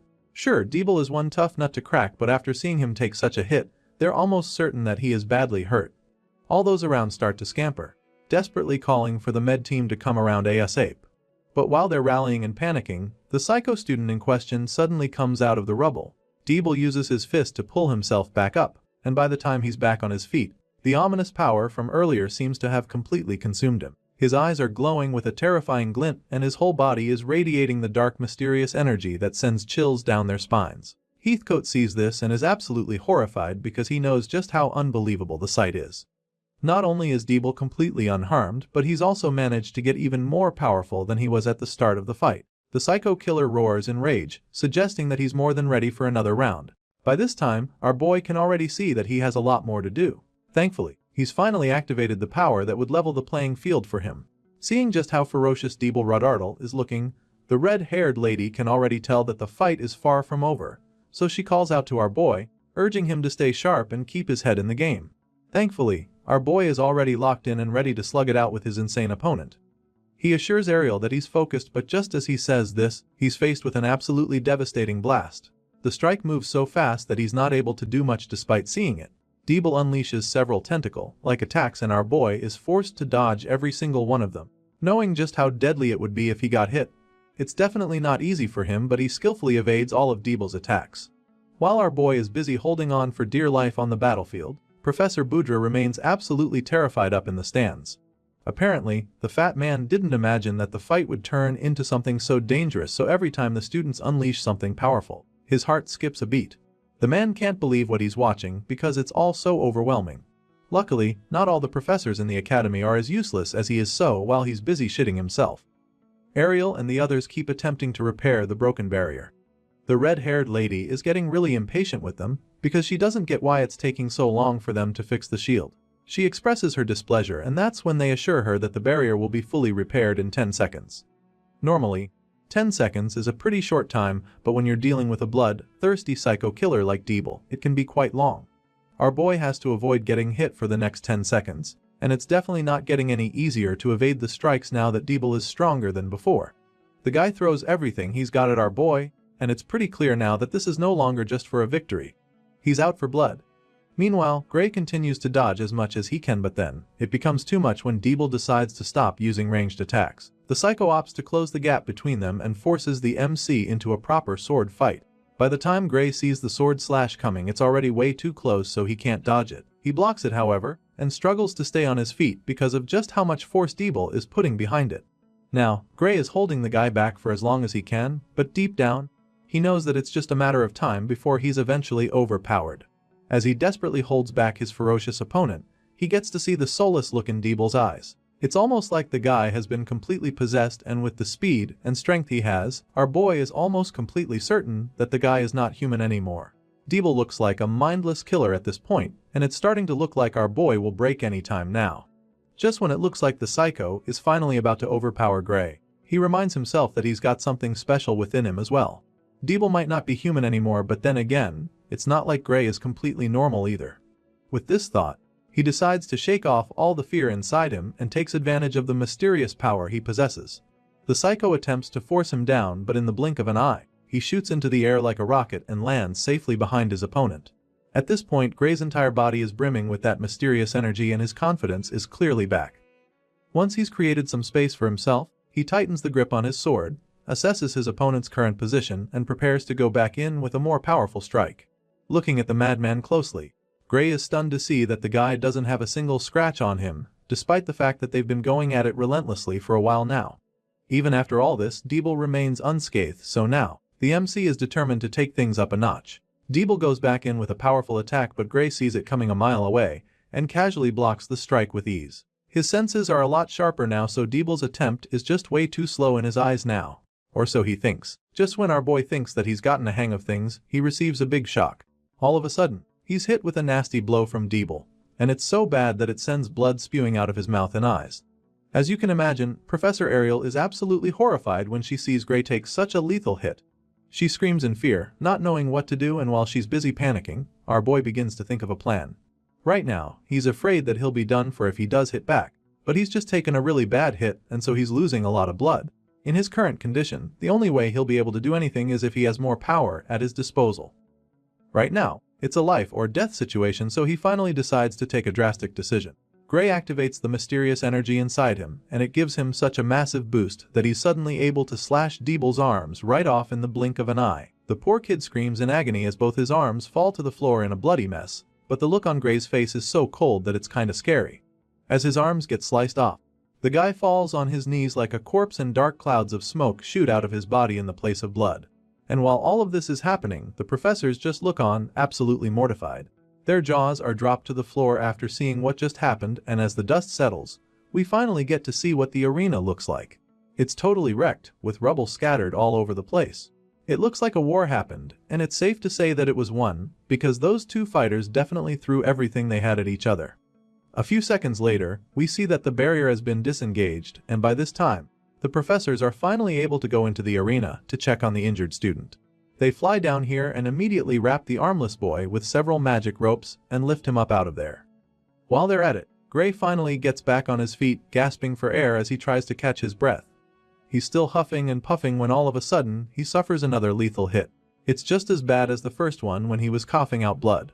Professor Ariel sees him in that state again, so she immediately rushes over to him to help him. The lady uses her healing magic to try and help him out, but she quickly realizes that it won't be enough to save him, so she calls on the others to cast their healing magic on him too. Without any hesitation, they all combine their magic in order to heal him, and after only a few seconds, a wide smile appears on Ariel's face because it seems to be working. The red-haired lady is so relieved to see that Gray's wounds are healing, but she's not even able to dwell on the thought for long, because the boy does something that leaves her speechless. All of a sudden, our boy gets back on his feet to thank her, and with the excited look on his face, you'd never imagine that he was just on the brink of death. Just like the other professors, Ariel is absolutely stunned because she can't even understand how the kid is able to stand already. They're all flabbergasted by how uppity Gray is all of a sudden, so they're pretty concerned. As for our boy, he feels completely fine, so he simply asks the lady to take a good look at him and check if everything is alright. As such, the red-haired lady doesn't hesitate to check him out with her divine eye, and she's even more taken aback by what she discovers. Her eyes widen in disbelief by the time she's done inspecting Gray's body. Apparently, the kid's soul doesn't even have so much as a scratch on it despite using that much power just now. It's truly amazing as far as she's concerned, and there's no doubt that it's good news. Hearing this, our boy just gets even more curious, so he asks her to tell him what she saw concerning his body. Well, clearly, since he's standing so casually on both feet, it's pretty obvious that his body is fine, but she still informs him that the healing magic took care of it.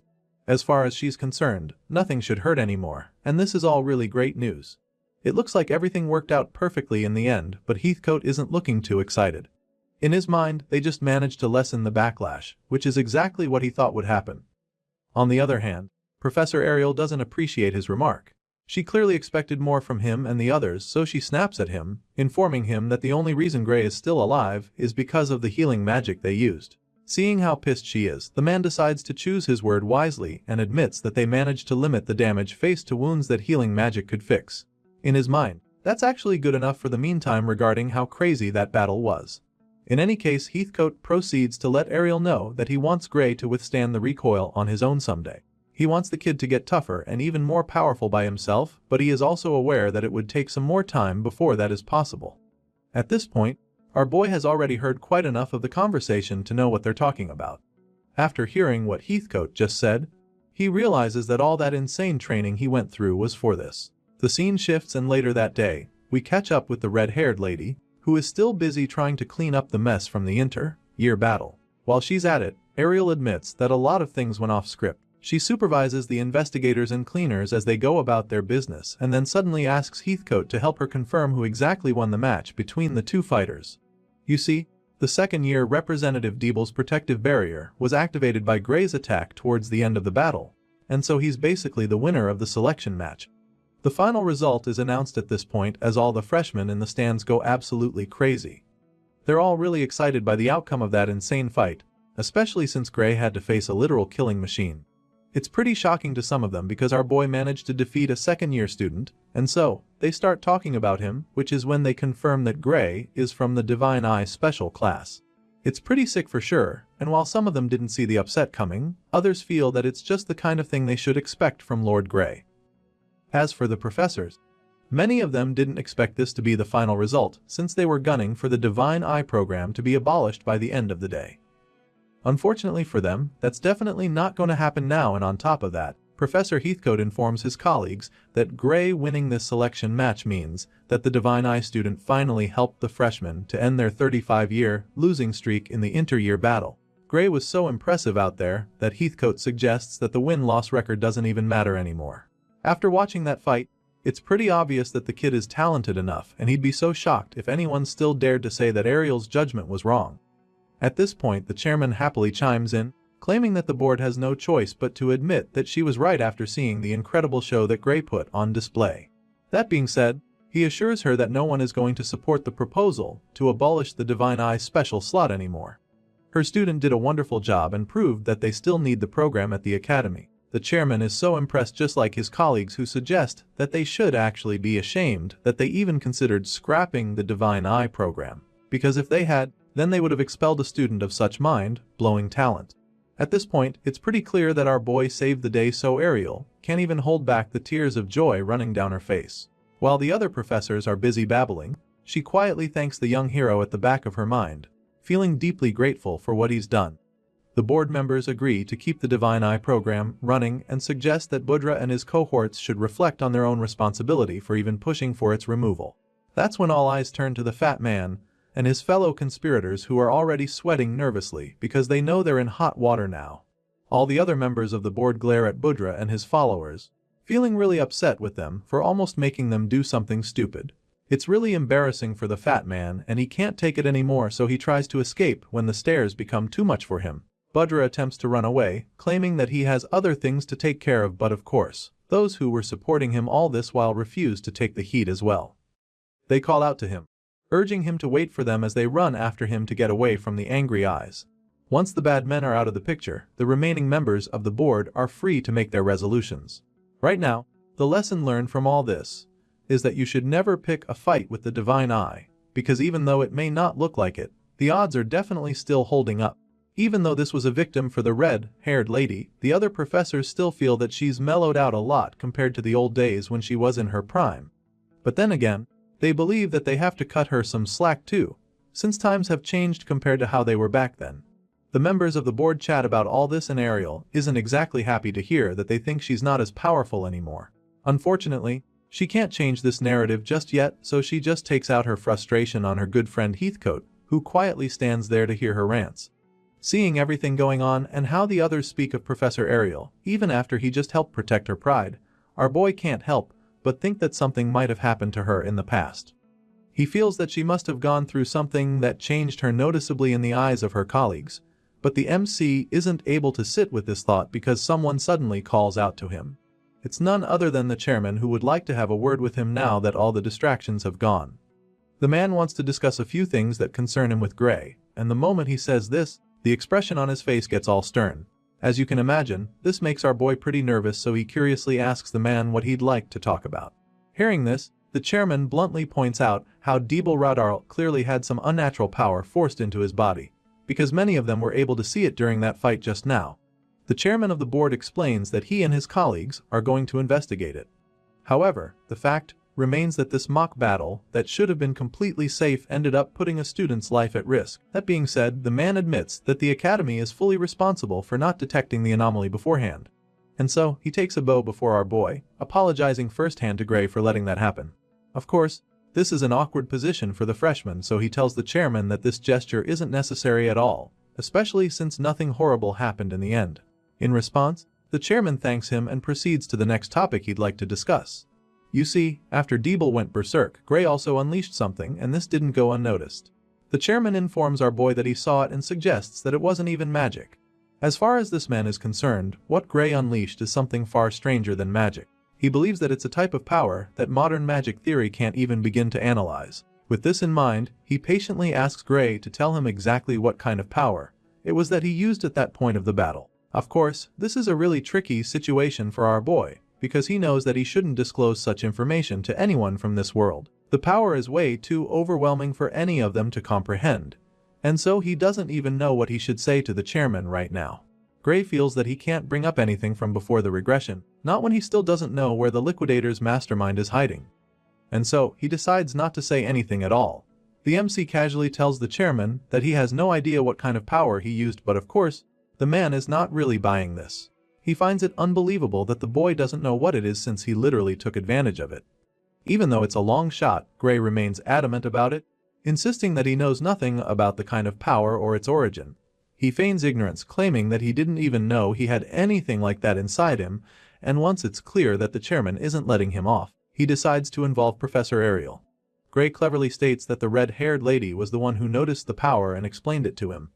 At first, Ariel is taken aback when she hears her name, but after listening for a while, he concludes that Gray is just lying to get off the hook. She definitely wasn't the one who helped him discover the power, because he was already using it freely by the time he took down the ogre general. She knows he's lying, but what she hasn't figured out is what game he's playing here. Just then, he looks over at her and matches her gaze. From the look on his face, you can tell that he's trying to tell her something, and of course he is. Bro is desperately hoping that the lady plays along with his lie because in order to stop the liquidator, he needs her to be the only one who knows about this power. If anyone else finds out, it's just a matter of time before the entire academy gets involved, and by then, everything will get out of hand. It's almost like she can read his mind through his eyes, because she immediately understands exactly what he wants from her, and she's amazed that this is the angle he's coming from. The fact that he managed to think that far just now is really impressive, and she starts to think that he's way too clever for his age. I mean, he doesn't even act like someone who's living life for the first time. Anyway, she's more than happy to help him get out of this sticky situation because if he trusts her this much, then she has no choice but to step up for him. With this in mind, the red-haired lady immediately chimes in to take over the conversation with the headmaster. She assures the man that his guess is correct, claiming that Gray's power truly can't be analyzed through magic theory. That being said, she explains that she's the only one who can see it clearly thanks to her divine eyes. Ariel reveals that she asked Professor Heathcote to hold Gray out after observing his power because the man has a good affinity with such energy. She also claims that the training he got is the reason why he was able to manage that level of control during the fight. She admits that she's still researching how to draw the power out properly, but also asks the headmaster to leave everything regarding Gray's power to her. This is exactly what our boy wants, and right now, this woman is playing all the cards perfectly, making it very hard for the chairman to refuse her request. The headmaster takes a moment to process everything she just said so that he can come up with a response. He starts by admitting that he can't flat out refuse her, especially after seeing that fight. With this in mind, the man finally makes up his mind to let her handle it. He tells Ariel that Gray Lee and the entire Divine Eye Special Group are under her supervision and command. He gives her full control over the situation, but also tells her to say the word if there's anything the Academy can do to assist her. This is exactly what Gray and his professor were gunning for, but they're pretty taken aback by how easy it was. Seeing this, the professor immediately thanks the headmaster for his kindness, and just like that, their secret remains safe. Once that's out of the way, the headmaster decides that he and the others will be heading out. They've already strapped Deeble Redardal on a stretcher to be carried down to the special underground medical ward to examine his condition. That being said, the chairman asks Ariel to come with them because he'll need her eyes down there to see what none of them can. Of course, the red-haired seer is more than happy to go along with them for this investigation. Later that day, we catch up with Gray and his professor in her office. She takes a sip of tea to relax before going ahead to tell him what they discovered in the underground medical ward. According to the analysis results, power that was used on Deeble was nearly identical to the liquidators. She lets Gray in on this piece of information, knowing how important it would be in their own investigation. As far as she's concerned, there's no doubt that the same crystals from the research facility were used on Deeble, so when she reveals this, our boy just gets even more curious. Right now, he's unsettled and really anxious to find out exactly what happened to the second-year psycho. Seeing the look on his face, the lady breaks the bad news to him immediately, ripping the band-aid right off as she tells him that Deeble didn't make it. As you can imagine, this is not easy for Gray to take, especially when he feels like he is responsible for it. He just stands there, frozen in shock, and tries to ask if it was because of what he did, but Ariel quickly assures him that it wasn't his fault. She tells him that Deeble stopped being himself from the very moment that the dark power inside him got activated. In fact, She has a feeling that the poor kid was already gone when the power was implanted into him for the first time. The lady insists that Gray doesn't have to feel guilty, assuring him that he's not responsible. However, she also has a feeling that this whole saga was aimed at our boy. Without a shadow of doubt, Professor Ariel thinks that the fight against Deeble was nothing more than retaliation for killing Varian Bradley. Our boy tries his best not to get thrown off by all of this, but it's getting really hard not to break down. Despite what the professor says, there's definitely still some guilt tugging at his conscience. What really leaves him feeling sick right now is the thought that some tampered with Deeble even after Varian's death.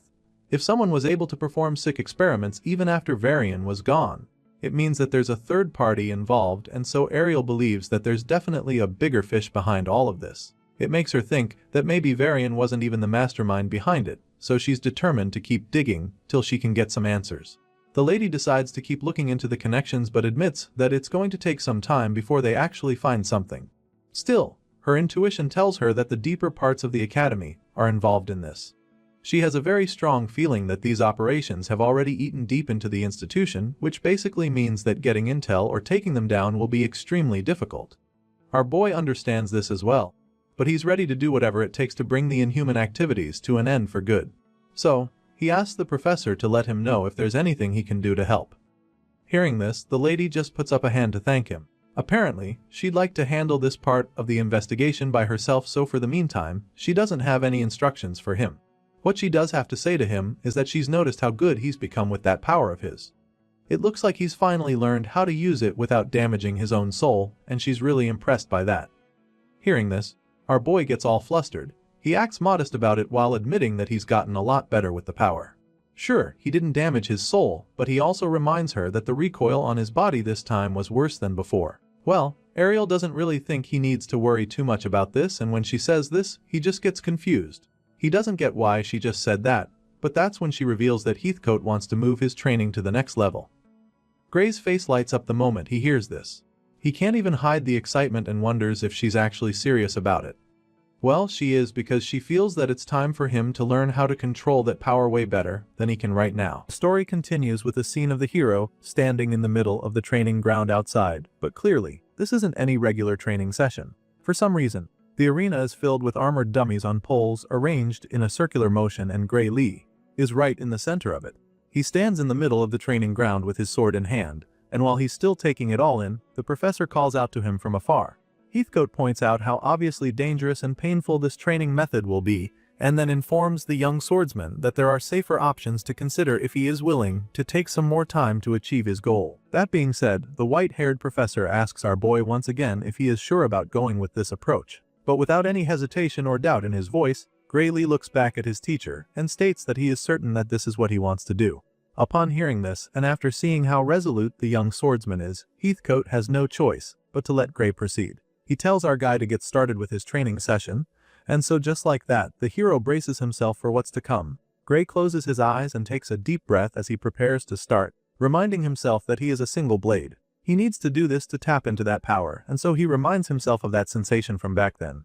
As soon as he does this, the dark energy starts to swirl all over the blade of the sword. It starts to gradually form tiny little bolts until the entire blade is covered by the ominous red flame. Of course, this dark magic doesn't just cover the sword, but extends Gray's entire body from his arm, and so, in the blink of an eye, our boy is completely covered in it. And once he realizes that he's finally tapped into it, he decides that it's time to start this training session properly. His eyes start glowing with that ominous glint, confirming that he's entered beast mode, which is why he's able to absolutely destroy all the dummies surrounding him with ease. He shatters all the armors as if they're crackers and not steel, and he does this with a mind-blowingly rapid attack. Gray runs through the training ground, leaving a smoky trail of rubble in his wake as he wipes out every obstacle in his way, and as you'd expect, such a ferocious display leaves the onlookers pretty stunned. They're astounded by the mind-blowing speed Gray uses to do this, and all they can think about is how incredible it is. While most of them are flabbergasted, only one of them is more intrigued than amazed. It's the professor, Heathcote, who's watching intently as Gray does his thing, like he's trying to study the dark swordsman's technique. Meanwhile, our guy continues to slash and smash all the dummies on metal dummies gathered on the training ground with him, but then something truly unexpected happens all of a sudden. Just as our boy is about to deliver yet another devastating strike, he starts to bleed from all over his body. Blood gushes out all of a sudden as if he just got slashed with knives all over, and the pain that follows is so excruciating that he can't even stay on his feet. Despite this shocking event, Gary somehow manages to stick a superhero landing, but as you can imagine, this doesn't last for long because of how much blood he's already lost. For a second, it looks like he might actually be okay, but then our guy starts to feel really dizzy and immediately collapses on the floor, flat on his face, where he continues to bleed out. The guys in white who were standing on the sidelines appear to have been aware that something like this could happen, so as soon as Gray falls down, they light up and begin to activate recovery magic to help him. These healers use their magical abilities as a team to seal all of Gray's wounds and stop the bleeding in a flash. Right after they do this, the Dark Swordsman regains consciousness and is finally able to sit up. He's still pretty exhausted, so he just stays in that spot for a while and thanks them for helping him. After confirming that Gray Lee is fine, Professor Heathcote walks up to the young swordsman with a big smile on his face. He commends Gray on his display. As far as he's concerned, the guy is really looking good now. Feeling that our boy managed to even hold the power a bit longer than last time. That's definitely progress, so the professor is confident that Gray's body should gradually learn how to endure the backlash as they continue to practice. Meanwhile, as soon as our boy gets back on his feet, he notices something off with his right wrist. He didn't notice it back then, because he was so focused on completing his assignment, but now, he can feel the pain a lot more, which makes him realize just how much it hurts when he actually uses this dark power. He informs Professor Heathcote of this, expressing his concerns, but the man simply tells him that the pain and suffering he's feeling just means that he's now pushing past his limits. The white-haired man is very much convinced that they're making progress even though it's taking a toll on Gray's body. And on this note, he admits that he also understands that this training model is a bit excessive, so he reminds the Dark Swordsman that it's entirely up to him to decide whether or not he wants to continue with it. Heathcote gives Gray the chance to stop this insane training before it gets even more difficult than it already is, but as you can imagine, this swordsman is not a quitter, so without any hesitation, he informs the professor that he's going to give it another try, one more time before they close for the day. He says this with a determined look in his eyes, and Heathcote is probably about to send him in for another deadly round, but before that can happen, Professor Ariel enters the scene and stops them. The red-haired lady marches onto the training ground with a pretty disappointed look on her face. Heathcote and his apprentice are surprised to see her, and before they can even say anything, the lady bluntly reminds them that this particular training is limited to once a day. As much as she'd like to see Gray Lee fully master using this dark magic, she also doesn't want to see him get killed by it, so she refuses to let them continue. Of course, the excited swordsman feels that he can go one more round, so he protests, trying to convince the red-haired lady that his body is already completely healed. Besides, with the new method he's been using, his soul isn't even supposed to get damaged, so he doesn't understand why she won't just let him keep training. Seeing how eager he is to continue, Professor Ariel decides to explain the situation better to him. She confirms that physical injuries can indeed be healed with recovery magic, but also explains that there's more to it. Apparently, if Gray takes any severe damage again before his nerves stabilize, then it could throw off his senses when swinging a sword. She explains this to him, feeling that he should understand what she's trying to say better than anyone since he has actually experienced it in the past. Remember the scar that Gray got as a child from being bullied by Belder and the others? Well, the damage from that injury was the same reason why he was told that his swordsmanship would never improve. And this is exactly what Professor Ariel is trying to avoid. By letting him go back in with newly healed wounds and unstable nerves, she could be putting him in serious danger, and that's not a risk she's willing to take. Upon hearing this, Professor Heathcote immediately sided with Ariel. The white-haired man is pretty relieved that she won't let Gray continue, because even he isn't sure that he'd want to repeat this kind of training multiple times a day. At this point, our guy realizes that it's 2 versus 1 in this debate, and so he just stops protesting. While they're still talking, one of the healers who was watching the whole thing falls out to them. The guy seems pretty puzzled because he doesn't get why Gray is in such a hurry to get stronger all of a sudden. As far as this guy is concerned, the Dark Swordsman is extremely powerful already. Heck, he's stronger than almost everyone at the academy, so this guy is really curious as to why Gray would want to keep training like his life depends on it. Hearing this, Professor Ariel decides to be the one who responds. She answers the student, telling him that she's the one who caused all of this. Ariel claims that it's her fault, revealing how she dragged Gray into the fight with Bradley Varian, and how the people working for the mad scientist now see Gray as an enemy because of that. The red-haired lady admits all of this, and then goes on to reveal that the incident with Deeble was only just the beginning. Apparently, there are people operating in the Academy's shadows, and as a result, she fears that the criminal group, Blood Drinker, that stole magic catalysts for Bradley might also come after Gray Lee. In other words, this young swordsman is already in a lot of danger. because he practically has a bounty on his head now. And so, the professor knows that it won't be enough even if they isolate him somewhere heavily guarded.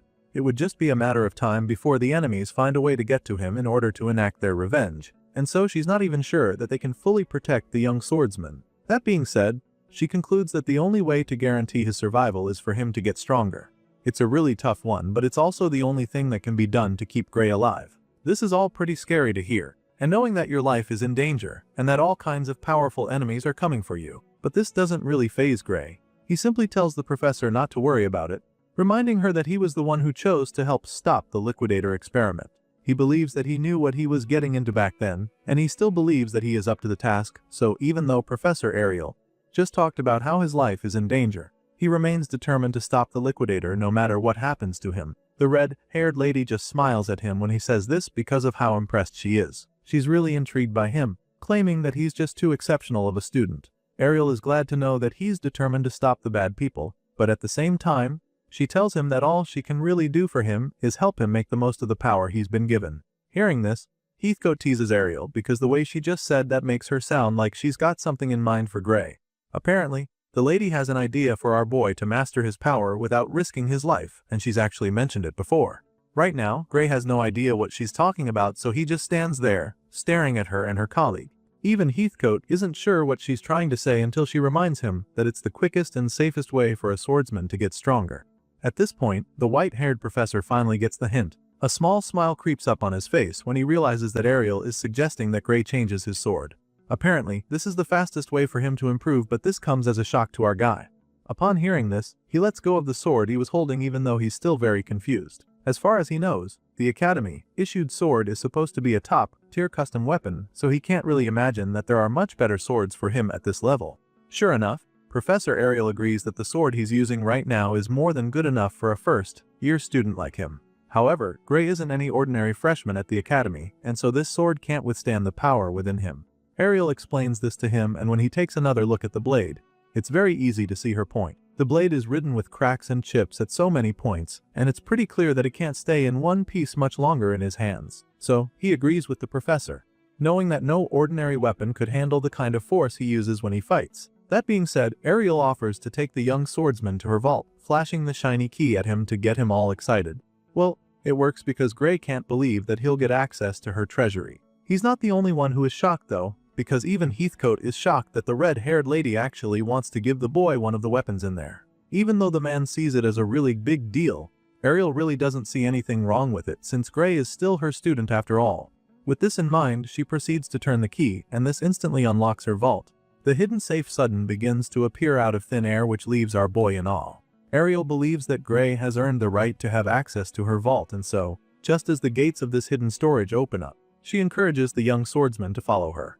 Gray Lee makes his way into the professor's private vault, and the moment he enters the place, he is absolutely blown away by what he sees. His eyes widen in shock and his face literally lights up from all the gold scattered in Professor Ariel's secret vault. The place is flooded with more treasure than Gray has ever seen in his life, and on top of that, it's also very massive, which just goes to show how much gold this red-haired lady has in her possession. As you can imagine, it takes him a while to process what he's looking at, but the professors seem to be familiar with stuff like this. Apparently, it's one of the perks of being a professor at this academy. Anyway, our boy quietly follows the teachers as the secret entrance suddenly disappears, and after walking down the massive hall for a while, the red-haired lady starts trying to remember where the sword section of her vault is. She recalls almost immediately, but you can't even fault her for not remembering because this place is just so massive. Once she's able to remember where it is, she tells the others to follow her, and while Heathcote marches quietly behind her, Gray keeps staring all over the place in disbelief. Soon enough, they arrive at the destination, and once they're there, she shows our boy all the swords in her collection and informs him that the idea here is for him to find a sword that would suit him. Once again, even the sword section of Professor Ariel's vault is mind-blowing. It's literally a long hallway with shelves on each side, filled with all kinds of swords. It's definitely the biggest sword showroom that this freshman has ever seen in any of the lives he's lived, and so, he's pretty overwhelmed at first. Besides the fact that this place is just too big, Gray also notices that there are so many dangerous-looking swords. It's a lot for him to take in, and so he doesn't even know where to start from.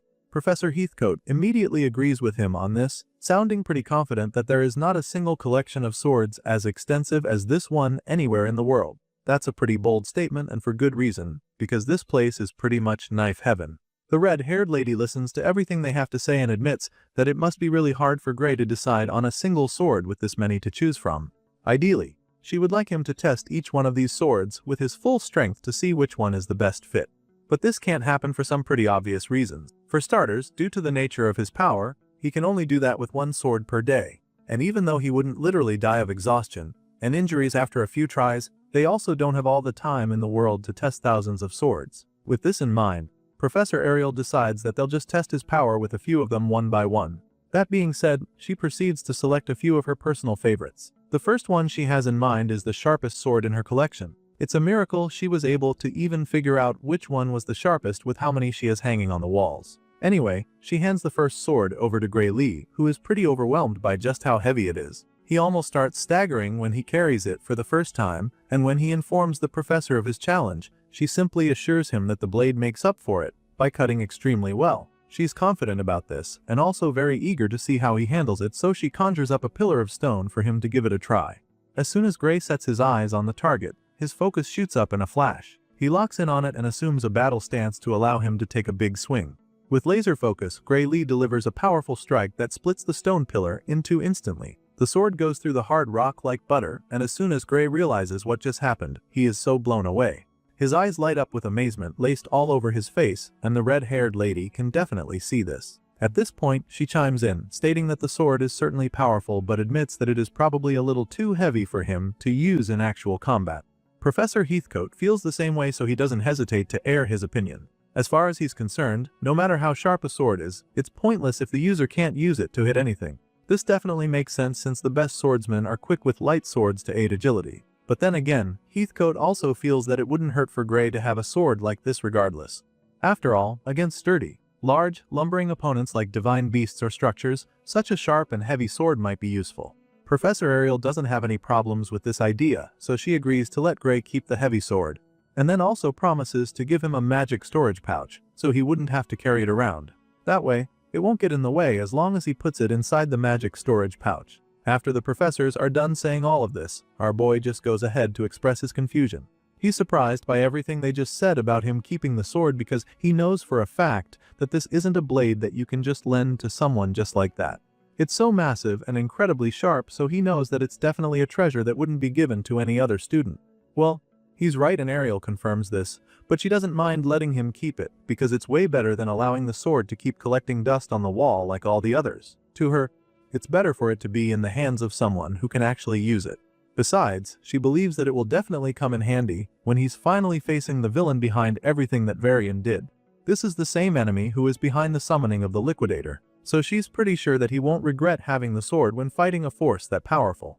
As soon as she says this, our boy begins to have flashbacks from his past life. The terrifying memories of scenes from the battlefield where they lost to the Liquidator run through his mind in a flash, making him remember just how hopeless they were against the Liquidator. The heroes of the world did everything they could, but they were no match for the World Ender, and it really didn't make a difference at all if they were there or not. Thinking back to how helpless he was on that day, Gray becomes a lot more grateful for the sword he's just been given. He thanks the Divine Eye for lending him the sword, proving that he's now ready to take on the responsibilities that come with the blade. Seeing that they're now on the same page, Heathcote tells Gray to avoid showing the sword to other people unless he intends to use it. However, the young swordsman doesn't understand why he needs to hide the blade. He asks the white-haired man why he needs to keep it a secret, and that's when Heathcote reveals that a sword like this is actually worth about 10 billion at least if put up for sale. In other words, this sword costs nothing less than 10,000 gold coins, and that's a pretty mind-boggling figure.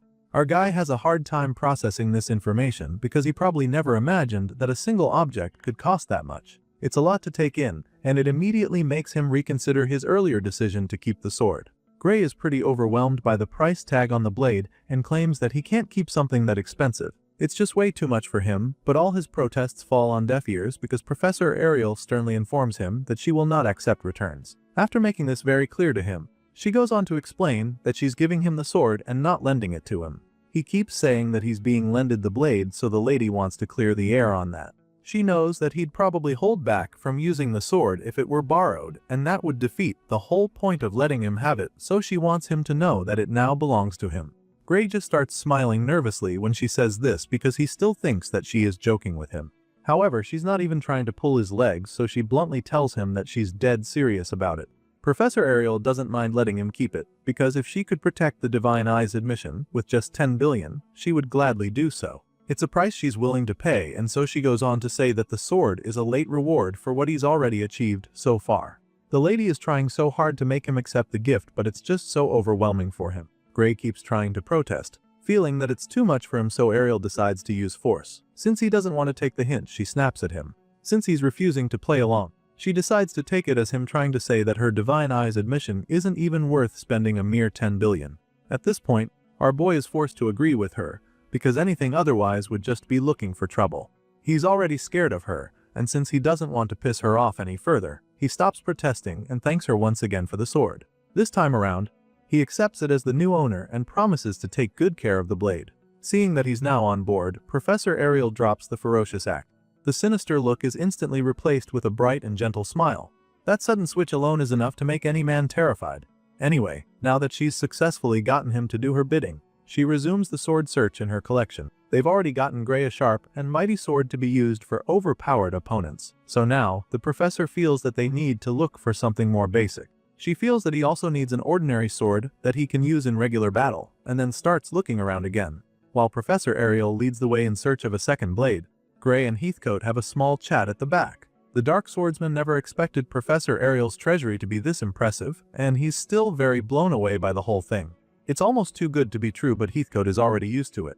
He agrees that the lady has an incredible treasury, adding that no one in the world possesses a keen eye on par with Ariel the Divine Eye. At the moment, it's pretty clear that they don't call her that name for nothing. That title is truly deserved because one must have a very keen eye to be able to pick out such an incredible collection. Professor Heathcote goes on to say that the red-haired lady can literally make as much money as she wants with her eye. It's an edge that she has above everyone else, and the white-haired man knows this very well. His little chat with Gray is cut short when the lady in question calls out to him. She stops in her tracks like she's stuck with a thought, and then asks the man which one he thinks is the best sword as an instructor. She already picked the first sword, so she would like to hear what her colleague has in mind this time around, especially since he is the one who has been mentoring the young swordsman. Heathcote is initially taken aback when she asks for his input, but then he quickly suggests that they take a look at one of the swords next to them. It's got a long, slender gold handle with a thick blade, and Heathcote feels that it would be a good fit for the young swordsman. Without giving it much thought, our boy picks up the sword and then asks if he can give it a try. Of course, Professor Ariel doesn't have any issues with letting him test it out, since that's the whole point of them coming down here. With this in mind, she tells Gray to go ahead and give it a swing, so he does just that. Our boy swishes the sword around, producing very powerful slashes with minimal effort. With how easy it is for him to swing this sword around, it's immediately obvious that it's a lot lighter than the first one. He doesn't need to take a battle stance before being able to generate power, and this second sword allows him to be a lot more fluid with his movements. The kind of agility that Heathcote has been looking for is what Gray finally has on display, hopping from one point to the next like a ninja on steroids. While the professors watch with delight, our boy also seems to be enjoying himself. The sword isn't stiff at all, so he's able to be as limber as he wants, and it's a really good feeling. So far, it looks as though he doesn't have any complaints about the sword, but at the same time, he can't help but feel that there's something missing. After testing it out a little, Gray suddenly starts staring at it with a look of dissatisfaction on his face. There's no doubt in his mind that this is a well-made sword, but something about it still feels off. At first, he assumes that he might be having this idea because he's not yet used to the sword, and just as this idea runs through his mind, Professor Heathcote interrupts his thoughts. The white-haired man can see the uncertainty on Gray's face, so he can immediately tell that this sword doesn't seem to suit him properly. The man was really hoping that this would be the sword for his student, since it checked all the boxes for him. But now that it's looking like it's not the right one, he comes up with another idea. While Gray is still trying to figure out why the long-handle sword doesn't feel right, the white-haired man goes to bring out another sword. Heathcote claims that this very sword was made for experimentation, and he's of the opinion that this might just be the one that finally suits his student. By this time, our boy gets to see the sword that his master is referring to. It's some kind of futuristic sword glowing with a bright blue aura and shiny gems beaming from the extremely long blade. At first glance, you can already tell that this is a special blade, which explains why Gray Lee is left speechless the moment he sets his eyes on it. Gray Lee stares at the futuristic sword in awe as it glows continuously on the wall. It looks so cool that our boy can't even take his eyes off it. He keeps staring. wondering what kind of sword it even is, and that's when Professor Heathcote figures that this might be something the student would want to explore some more. Seeing how intrigued Gray is by the sword, he tells the boy to try holding it to see how it feels in his hands. Of course, the student does just that. Gray reaches out to pick up the sword, and what happens next truly leaves him even more surprised. The lights on the sword begin to glow even brighter, giving off tiny bolts of electricity the longer he holds it. The boy is a little overwhelmed by it, but he keeps his fingers tightly wrapped around the handle regardless. After a while, he finally feels comfortable holding the sword, so he does a light inspection, and that's when he notices that the sword doesn't have an edge. Gray runs his thumb along the sides of the blade and notices how blunt they are. It almost feels like a big ruler and not something created to do any damage. That's when the white-haired professor explains that this sword was designed for experimentation with new technology, not for actual combat. Apparently, even though this sword looks like it might just be an unsharpened slab of steel, it's extremely durable. And for this reason, the professor suggests that it might actually be a good match for our boy Gray. At this point, the young student is a little taken aback by what the teacher is telling him. It's looking like the professor is telling him that he doesn't need a sword with an edge to be a good swordsman because of the dark power he already possesses. Well, that's exactly what Heathcote is trying to say. The professor says this very plainly, doubtful that there's actually any sword out there that could withstand Gray's power. He doesn't think that there's a sword out there that can survive the power that this bow possesses, and as far as he's concerned, if Gray keeps growing stronger, then even the swords here in Ariel's collection will do nothing but slow him down. With this in mind, the professor suggests that Gray should be looking ahead to a future where he would no longer need to rely on the edge of a sword during a fight. The man explains this and then goes on to tell the student how a sword like this might just be perfect for him. Just as he says this, he takes the blade from Gray and demonstrates just how powerful it actually is even though it doesn't have sharp edges. The man takes a big swing at one of the pillars in the room and slices through it like it's a piece of cake. As you'd expect, our boy is pretty blown away when he sees this because he would never have imagined this glowing sword to pack that much of a punch. While Gray finds the whole display absolutely amazing, Professor Ariel doesn't seem to be a fan of it. She just stands next to him with a bored expression on her face, suggesting that she finds it pretty unnecessary. The lady goes on to tell the two boys that she personally thinks Gray is better off continuing to wield an actual sword. She feels that Heathcote probably just wants to show off, but then again, she also admits that there might not be any harm in giving this new thing a try. In other words, the red-haired professor is partially on board, but she also asks Gray if there are any other weapons he'd like to test out. She even offers to show him other stuff in the other sections if he wants to try something other than a sword. As you can imagine, our boy is pretty glad to hear her say this. Sure, the blunt sword already seems like a good choice, but since she's offering, he doesn't mind checking out the remaining swords in her collection. He's obviously not interested in any other kind of weapon, so he takes a look around and eventually spots something that catches his eye again. This next sword looks absolutely amazing with a bright crimson blade. At first glance, Gray presumes that it would be much lighter and stronger than the first sword. So, with this in mind, he immediately starts walking over to it, telling the professor that he'd like to check it out. But then, just as he's walking over toward the red sword, something catches his attention all of a sudden. Gray turns to the side and sees an extremely long sword hanging on the wall. His gaze narrows in on the sword as he begins to experience a strangely familiar sensation. It's almost as if he's seen this particular sword somewhere before, and so he simply can't take his eyes off it. He finally goes to the long sword and asks Professor Ariel about it, hoping that he'd be given permission to try it out. Of course, this isn't just any random blade, so the red-haired lady immediately recognizes. She reveals that an old student of hers left the sword behind after he graduated, and so she just kept it ever since. The professor explains that it's not exactly a famous sword, but admits that it's actually very well made regardless. Right now, Gray seems to be more interested in this sword than any other one he's come across so far, so he doesn't hesitate to ask if he can give it a try. As you can imagine, the red-haired lady is more than happy to let him give it a go since she doesn't want him to end up with that edgeless sword that Heathcote has been suggesting. Ariel prefers if he settles with this one over the previous sword, so she encourages him to go ahead, and as soon as Gray picks up the long sword, he notices how easy it is to hold. It's like the blade fits in his hand like a glove, and this leaves him very impressed. Now that he's wielding this light long blade, he can't wait to test it out, so he quietly walks up to one of the many wooden dummies in the room to try it out. Of course, the fact that the sword was in Ariel's collection obviously means that it would be good,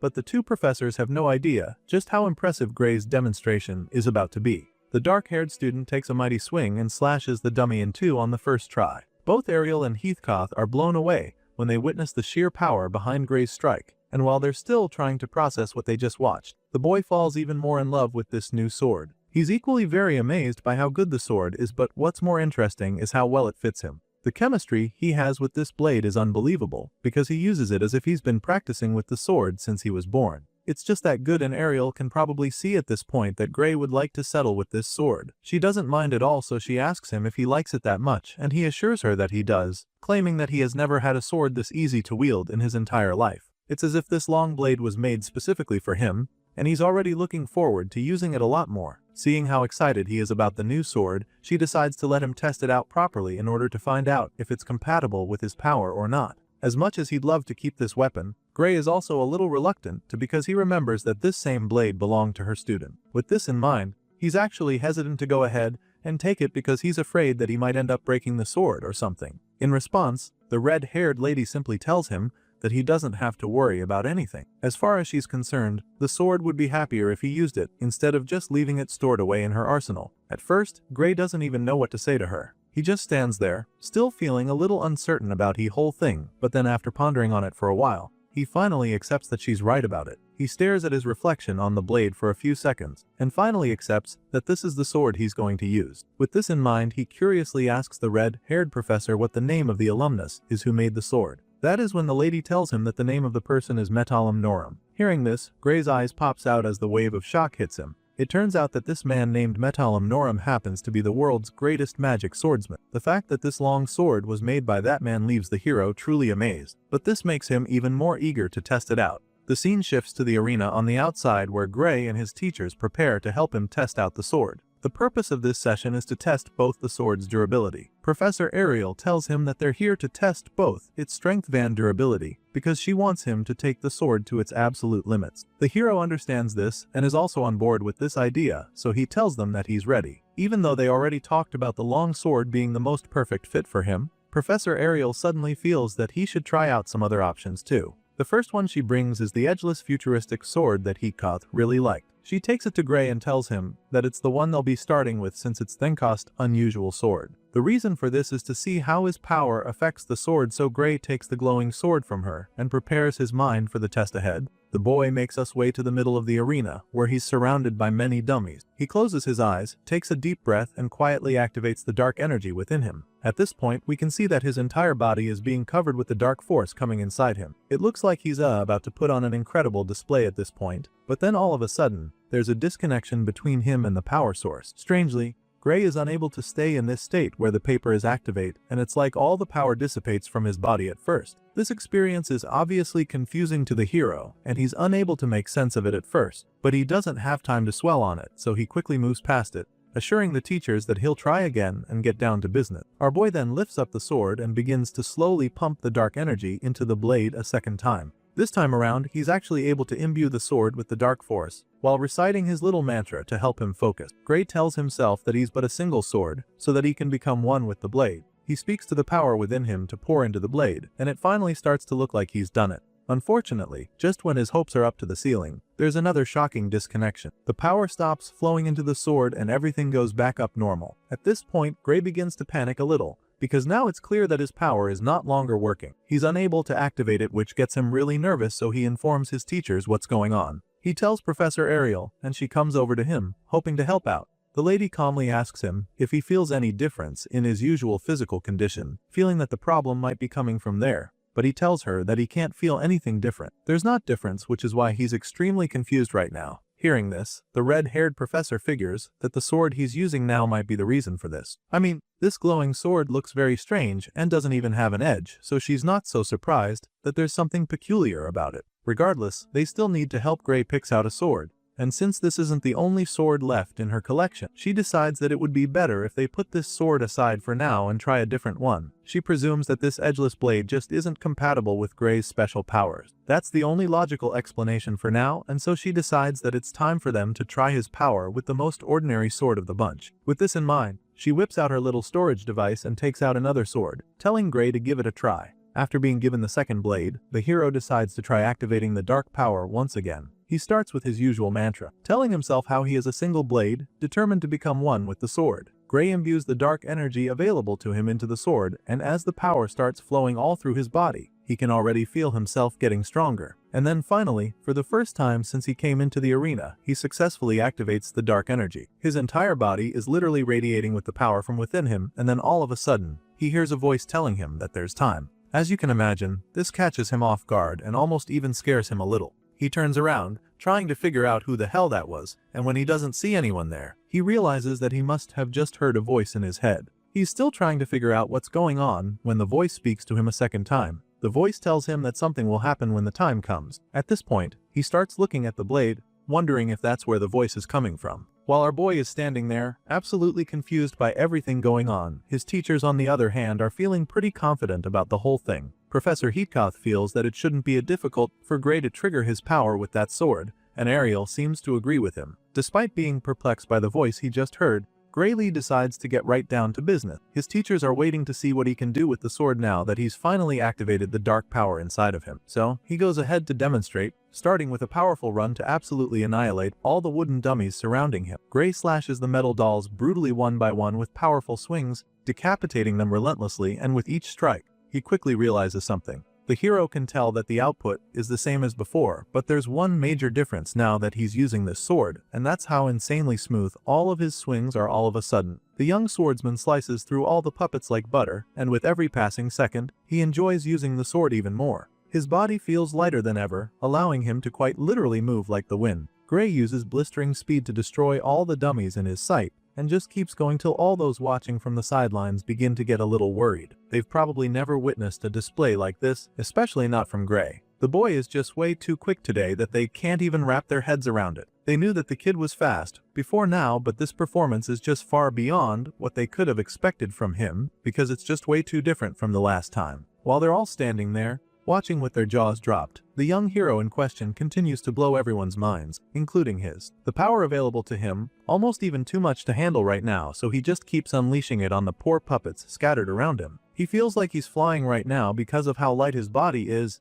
and this motivates him to keep going. Gray strikes every single one of the targets around at an unbelievable pace, and then all of a sudden, reality dawns on him. After decapitating the last dummy in the arena, Gray lifts his own head to look around, and that's when he realizes that there are no more targets. There were probably hundreds of them set up around him when he started, but he somehow managed to destroy all of them in the blink of an eye. The young hero looks around, baffled at what he has just done. As it turns out, the number of targets he just wiped out was the same as the last time, but back then, he was only able to cut down half of that number. This time around though, that's not the case because he clearly destroyed all of them, and very easily too. The hero stands in the middle of the sea of puppets that he just destroyed, soaking it all in, and then Professor Ariel suddenly calls out to him. The red-haired lady draws him out of his thoughts to talk to him, because she's very curious as to how he's still standing there. At first, you'd think she's just trying to commend him, because of how impressed he is by what he accomplished, but we quickly learn that she's actually trying to warn him. She shouted him to drop the sword immediately, but by the time she says this, it's already too late. The sword falls out of Gray's grip immediately and the boy goes down on his knees right after. He clutches his belly, wincing in pain, and suddenly begins coughing out blood. At this point, the professor's fears are confirmed, so she races down over to the boy to try and help him. While running to Gray, she instructs the other mages there to cast healing magic on the boy immediately, and they do just that without any hesitation. The power of the healing magic rests on our boy right away, and it helps him get back on his feet even before his teachers can get to him. He struggles to keep his balance and stand upright, but even the healing magic isn't enough at first. The damage his body suffered is a lot, and the pain overwhelms him till he falls right back down on his knees. By this time, he can feel all the strength inside of him getting drained out like it's being sucked with a giant straw. He's still struggling when Heathcote finally gets to him to help him up. The white-haired professor tells him not to push himself too much and then slowly lofts him up. But as you can imagine, our boy just feels bad that this is how his training session ended up. When they first got here, he was determined to prove himself to them by showing that he can handle the power within him and master his swordsman. Unfortunately, now he's being helped out of the arena because his body couldn't take the brunt of activating the dark power. Feeling disappointed, he just apologizes to his teachers, knowing that he's probably blown his shot at the whole thing. However, these two are more concerned about his well-being right now, and their priority is getting him some much-needed treatment. While Heathcote helps him back on his feet, Professor Ariel assesses his condition with her divine eye. She knows for a fact that losing that much blood will drain his stamina, even with the healing magic that has been casted on him. That being said, she advises him to just rest for a while and let the healing spell do its thing. Heathcote can see that the boy feels pretty sad about how things turned out, so he tries to cheer him up a bit. Even though Gray's body took a lot of damage from this last performance, the man noticed that the boy was also able to break past a limit that he couldn't before. As disappointing as everything looks right now,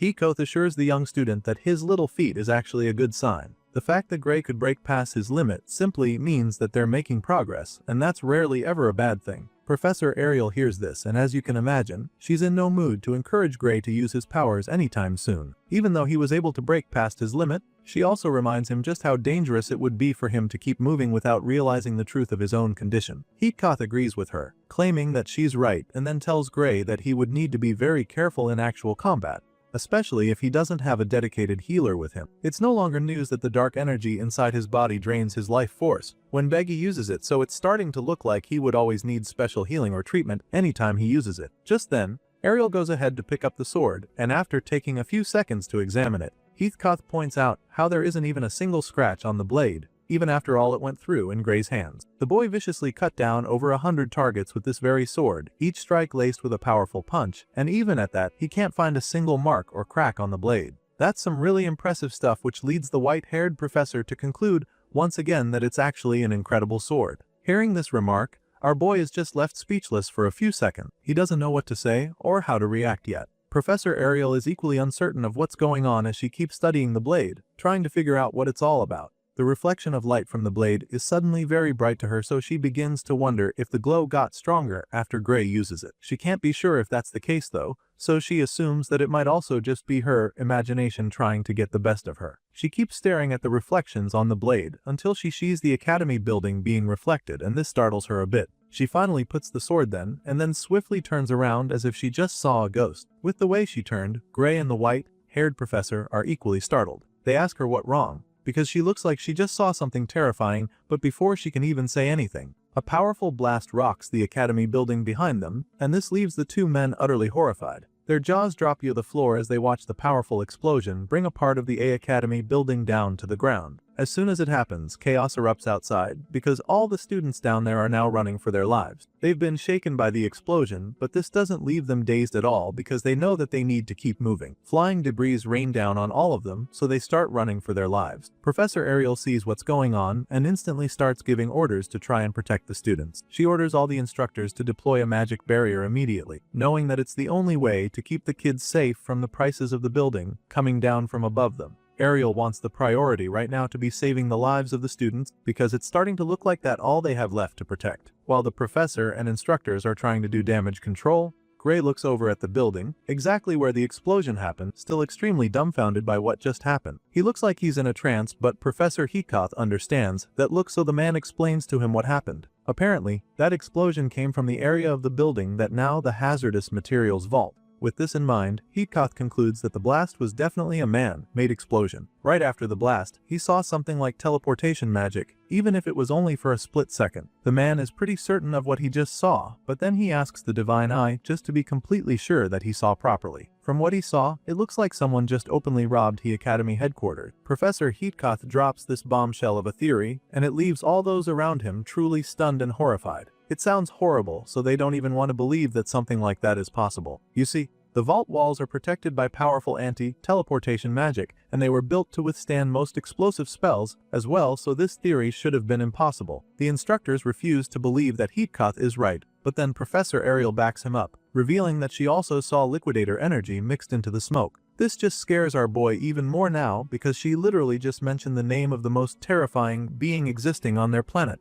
This harsh revelation sends chills down his spines, and while he's still trying to accept what she just said, the red-haired lady keeps giving him reasons to be scared. She figures that whoever is responsible for this explosion probably used crystals made in that underground lab they came across not too long ago. She feels that these crystals were what they used to destroy the Outer All and the anti-teleportation field. At this point, Arbno doesn't even need to hear all that much before jumping to his own conclusion. With everything the red-haired professor has just told him, he already figures that the ones who caused the explosion must have been Varian's allies. It's chilling for sure, but it seems to be the most likely explanation right now. Just thinking about it gives the hero goosebumps, but the sad reality of the situation right now is that these enemies actually made a move against the Academy headquarters, and now, it's pretty clear that they're not as safe as they thought. Shortly after the attack, Professor Ariel calls a meeting with our boy to talk about what happened and the way forward. The two go into an empty classroom where she explains what happened and they try to come up with a way forward. After some follow-up investigations, Professor Ariel can confirm that several items were stolen from the vaults. And this is not news that she's surprised to discover. In fact, she expected to hear something like this after Heatcoath said that he got a glimpse of teleportation magic at the scene of the attack.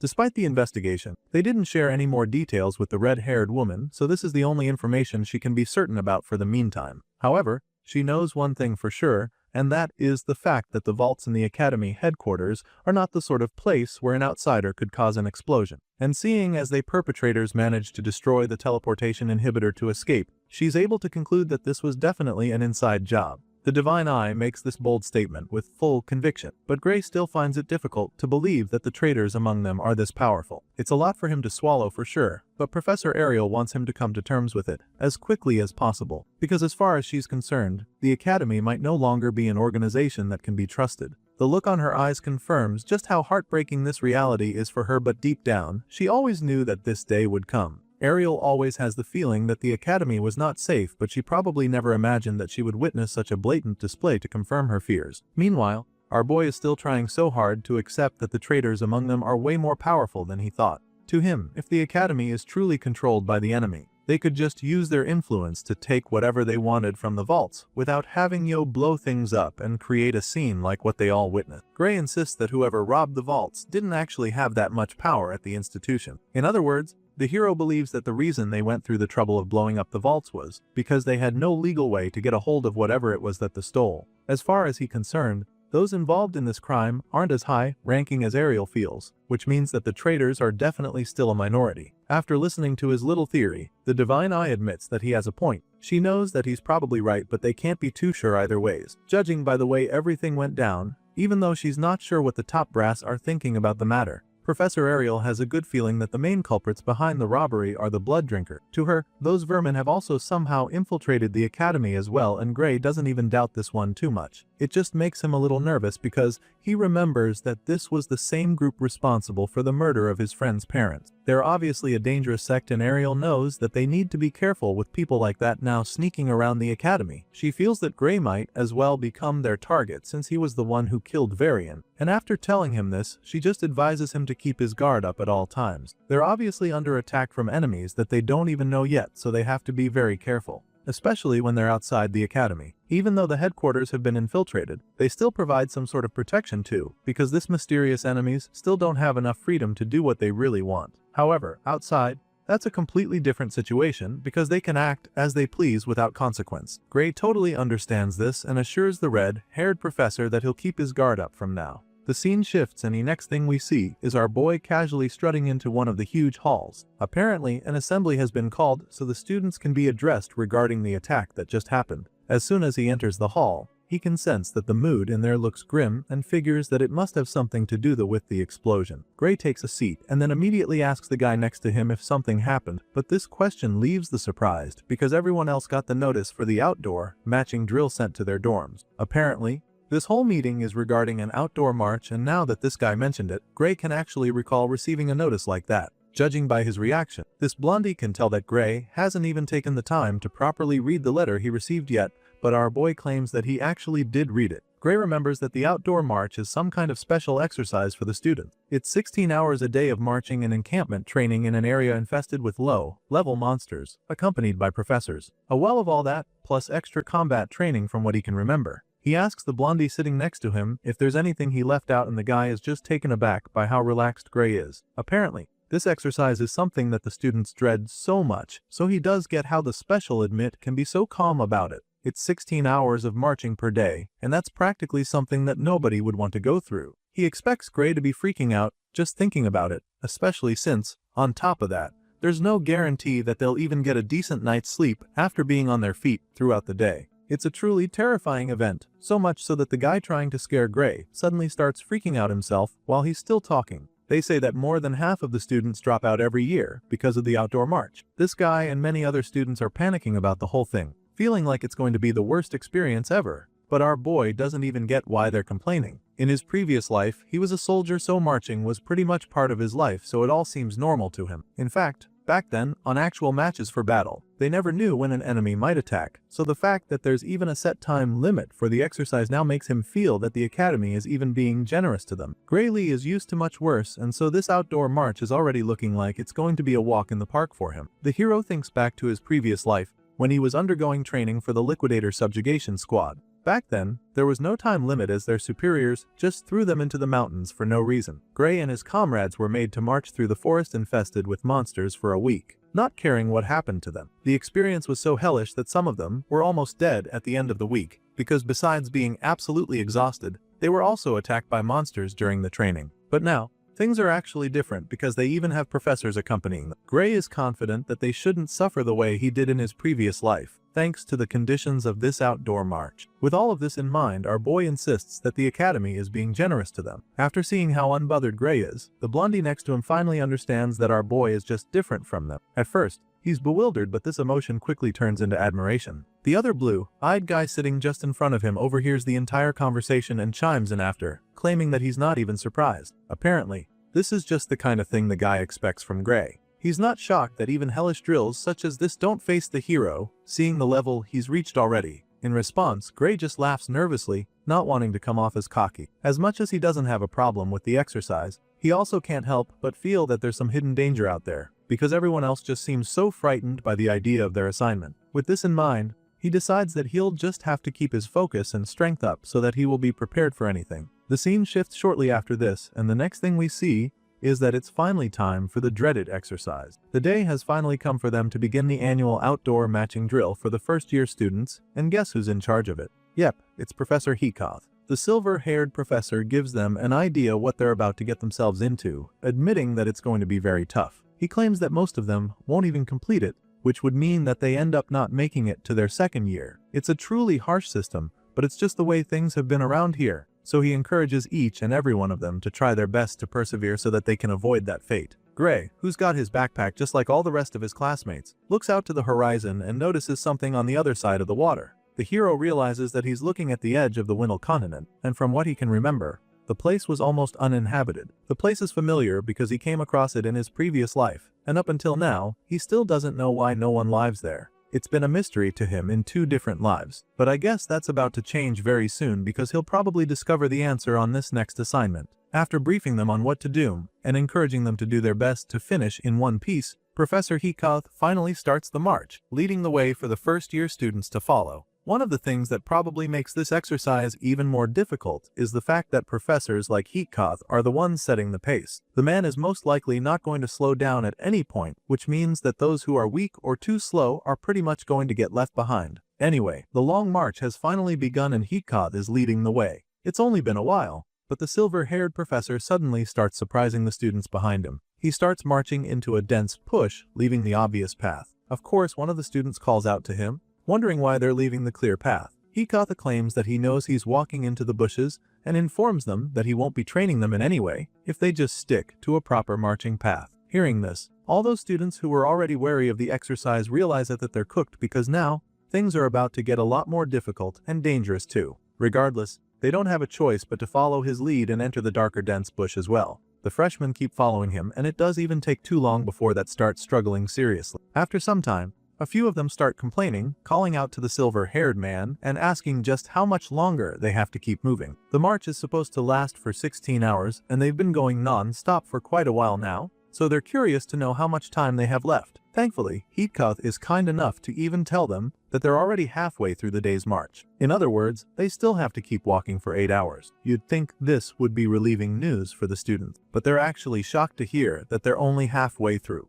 I guess it's probably felt like ages since they started walking, so they're horrified to learn that they still have to keep doing this for 8 more hours before they can start complaining again. Heacoth just starts encouraging them. He tells them that they'll be fine, claiming that their bodies will soon get used to it as they keep walking. He tells them that the tough part is only at the beginning, and that they'll soon be walking without even thinking about it. As encouraging as all this sounds, these kids can't help but feel that the man is lying to them. It sounds like a scam, but then again, it's not like they gave a choice. They can't afford to slow down or stop moving, because they'd just be left behind before they know it. While they're busy grumbling at the back, they suddenly notice that a few of their classmates have been keeping up with the professor's pace from the start. A good example is Leon, who doesn't even look tired at all after marching for 8 hours. It's very impressive. But then again, it's just the kind of thing they expect from the student who's at the top of the swordsmanship course. But while they're praising Leon, the blondie in question is just trying hard to keep up with his rival, Lord Grey. He knew the dark-haired boy was be very good during the exercise, and he's not surprised to see what the kid hasn't lost his stride since the beginning of the march. As the hellish assignment goes on,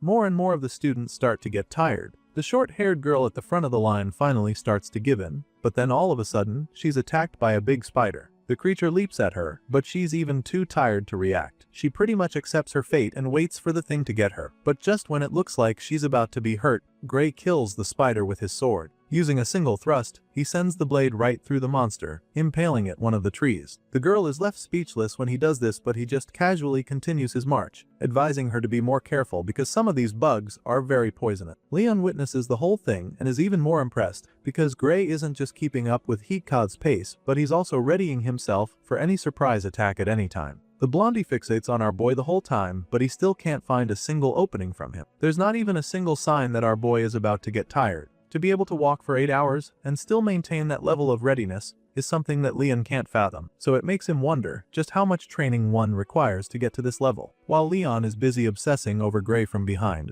we finally get to see what's going on in the hero's mind. At the moment, he is confident that his stamina is still holding up, and it's all that missed to the training he did before being sent back in time. I mean, to him, this isn't all that bad because the fact that they even get the opportunity to enjoy a proper night's sleep is much better than what he went through during his training back then. But right now, exhaustion from walking isn't even his major concern, because he still vividly remembers the sim he had with Professor Ariel before coming on this assignment. The red-haired lady clearly told him to keep his guard up, especially when he's outside the academy. For all he knows, he's already a target for the blood drinker, and now that he's all exposed, and without the protection of the academy walls, he's like a sitting duck out here. Grey knows that this drill will just keep taking them out into open areas with little security, but the worst part is that the academy obviously knows their location, so if the traitors wanted to get him out here, it wouldn't be that difficult. With all of this in mind, all our boy can do is try to stay calm and hope that nothing bad will happen while they're out in the forest. After walking several miles through the forest, the professor suddenly talks all the students following his lead to stop.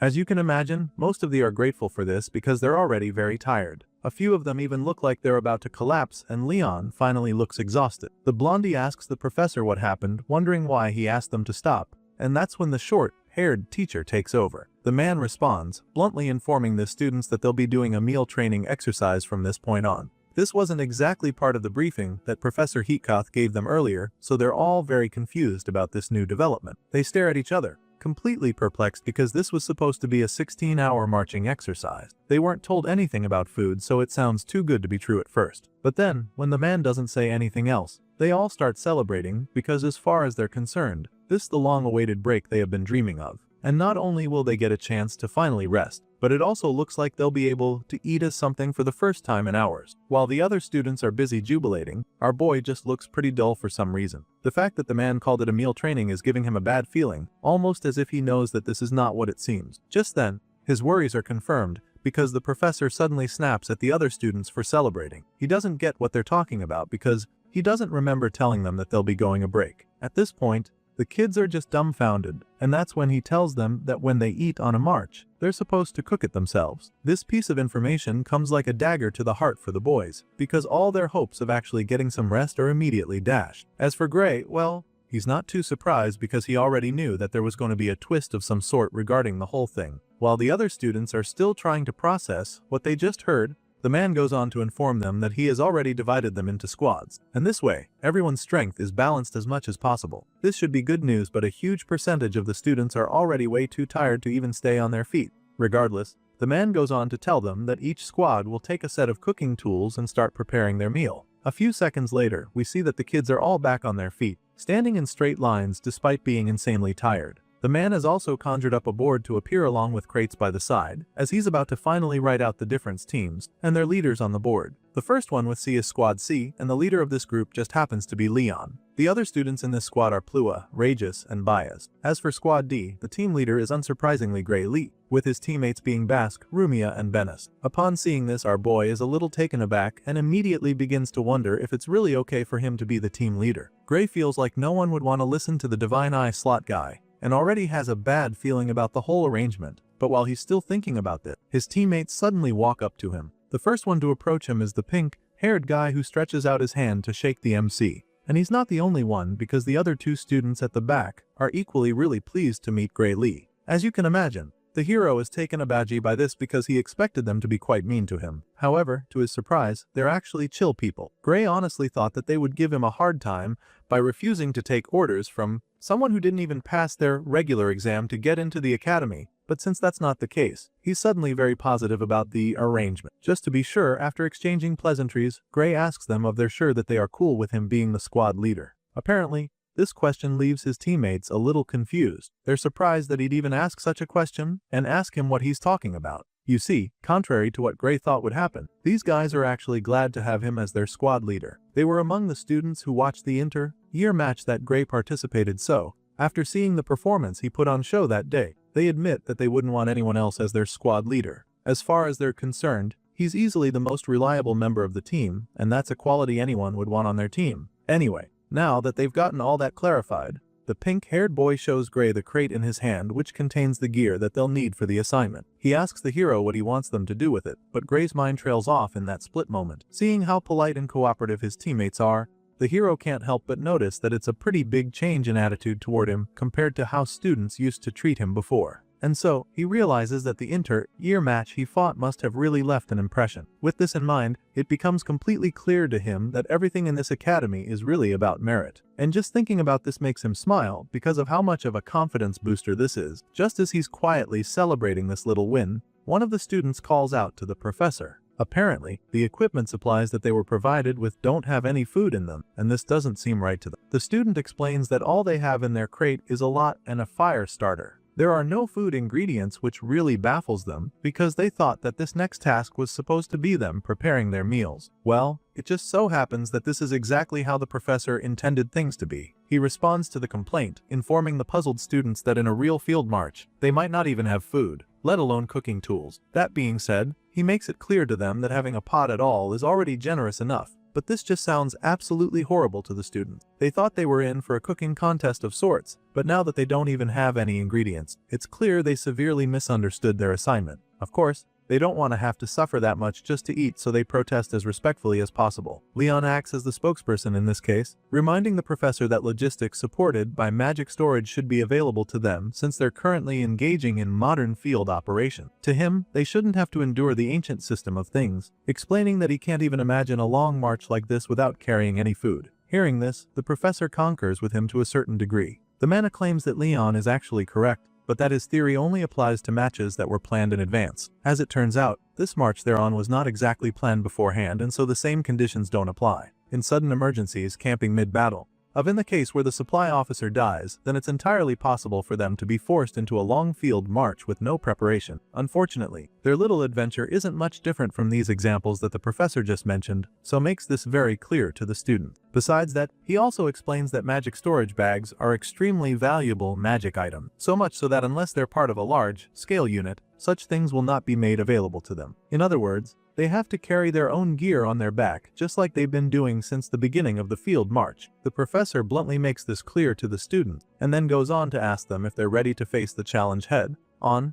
or if they want to die without being able to do anything. The scary one-eyed professor sends chills down their spines with this harsh question, and they're all too stunned to speak at first. The tone of his voice and look on his face are enough to leave the kids speechless for a while. Eventually, Leon musters enough courage to respond and simply starts by apologizing to the professor for protesting. He clearly understands now that there's absolutely no shortcut here, and has probably made up his mind to do whatever it takes to survive. The MC, on the other hand, just feels really lucky right now, staring at his little magic storage device. He had no idea that such things were really that rare in this world, as at the time he was getting his, he thought he was just accepting it as a bag to store his sword, but now, he realizes just how fortunate he is to have one. The rest of the students are still trying to come to terms with the harsh reality that awaits them, so the whole place is still as silent as a graveyard. The professor figures that he must have really scared them, so he decides to lighten up the mood a little, informing them that he has some good news for them. As such, he points out how the forest is packed with monsters, knowing that some of them must have already noticed that during their march earlier. That being said, he reveals that they've actually been running monster-repelling magic during the march. That's the only reason why they haven't been attacked by the beasts in the forest so far. However, the professor claims that he's going to be lifting that protective spell. As far as he's concerned, they should consider this good news, because now they can finally have access to the beasts in the woods and hunt them down. In other words, he tells them that they don't have to worry too much about searching for food. As you can imagine, this comes as terrifying news to the students because he's practically telling them that they're about to be exposed to the monsters in the forest. Before they can even process the whole thing, the twisted professor concludes his announcement and then wishes them good luck as he prepares to take down the monster, repelling magic spell. The one-eyed man deactivates the spell with the snap of a finger, and before the kids even know what's going on, they're in the middle of a hunting game. With the spell gone, they're a little nervous, so they all turn to their respective squad leaders for answers. Those on our boy's team immediately ask him what he thinks they should do now, and as you'd expect, Gray is a little overwhelmed by the whole thing. He's just as unsettled as they are. The pressure is even more on him because he had no idea he was going to be the leader of his team.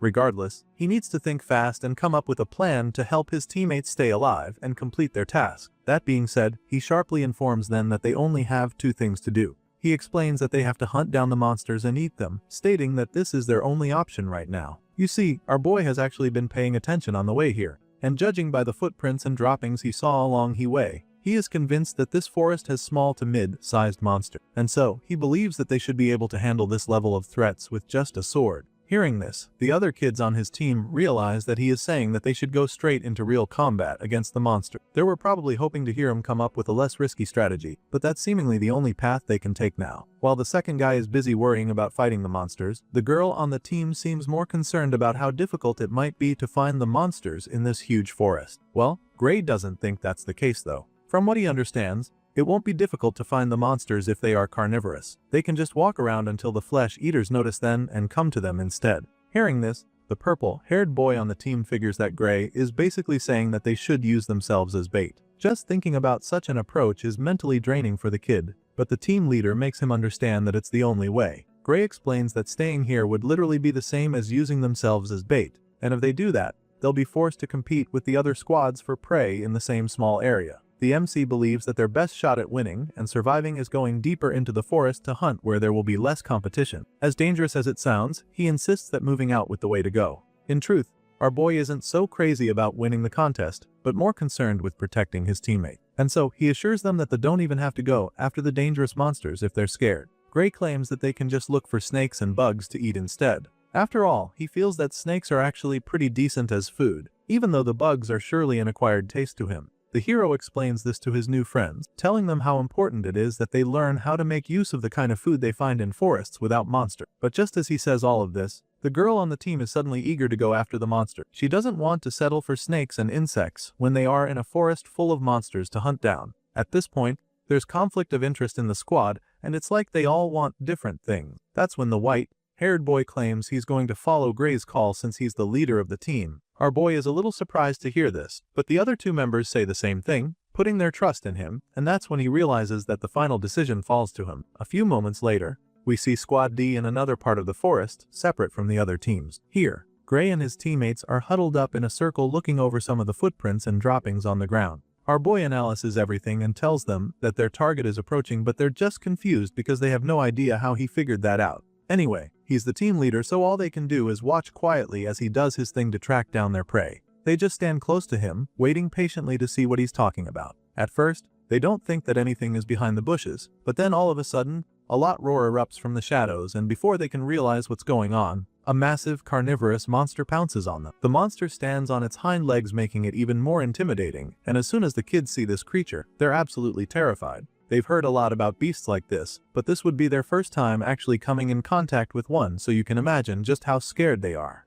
The kids freeze in fear upon seeing the monster. To make matters worse, the beast is way faster than they imagined, but as scary as it all seems, these kids are determined to survive. The ferocious monster charges at the pink-haired boy in the group, but the kid dodges the strike by slipping right under the swipe with insane speed. This impressive evasion gives him the confidence to go on the offense, so he takes out his sword and prepares to slug it out with the bear. Bass can feel his body moving on its own all of a sudden, like he's just entered another mode that allows him fight better. The boy reminds himself that he passed the academy exams and how he went through brutal training to get to this point. All that wasn't for nothing, so he uses this as fuel to go after the monster. With this in mind, he takes a big swing as the creature, as a warning for it to never underestimate the power of the World Union Academy. And just like that, he lands the brutal hit that draws blood from the monster's body. Seeing the damage he did, a small smile creeps up on his face. He almost feels fulfilled at this point, but this brief moment of relief is cut short when he sees the incredibly sharp claws coming right at his face. His eyes widen in horror as he watches the beast take a swipe at his face, but by the time he sees the attack, it's already too late.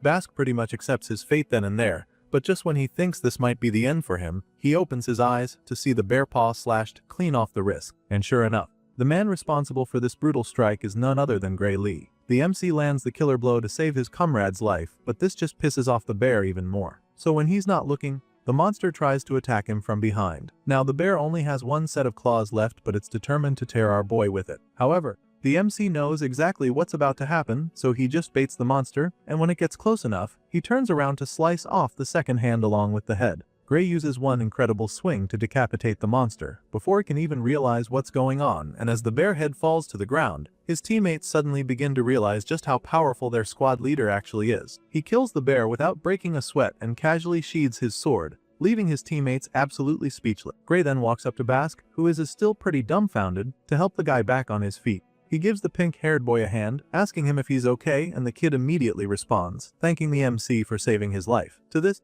Gray just gives the guy a very important lesson when fighting creatures like the one he just killed. Apparently, wild monsters like that keep moving even after being high with a fatal blow, which is why the bear kept attacking Bask even after he cut it. As such, Gray teaches his new friends to always prioritize not getting hit by the monsters instead of focusing on killing them in close combat. As you can imagine, the boy is grateful to Gray for this little piece of advice, claiming that he just learned how true it is the hard way. After catching their breaths, the three of them stand a few feet away from the giant bear corpse, still in awe of just how insane this whole thing is. They can't help but admit just how different this is from training against people. And it's definitely because for the first time, they actually saw just how a small mistake could be the difference between life and death. Later that night, we see that the kids in Squad D have already started making use of their cooking equipment. The big pot they were given is filled to the brim with meat, and they're digging in after a long and exhausting day. While some seem to have some basic etiquette, the others don't really care about that in the slightest. These guys might have different stands on table manners, but one thing they can all agree on right now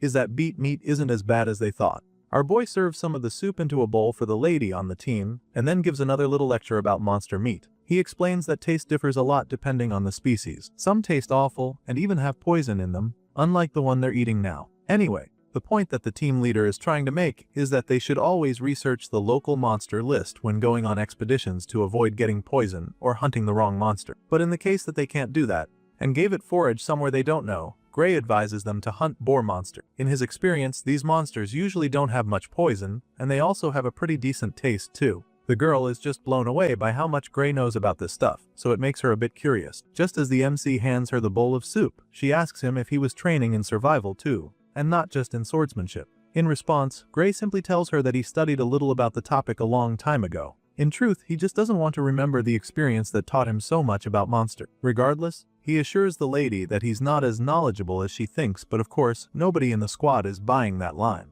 They believe that he's just being modest about what he is truly capable of, and the boys don't hesitate to say this, reminding him how he took down the near monster with ease a few hours ago. Their little group dinner is interrupted when another group of students approaches them from the other side of the bushes. This squad must have been drawn here by the aroma of the food, and you can't really blame them for coming to beg for food here, because they're absolutely starving. As it turns out, this is actually Leon's squad, and as embarrassing as it is, the blondie knows that he doesn't have a choice. He has to swallow his pride if he and his teammates want to make to sunrise, so they ask Gray and his team if they have any extra food to share with them. You see, it's not like these guys didn't catch anything to eat, but their food run didn't go according to plan, because the meal they ended up preparing wasn't exactly edible. Of course, our boy doesn't mind sharing his food with the others, but he needs to make sure that the others are cool with it first. He asks if they're willing to share, noting how much they have left. As far as he's concerned, it could even feed the entire class. Gray takes a big chunk of meat and is about to hand it over to Leon, but then the professor appears out of nowhere to stop them. The one-eyed man bluntly informs them that food transfers between squads are prohibited. In other words, Leon and his teammates will have to go out and look for their own food if they want to eat anything this night. Of course, the blondie is absolutely crushed by this, but he doesn't complain or protest. He knows that doing any of that would just put his squad in more trouble, so he simply assures the professor that he understands the rules. And so, Just like that, Leon and his teammates are forced to go back the way they came with their inedible pot of floating leaves. The next morning, the march continues and all the kids are back out on the forest path. After a while, the professor yells out for everyone to halt, and once they all gratefully stop, he informs them that they'll be camping there for the day. The man explains that this will be a field camping exercise from here on. And as you can imagine, the kinds are definitely happy to hear this because it sounds like they're finally going to get an actual break. The last time they stopped wasn't exactly for them to rest because they had to go hunting monsters and still cook just so they can eat. As tiring as that was, at least they managed to eat properly. Well, at least Squad D can actually say this, unlike most of the other teams who either ate cooked trash or couldn't even prepare anything to eat. But even though they actually got to fill their bellies, they haven't rested since this whole exercise started, so they're still pretty exhausted. The purple-haired boy instantly flops down to the ground when the professor asks them to stop. Leon and his equally tired teammates also take the opportunity to rest a bit. The blondie falls on his belly and starts lobbying for another chance to go find food. Apparently, they didn't get anything to eat the previous night, so they're still running on empty stomachs. Unfortunately, this break doesn't mean that they will get the chance to go looking for food again. The professor ignores the cries of the hungry and proceeds to state the rules of the next exercise. For this camp, the students have been provided with portable rations and personal tents. The man explains this to the kids and also informs them that squads will remain the same as they were during the last exercise. That being said, he instructs the respective groups to collect their supplies so they can set up their tents and campfires at the designated location. But while this is an opportunity for them to get some rest, the professor also makes it clear to them that they will have to be alert as well, because surprise attacks will be simulated at night when the kids are sleeping. That being said, he advises the various squads to decide what their watch rotations will be within themselves. The professor assures them that any method they chose is acceptable as long as they successfully repel the attacks. After the rules are explained, it's time for the different squads to get a move on, but Leon's team doesn't even look ready for this next exercise at all. Just thinking about walking to their designated area is pretty tiring, but then on the bright side, they feel that they could be able to slack off on watch duty if they're close enough to another squad. Unfortunately for them, the professor overhears them talking mischievously, and so he saves them the stress and informs them beforehand that all the different squads have been spaced out to prevent anyone slacking off. At this point, Leon isn't even surprised anymore. He's come to learn that things can actually get worse, so he's slowly making peace with the fact. After scolding Squad C, the professor finally signals the start of this next training session, encouraging all of them to hurry up, because the slower they prepare, then the less sleep they'll get. As you'd expect, this piece of advice helps you speed things up a bit, as all the kids start rushing to set up their tents and start their fires. Later that night, we see that Gray and his teammates have already set up everything they need. Now, it's just a matter of making a roster for those who stay up to keep watch. Our boy starts by asking the group how many people they think should be on guard. Well, they all happen to think that one person is enough to keep watch for the night, and it's mostly because they all want to sleep the whole night and not bother having to wake up at any point. Regardless, there has to be a rotation, so even though Gray agrees to do one person per shift, he still needs you figure out what order to do it. These kids feel that the first and last shifts are always the easiest, because anything other than that means that you'll get woken up right in the middle of your beauty sleep. Hearing this, Gray doesn't bother letting it stretch on, so he decides to take the second shift. But then that still leaves the third shift open, and thankfully, the pink-haired boy is more than willing to take it. It's the least he can do to help Gray since the MC literally saved his life earlier. Getting this, our boy sincerely thanks him. And just like that, they have a decent roster. Rumia will take the first shift, and right after her, Gray will follow, then Bask, and finally Benes will take the final shift. Everything seems good to go at this point, so our boy concludes by reminding them to make sure they wake up the next person before going to sleep. A few moments later, we see that everyone in Squad D except Rumia is fast asleep. The girl is still on her shift, feeling very sleepy, but she manages to up. Inside,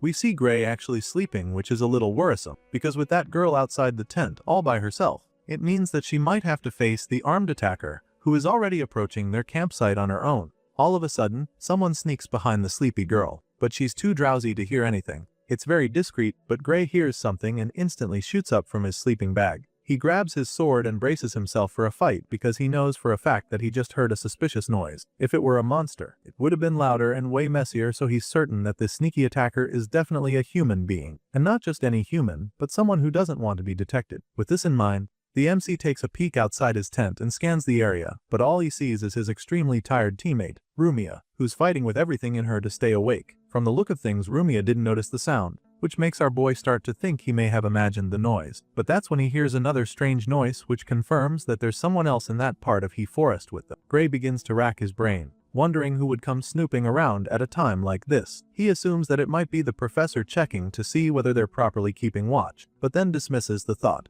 because that would just make him let his guard down. With everything going on, his mind immediately drifts back to what Professor Ariel told him a while back. The red-haired lady made it very clear to him that he could be a target since he was the one who took down Variant. And so, he also remembers her warning him to be very careful, especially when he goes outside the academy walls. This memory plays back in his mind, and all of a sudden, our boy realizes that the man lurking outside his tent might just be an assassin. Just like that, shit gets real very fast, and Gray decides that he has to act fast as well. If that person out there is really here to kill him, then staying inside the tent is not smart at all because ranged attacks are a possibility. Besides, he needs to lure the person away from his teammates to avoid them getting hurt if it's actually an assassin. With all of this in mind, the dark swordsman sneaks out of his tent and disappears into her forest, hoping that the mysterious wanderer follows him. Just then, he notices that there's a full moon out. This explains why the night is so bright, and Gray casually states that it might as well be daytime if that's the case. It's so bright that hiding is no longer even part of his plan, because even though the full moon makes it easier to spot his enemy, it also means that he's pretty much a sitting duck too.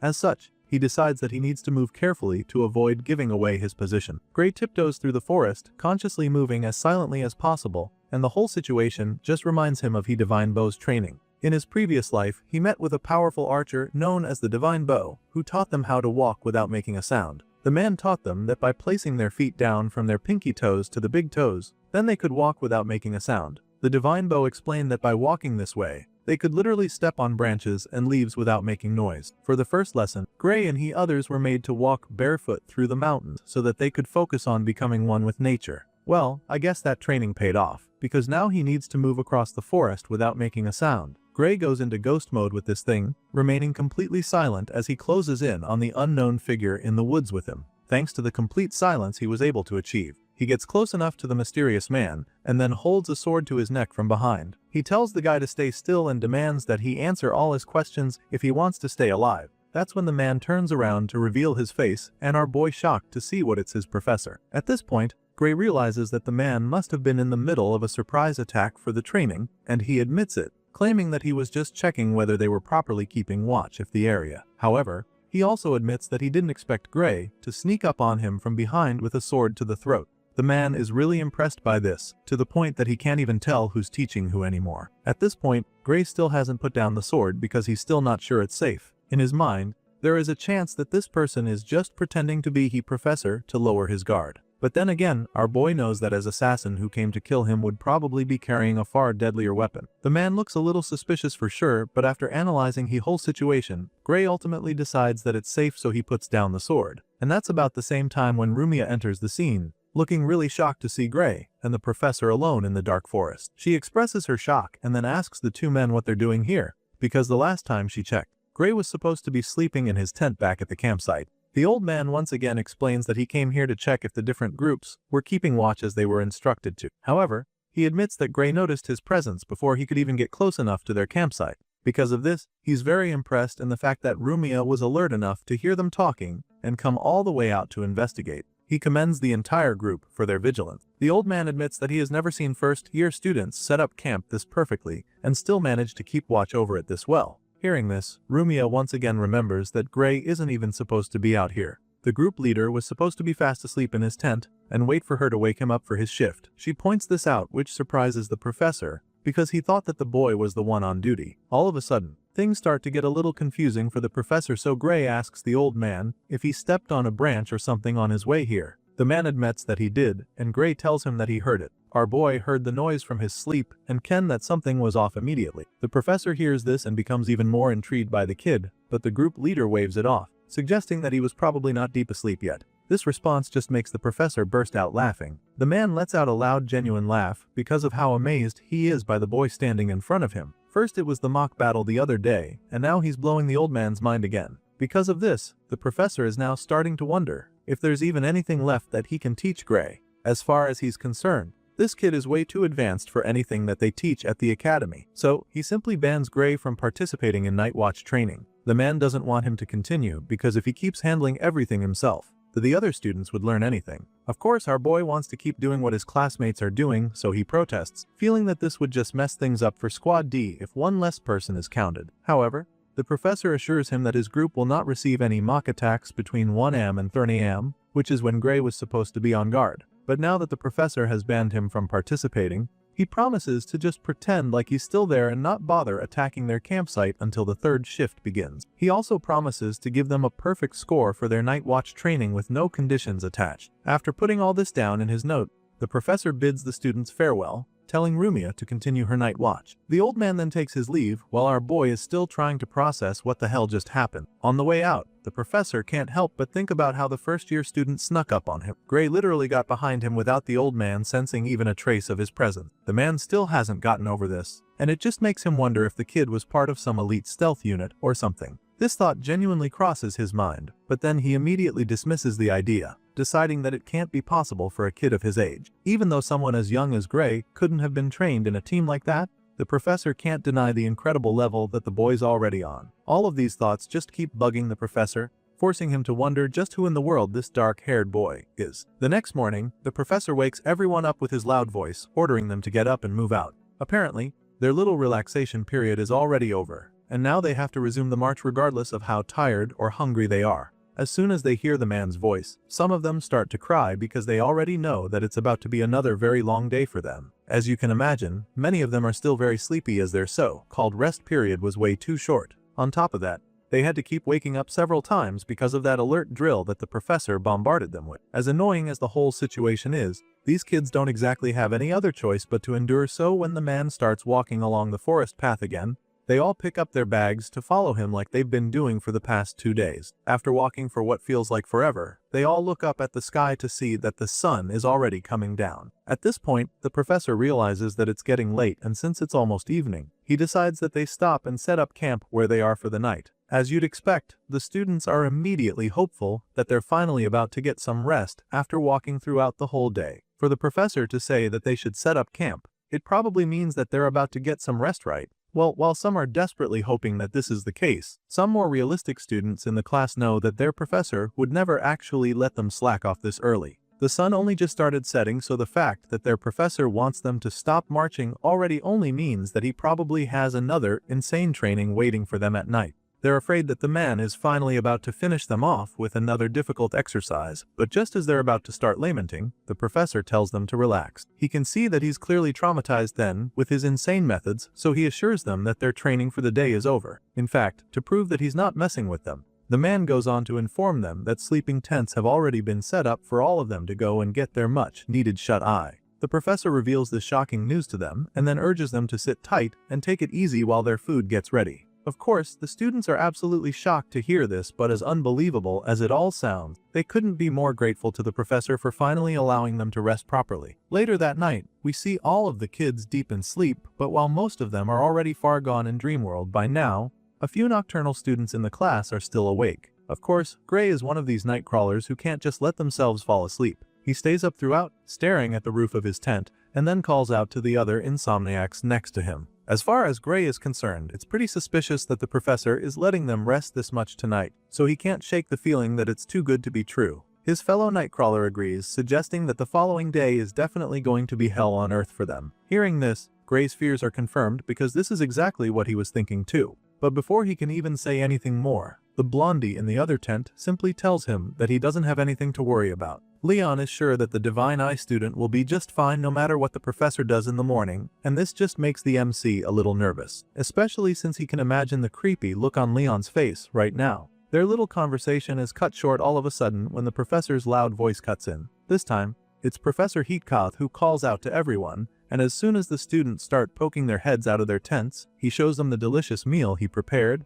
announcing that food is ready. It definitely looks a lot better than anything these kids have eaten since they started this exercise. So, they're a little taken aback by the feast before then, because they never would have imagined that their teachers would go all out to feed them with the way they've been treated the past 3 days. The kids are blown away by the banquet before them, and as you'd expect, they can't wait to dive right into the food. While they're still gasping and all, the other professors come out with even more food, telling the kids that they can even go for second. At this point, most of them are already crying tears of joy because they definitely didn't imagine that they would ever enjoy such a treat on this hellish journey. Without any hesitation, the students dig into the food, and while they're savoring the delicious meal, the head professor walks around commending them for their efforts so far. He tells them that they all did well surviving 2 days of brutal training, and so, he wants them to get some proper rest tonight to shake off all that fatigue. The students munch on the food like their lives depend on it, and with full mouths, they all thank the professor for the treat. But that's when we see the mischievous look on the man's face, suggesting that their tribulations are far from over. And as if that's not scary enough, the man literally mutters under his breath that they should better enjoy this treat while they still can. Because apparently, what lies ahead of them is far worse than anything they've faced so far. The next morning, everyone wakes up feeling refreshed and well fed, so it's time for them to continue their exercise. The professors line up in front of the students to address them, and the head teacher begins the announcement. He informs the students that from here on, they'll begin dangerous zone traversal training in the Gastia mountain range. He doesn't give any more details and then simply tells the students to follow his lead along the way. For the first time since the march started, nobody complains about anything. They're all feeling good and motivated to go on this new adventure. But none of them have any idea what's really in store for them. Following the professor's lead, they all make their way through the forest path toward the mountain, with Gray and Leon walking closely behind the leader. On the way, a few of the kids can't help but get excited about this new adventure. Some of them start sharing what they know about the Gastia mountain range. One claims that he freaked out when he first saw the mountain, but now that they're actually going up, he is confident that they can manage at the pace they're currently moving with. The other one is just grateful that they have even been able to keep up this much, making him conclude that the good rest they had last night really paid off. Just then, the head professor turns around to assess the situation behind him. He looks back and notices that no one has dropped out so far. I mean, since the march first started, these kids have been on the verge of breaking down, but somehow they're still all in the race. And the professor is impressed by this. But then again, he's not too surprised because it's just the kind of thing he expects from people who pass the academy entrance exam. He commends them once again for their resilience, but before they can even bask in the praise, he reveals that shocking twist. The look on the man's face suddenly goes dark, suggesting that something sinister is about to come their way. The man reveals that the real training is about to start, claiming that they're now only 2 kilometers away from the water lizard territory. The professor tells the kids a bit about these creatures, revealing that they're way stronger than the monsters they fought during the food procurement training. As far as this professor knows, most of the students here would probably get killed even without being able to do anything against those creatures. As you can imagine, this remark sends chills down their spines, and they have a hard time processing it. The fact that their teacher is telling them that they would get killed by monsters on this mountain really terrifies them, so they start to rethink even going further. Only a few moments ago,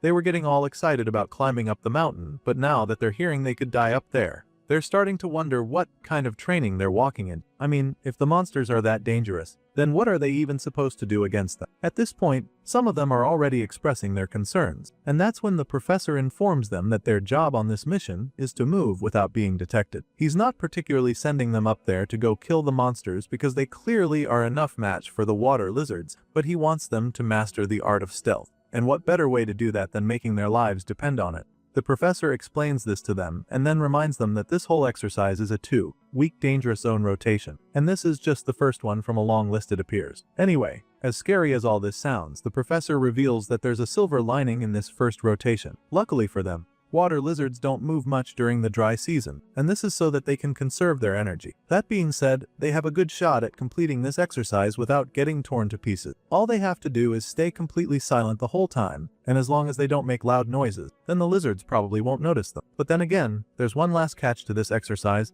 because even though these lizards don't move much during the dry season, the fact that there's no rain also means that they're thirsty to drink anything they can find, especially blood. And as you can imagine, the strict old man doesn't hesitate to scare the kids even more by telling them this. He makes it very clear to them that staying quiet might not be enough to avoid getting killed. And that's because anyone that these vicious monsters detect is as good as dead. That's how deadly they are, and to avoid this, he advises them one last time to advance carefully and not make any loud noises. Of course, our boy is not exactly a fan of such a dangerous mission. He doesn't say anything though, but the look on his face confirms just how pissed he is about the whole thing. From all indications, the man is telling a large group of students to walk through a forest path up a mountain without making a sound. For our boy, this is not really a big deal, but he knows that the other students are going to have a hard time for sure. The reason this whole thing seems like a call walk to him is because he's done something like this in his previous life. It all reminds him of training back when he hunted monsters with Lord Divine Bao, so he's familiar with stuff like this. The kids resume their march, advancing up the slope behind their professors, and then all of a sudden, the professor notices that Gray is right behind him. Seeing how unfazed the MC is, he figures that the boy is well prepared for the journey ahead.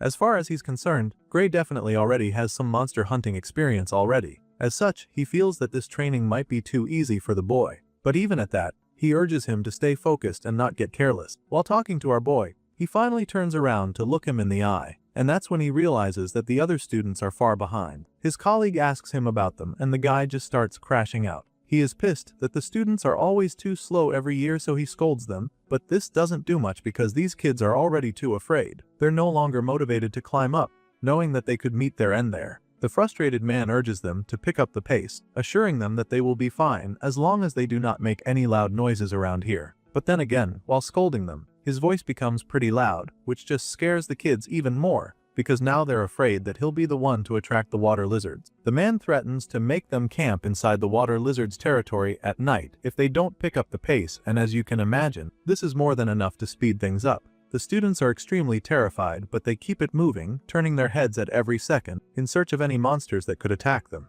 And this immense fear forces everyone to be incredibly silent. Even their breathing is quiet, and it's all to ensure that they don't get detected by the water lizards. Sure, this whole thing is probably a cake run for Gray, but he's not happy with the way the professor's organized. There are no actual instructions on how to pass this training exercise. As far as he's concerned, they should have taught this somewhere safe first, before bringing out these inexperienced kids to partake in the field training. These students are definitely not familiar with stuff like this, and they're all practically winging it, hoping for the best. After a while, the professor finally breaks the silence, assuring them that they can actually breathe aloud. Sure, he said not to make any noise, but they're being deathly silent now to the point he can't even hear them behind him. Seeing this, he tells them to relax, assuring them that they just don't have to make any loud noises to pass the exercise. Hearing this, the tension eased up a bit, and the kids continue marching through toward the water lizard territory. All of a sudden, they get to a part that looks a lot darker than the rest, and the professor suddenly stops. He signals for all of them to halt, and they do so without question. They're all curiously waiting to hear what he wants to say,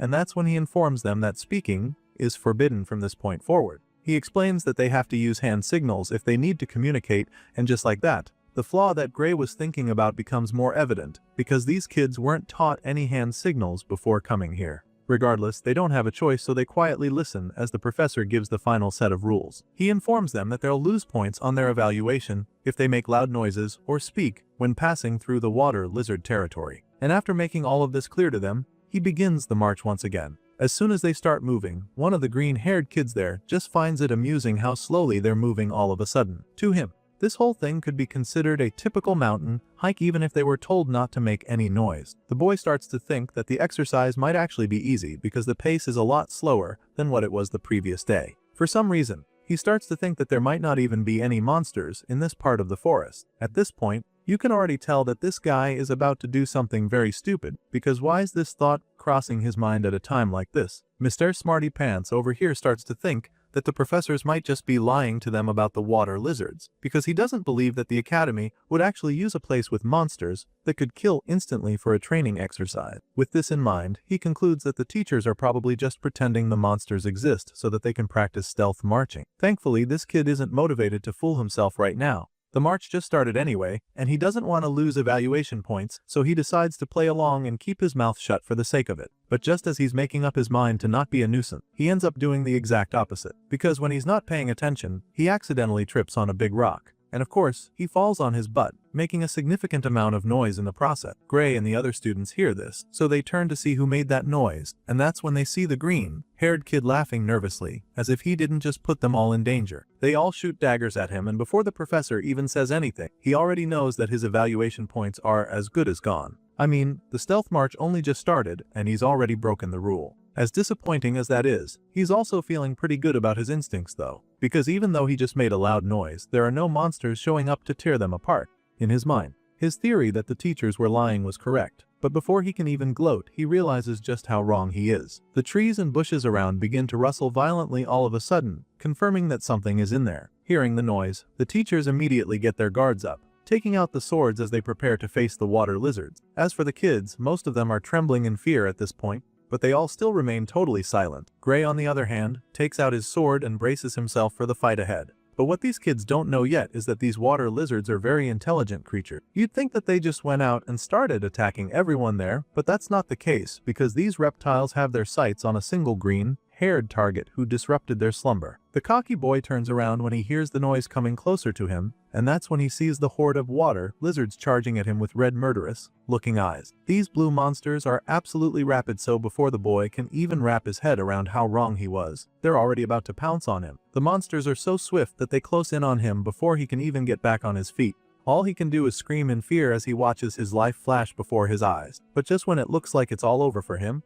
one of the professors saves his life. The white-haired professor kills the first water lizard by burying his sword in its head. After Professor Hikatha drills the skull of the first water lizard, it only takes a second for the others to charge at him. The man pulls his sword out of the lifeless reptile and gets ready to resume his battle. That's when another one of the monsters charges at him from behind. This time around, Leon is the one who intercepts the lizard. He runs as fast as he can to catch up with it, and then lands a powerful slash on the monster's chest. But to his surprise, this doesn't do anything to the creature. His attack doesn't even leave a scratch on the lizard's chest, and while he's still trying to process this, the monster retaliates. By this time, the blondie is so confused because he doesn't even know how to fight back anymore. The water lizard charges at him to land an insane strike, but before this can happen, Professor Hikath appears once again to save the boy. This the around. The white-haired swordsman kills the monster by driving his sword straight into its chest. The same armored chest that Leon couldn't even scratch with his sword. Blood splatters all over the place, and the lizard dies immediately. But since there's a lot more where they came from, he informs the kids that these monsters are not creatures that students can fight.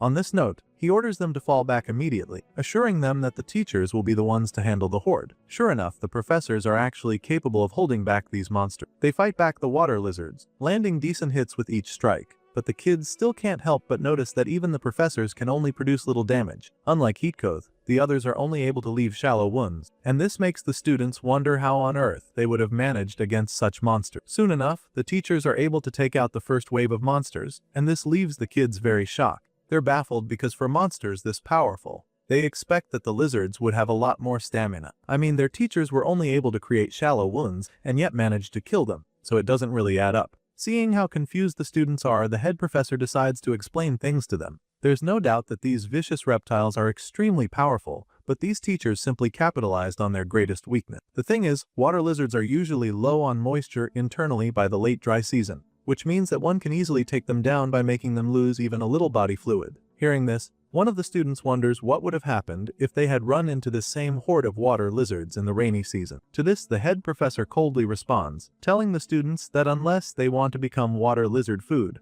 then they should never come to places like this during the rainy season. He explains that this is the very reason why that march training only even happens after thoroughly confirming that there will be no rain. Everything he just said makes the kids shiver in fear, because they suddenly realize just how dangerous this mission is and how bad things could have gotten. They're all still very shaken by everything that just happened, but they remain quiet, not knowing if it's safe to take yet. The professor notices that they're still not talking, so he assures them that they can speak now because they've already cleared out the water lizards around them. If they hadn't, well, they would all be dead by now, and the professor doesn't even sugarcoat this when saying it. Despite giving them permission to speak, they're just still too stunned to say anything, so he just decides to resume the march, knowing that they'll eventually get over the shock. After several hours, they finally make it up to a high point on the mountain, and upon getting there, we see that the white-haired professor is still slaughtering water lizards. Apparently, that's how he's been doing it on the way up here, but now that they're here, he informs the students that they've made it to the end of the climb.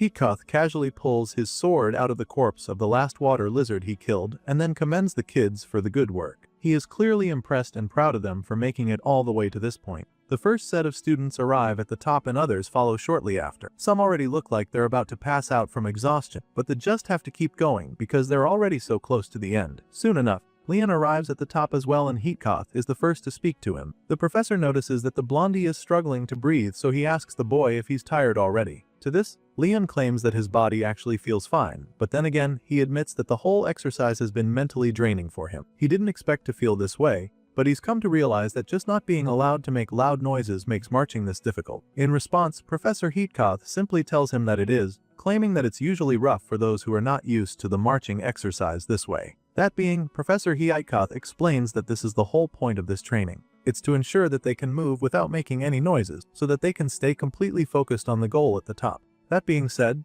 the white-haired professor informs the students that the number of times that they've been spotted by the water lizards so far is 4. That's quite something considering that the original goal was to make sure that they get past the water lizard territory undetected. But then again, Heathcote admits that it's pretty respectable, because it was a smooth run overall compared to what he's experienced in previous years. After explaining this to them, he asks if they have any more questions, explaining that they won't be able to talk again after passing through this territory. No one says anything, and so they're about to start moving again, but then Gray reveals that there's one thing that has been bothering him. Heathcote is curious, so he asks the MC to tell him what that is. That's when our boy points their focus to a cloud in the distance. The Dark Swordsman has been staring at it for a while now, and he noticed that it's been getting slightly bigger very quickly. But that's not the main problem, because this growing cloud is actually upwind from them. Right now, the other students don't really know what to make of Gray's observation. They're just nervous because they know that it's probably not a good thing. Meanwhile, Heathcote commends Gray for having a sharp eye.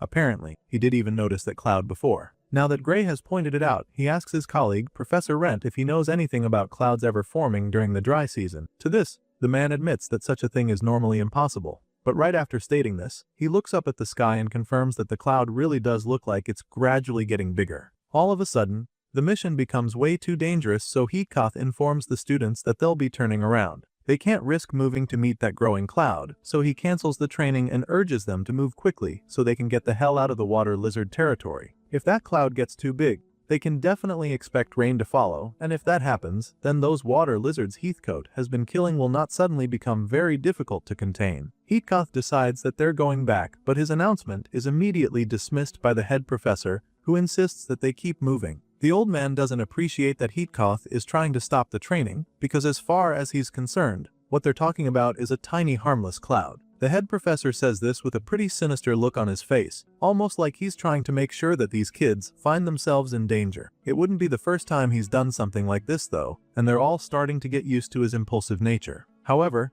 Heathcote believes that this one is just too risky. He feels that it's too dangerous to keep heading in that direction, deeper into the water lizard territory, when there's a chance of rain. A cloud existing this time of year is already abnormal, so he doesn't want to take any chances. To him, student safety matters more than continuing training, so he refuses to support the man's order. Unfortunately, he doesn't have much of a say in this matter since Professor Wormel has led this expedition training for years. He has the most experience among all of them, and so the other teachers believe that they should trust his judgment and follow his lead. All of a sudden, Heathcote finds himself almost alone in this argument because the rest of his colleagues are willing to follow the head professor and continue the march. At this point, Heathcote starts to get a little frustrated. He's pissed at the others for not prioritizing the safety of the students and almost snaps at them. But just as he's about to call them out on their bullshit behavior, Professor Wormel interrupts him. The man is strangely calm about the whole situation, probably because he knows that everyone else will support him. But since he wouldn't want to get into a heated argument with Heathcote in front of the students, he assures him that they'll just pick up the marching pace a little since he's worried about the cloud causing rainfall. This old man has no intention of going back,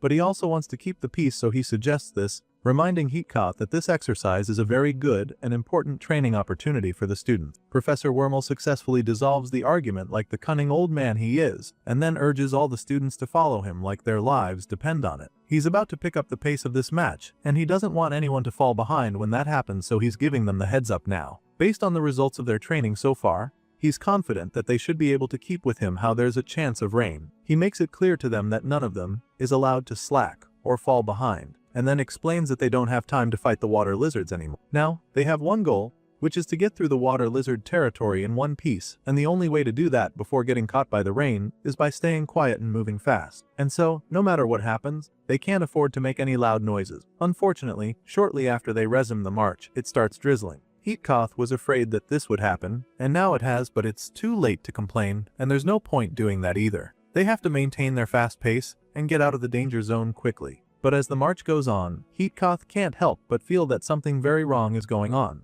This is clearly unnatural, because it shouldn't be raining at this time of year. But that's not the strangest part, because the air around here shouldn't even have enough moisture to grow a small cloud this big. None of it adds up, and so he begins to think that this rain might just be artificial. All the conditions suggest that it's impossible for it to be raining at a time like this, so this is the only explanation he can come up with. While Heathcote is coming up with this theory, we see that Professor Wormel is already starting to get pissed by the fact that it's raining. It was already pretty obvious, so you wonder why the old man is getting all worked up about it. Just then, Gray quietly calls out to the man, trying to stay as quiet as possible. Professor Wormel, on the other hand, suddenly forgets that they're supposed to be quiet and snaps at Gray in his rage. And that's when the boy reminds him that it's not safe for him to talk loudly out here when it's raining already. His number one rule was to keep shut when passing the water lizard territory, but now he's the only one making noise. And when Gray calls him to order, he feels a little offended, but at the same time, he can't even argue, because as it turns out, this time around, he's the one who attracts the ferocious water lizard. Gray tried to warn him, but the damage has already been done, and now, one of the dangerous monsters is standing right behind Professor Wormel. As soon as he senses the presence of the beast above him, he becomes very calm. All that pent-up rage and frustration vanishes from his body in an instant, because now he knows that he's just out everyone in a lot of danger. Of course, this extremely powerful monster doesn't hesitate to attack him when it gets the chance. The water lizard takes a big swing at him, determined to tear him apart, but the experienced swordsman sees it coming and swiftly dodges the hit. Professor Wormel moves out of the way and immediately follows up with a powerful sword slash that opens up the monster's body in an instant. The man is able to cut through the monster's arm with this strike, and usually, this would be enough to make it bleed out and die. Unfortunately, the conditions are no longer what they used to be. Now, that's it's raining, the lizards are a lot more powerful, and this one in particular is ready to slug it out with the swordsman. Wormel waits for the monster to go down but doesn't. In fact, the wound heals in the flash and the lizard suddenly looks even more powerful. At this point, he becomes a little overwhelmed because now he has to come up with another way to attack. Before he can even think, the lizard slaps him with its tail. Despite seeing this attack and stabbing the tail with his sword, the force from the whip is just too much, and so he's unable to stop the next blow. The powerful tail whip sends the old professor flying, and this scares all the students watching. They gasp in fear at this point, because the one who's supposed to be the most powerful just got tossed across to the other side of the battlefield. Thankfully, he's not too badly injured by this. He gets back up and pats the dust off his body. Now it's clear that things have gotten very serious, and Gray begins to analyze the situation. As far as he's concerned, a professor's reflexes should be just fast enough to dodge that attack. However, that's not the case because the man is actually quite badly hurt. Because of this, he begins to wonder if Professor Wormel was too focused on attacking instead. All of a sudden, the other students are now very afraid because the water lizards are now way faster than they could have imagined. They begin to wonder if the monsters were always this fast. Before now, the water lizards weren't exactly weak, but now that there's rain, they're just too fast. It looks like there's no shot at winning this fight, but then Heatka speaks up. He urges them to stay focused and keep fighting hard. That being said, he charges at the water lizard, determined to finish it off, but the monster fights back and casually whips the other professor with its tail. The ferocious monster seems to be getting the upper hand in this battle, but then Heathcote takes things up a notch very quickly. The hero takes a mighty swing that allows him to decapitate the water lizard in a flash. And so, just like that, he brings the fight to an end. The group of teachers stand over the headless corpse, almost surprised that they were able to kill it in the end. The water lizard was a lot tougher than they expected, and still managed to take it down. At this point, the white-haired professor decides to point out a few things. Sure, they managed to defeat this water lizard, but there are a lot more in this forest, and if they find themselves surrounded by more of them at the same time, then coming out alive is going to become a lot more difficult. He reminds his colleagues that even the head professor didn't get away unscathed against the monster. Hearing this, the guy who took the most damage chimes in. Professor Wormel finally agrees with him. He admits that they cannot continue the drill like this, and then finally decides to cancel the training. He retrieves his sword from the lizard corpse and then orders that to cast the emergency teleportation spell immediately. But when he asks the lady in the group if she still has the spell prepared, he realizes that they have a big problem. It turns out that she's been trying to cast the emergency teleportation spell for a while now, but it just won't activate. As you can imagine, Professor Wormel is stressed out by this news. The old man before panic, because that's like the last thing he wanted to hear right now. They're pretty much trapped if they are not able to transport themselves out of here, and the longer they hang around, the higher the chances of them getting torn up by a horde of water lizard. The effects from the fight mess the old man quite a bit, and he clearly hasn't recovered from it, so he is desperate to get the hell out of here. He asks if anyone else there can cast the spell, and the only other guy who can admit that he is also having trouble activating it. At this point, it becomes pretty obvious that they are being blocked from teleporting out of here. There's some kind of barrier that's trying to keep them stuck here, and Professor Wormel can see this. The old man realizes that something fishy is going on. Looking at the bigger picture, it's not just teleportation being blocked. Strange stuff has been happening since they entered this part of the forest, like the fact that it's raining heavily in the dry season. With all this in mind, Wormel suggests that someone is targeting them and trying to sabotage this outing of theirs. This is the only explanation he can come up with for all the weird things happening. Because of this, the old man begins to get all worked up again. He's responsible for the safety of his colleagues and all the students out here in the forest as the head professor, but so far he hasn't even been able to properly protect himself. He begins to panic and eventually loses his cool, as he desperately wonders what on earth he's supposed to do now. He doesn't know what call to make, so he asks his colleagues to help him out, but none of them seem to have a plan. The first one simply states that breaking through water lizard territory will be as good as committing suicide. That being said, the only reasonable thing he can come up with is for them to pitch camp right where they are and hope that the rain stops soon. Of course, this doesn't sound like a good plan either, but it sure seems like the best bet they have at surviving. But then again, Professor Heatkoth suggests that the rite is artificial, and if that's the case, then it's unlikely that the downpour will stop anytime soon. The lady in the group admits that she can't know for sure if the rain will cease, but she is convinced that their chances of surviving are better if they stay where they are. Advancing further into the water lizard territory would mean that they have to fight more of the monsters repeatedly, and with this rain making the creatures more powerful, that's not a fight they can win.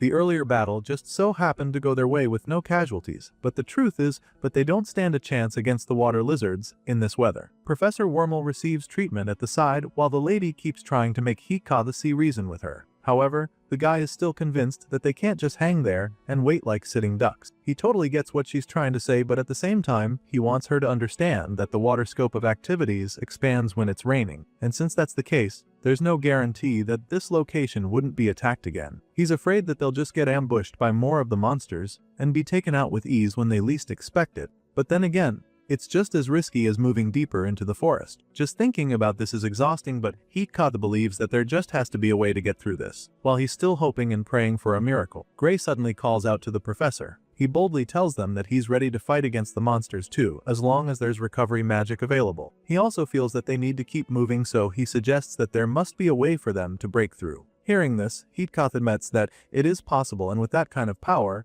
they could have a high chance of breaking through the water lizard territory. The only question now is whether his body will hold. At this point, the hero reminds the professor that no one will come to help them either way. So, as far as he's concerned, it's better than just waiting to die here. However, Heatkoth feels that even with recovery magic, he's going to have to use that power more than once a day. He reminds him that Ariel has made it clear that he must never do that. To this, Gray admits that as long as they make it back in time to the academy, there should be plenty of excellent healers waiting. And as far as he's concerned, it's perfect for practice. But Heatkoth isn't on the same pages with him on this. He reminds that Ariel wouldn't have told him to stop if it were something that could easily be healed with recovery magic. Seeing that Heatkoth is trying to be difficult, he bluntly asks the professor if he has any other way to get the students back safely. At this point, it's clear that the man doesn't have an answer, so Gray decides to taunt him a bit, insinuating that Heatkoth wants to just let everyone die just to protect him. Of course, this triggers something in the professor, and that's when we get to see exactly what's on his mind. You see, before they set off on this assignment, Ariel told Heatkoth that Gray would readily sacrifice himself if it's necessary. She claims that it's what makes him strong.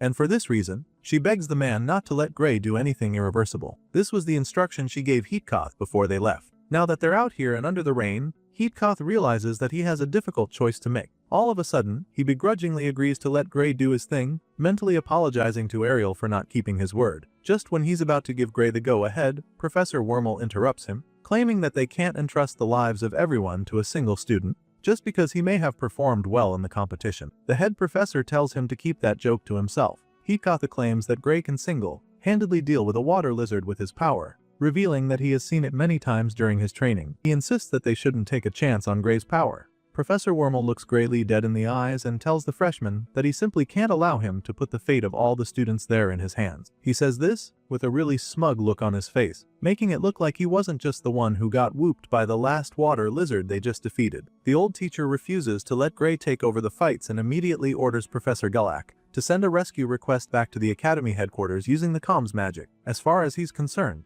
this is a much better way to go than giving Gray the final say. Wormel claims that it's safer to have HQ send reinforcements than trying to escape on their own. But then, Professor Garak reveals that he has already sent the request. Unfortunately, they have one major problem now, which is the fact that their communication magic is being jammed right now as well. If it wasn't for that, the message should have gone through, but Garak can't be certain that it has. Hearing this, Wormel simply commends the young professor for being proactive as always. He's not bothered by the uncertainty, and just concludes that it's only a matter of time before the headquarters sends a rescue team to save them. Anyway, seeing that Garak has already called for backup, he turns to Gray and asks him if he finally gets it now. He explains that they'd just be increasing the risk if they move on their own from here. That being said, he turns to Heatkoth once again and asks the man if he is seriously trying to put the students in danger by suggesting that. At this point, the tension is high, because even the other kids are probably starting to agree with the head professor. They all stand there quietly, waiting to hear what Heatkoth has to say in response. Of course, the spotlight is on the young professor now,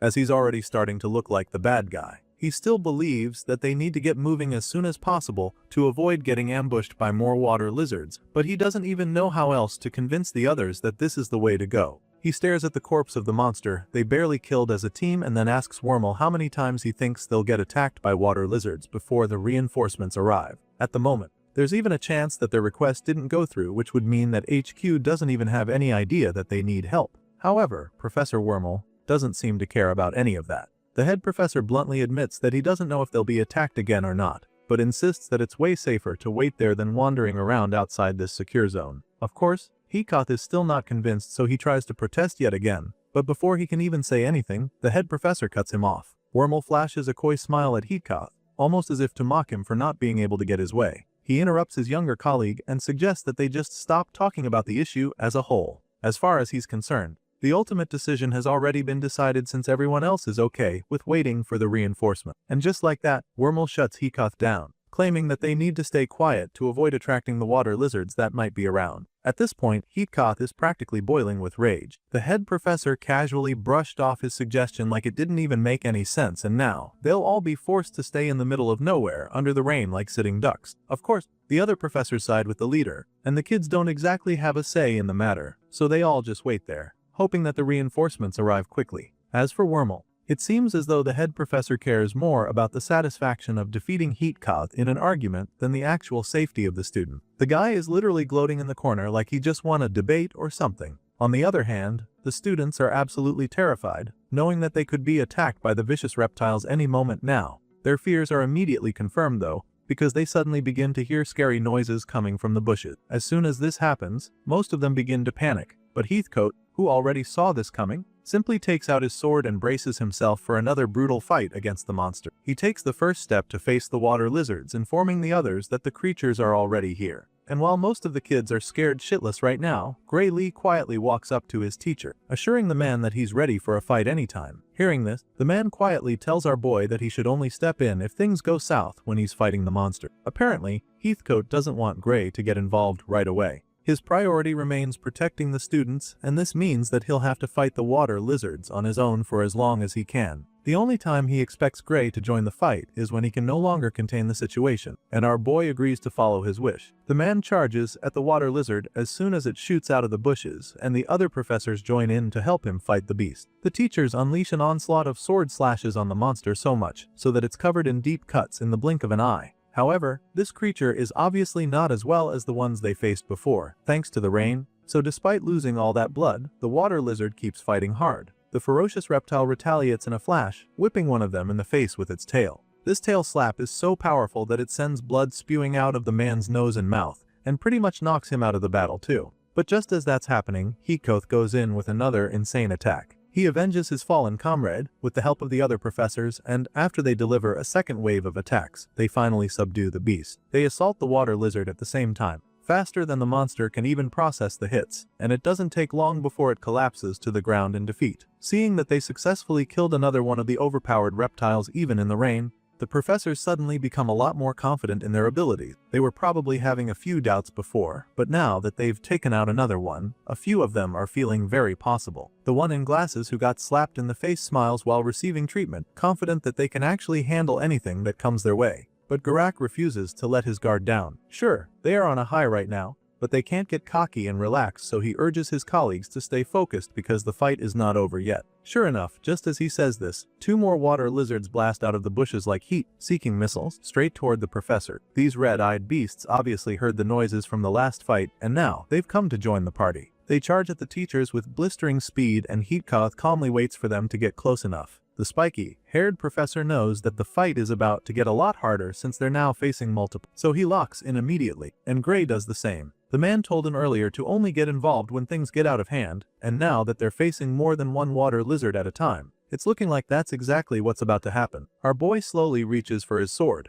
with his red eyes laser focused on the water lizard speeding his way. He grips the handle of his sword tightly and then suddenly walks ahead of the teachers to the fire front of the line. Seeing this, Heathcote simply tells him to go back. The professor explains that it's their duty to protect the students, which is why he needs Gray to stand down for now. At the moment, all he needs our boy to do is watch closely and witness how professors from the World Union Academy perform in battle. Right after saying this, Heathcote's eyes begin to glow brightly, confirming that he just tapped into his magical energy. But he's not the only one with blue eyes right now, since all of his colleagues have also activated their powers. They all charge into battle with lightning coursing through their bodies, and for the first time ever, the students get to see their teachers really get serious in a fight. They're blown away by the display on show, because it's just simply dumbfounding just how powerful these teachers are. They slug it out with the water lizards, throwing powerful swings over and over without holding back, and this just leaves the kids speechless. Even when up against two of the water lizards, the professors are able to handle the situation perfectly, containing the enemies and landing decisive blows over and over. Leon is particularly stunned by this, because this is actually the first time he's getting to witness the true power of the professor. In this fight, the main man is clearly Heathcote, who seems to have the best combat skills. He leads the others in the fight against the water lizards, and they all follow him. Right now, he's working with a simple strategy, which is to divide and conquer. Heathcote decides that they start by thinning down the number of opponents by focusing on only one. Professor Rent is right behind him at this point,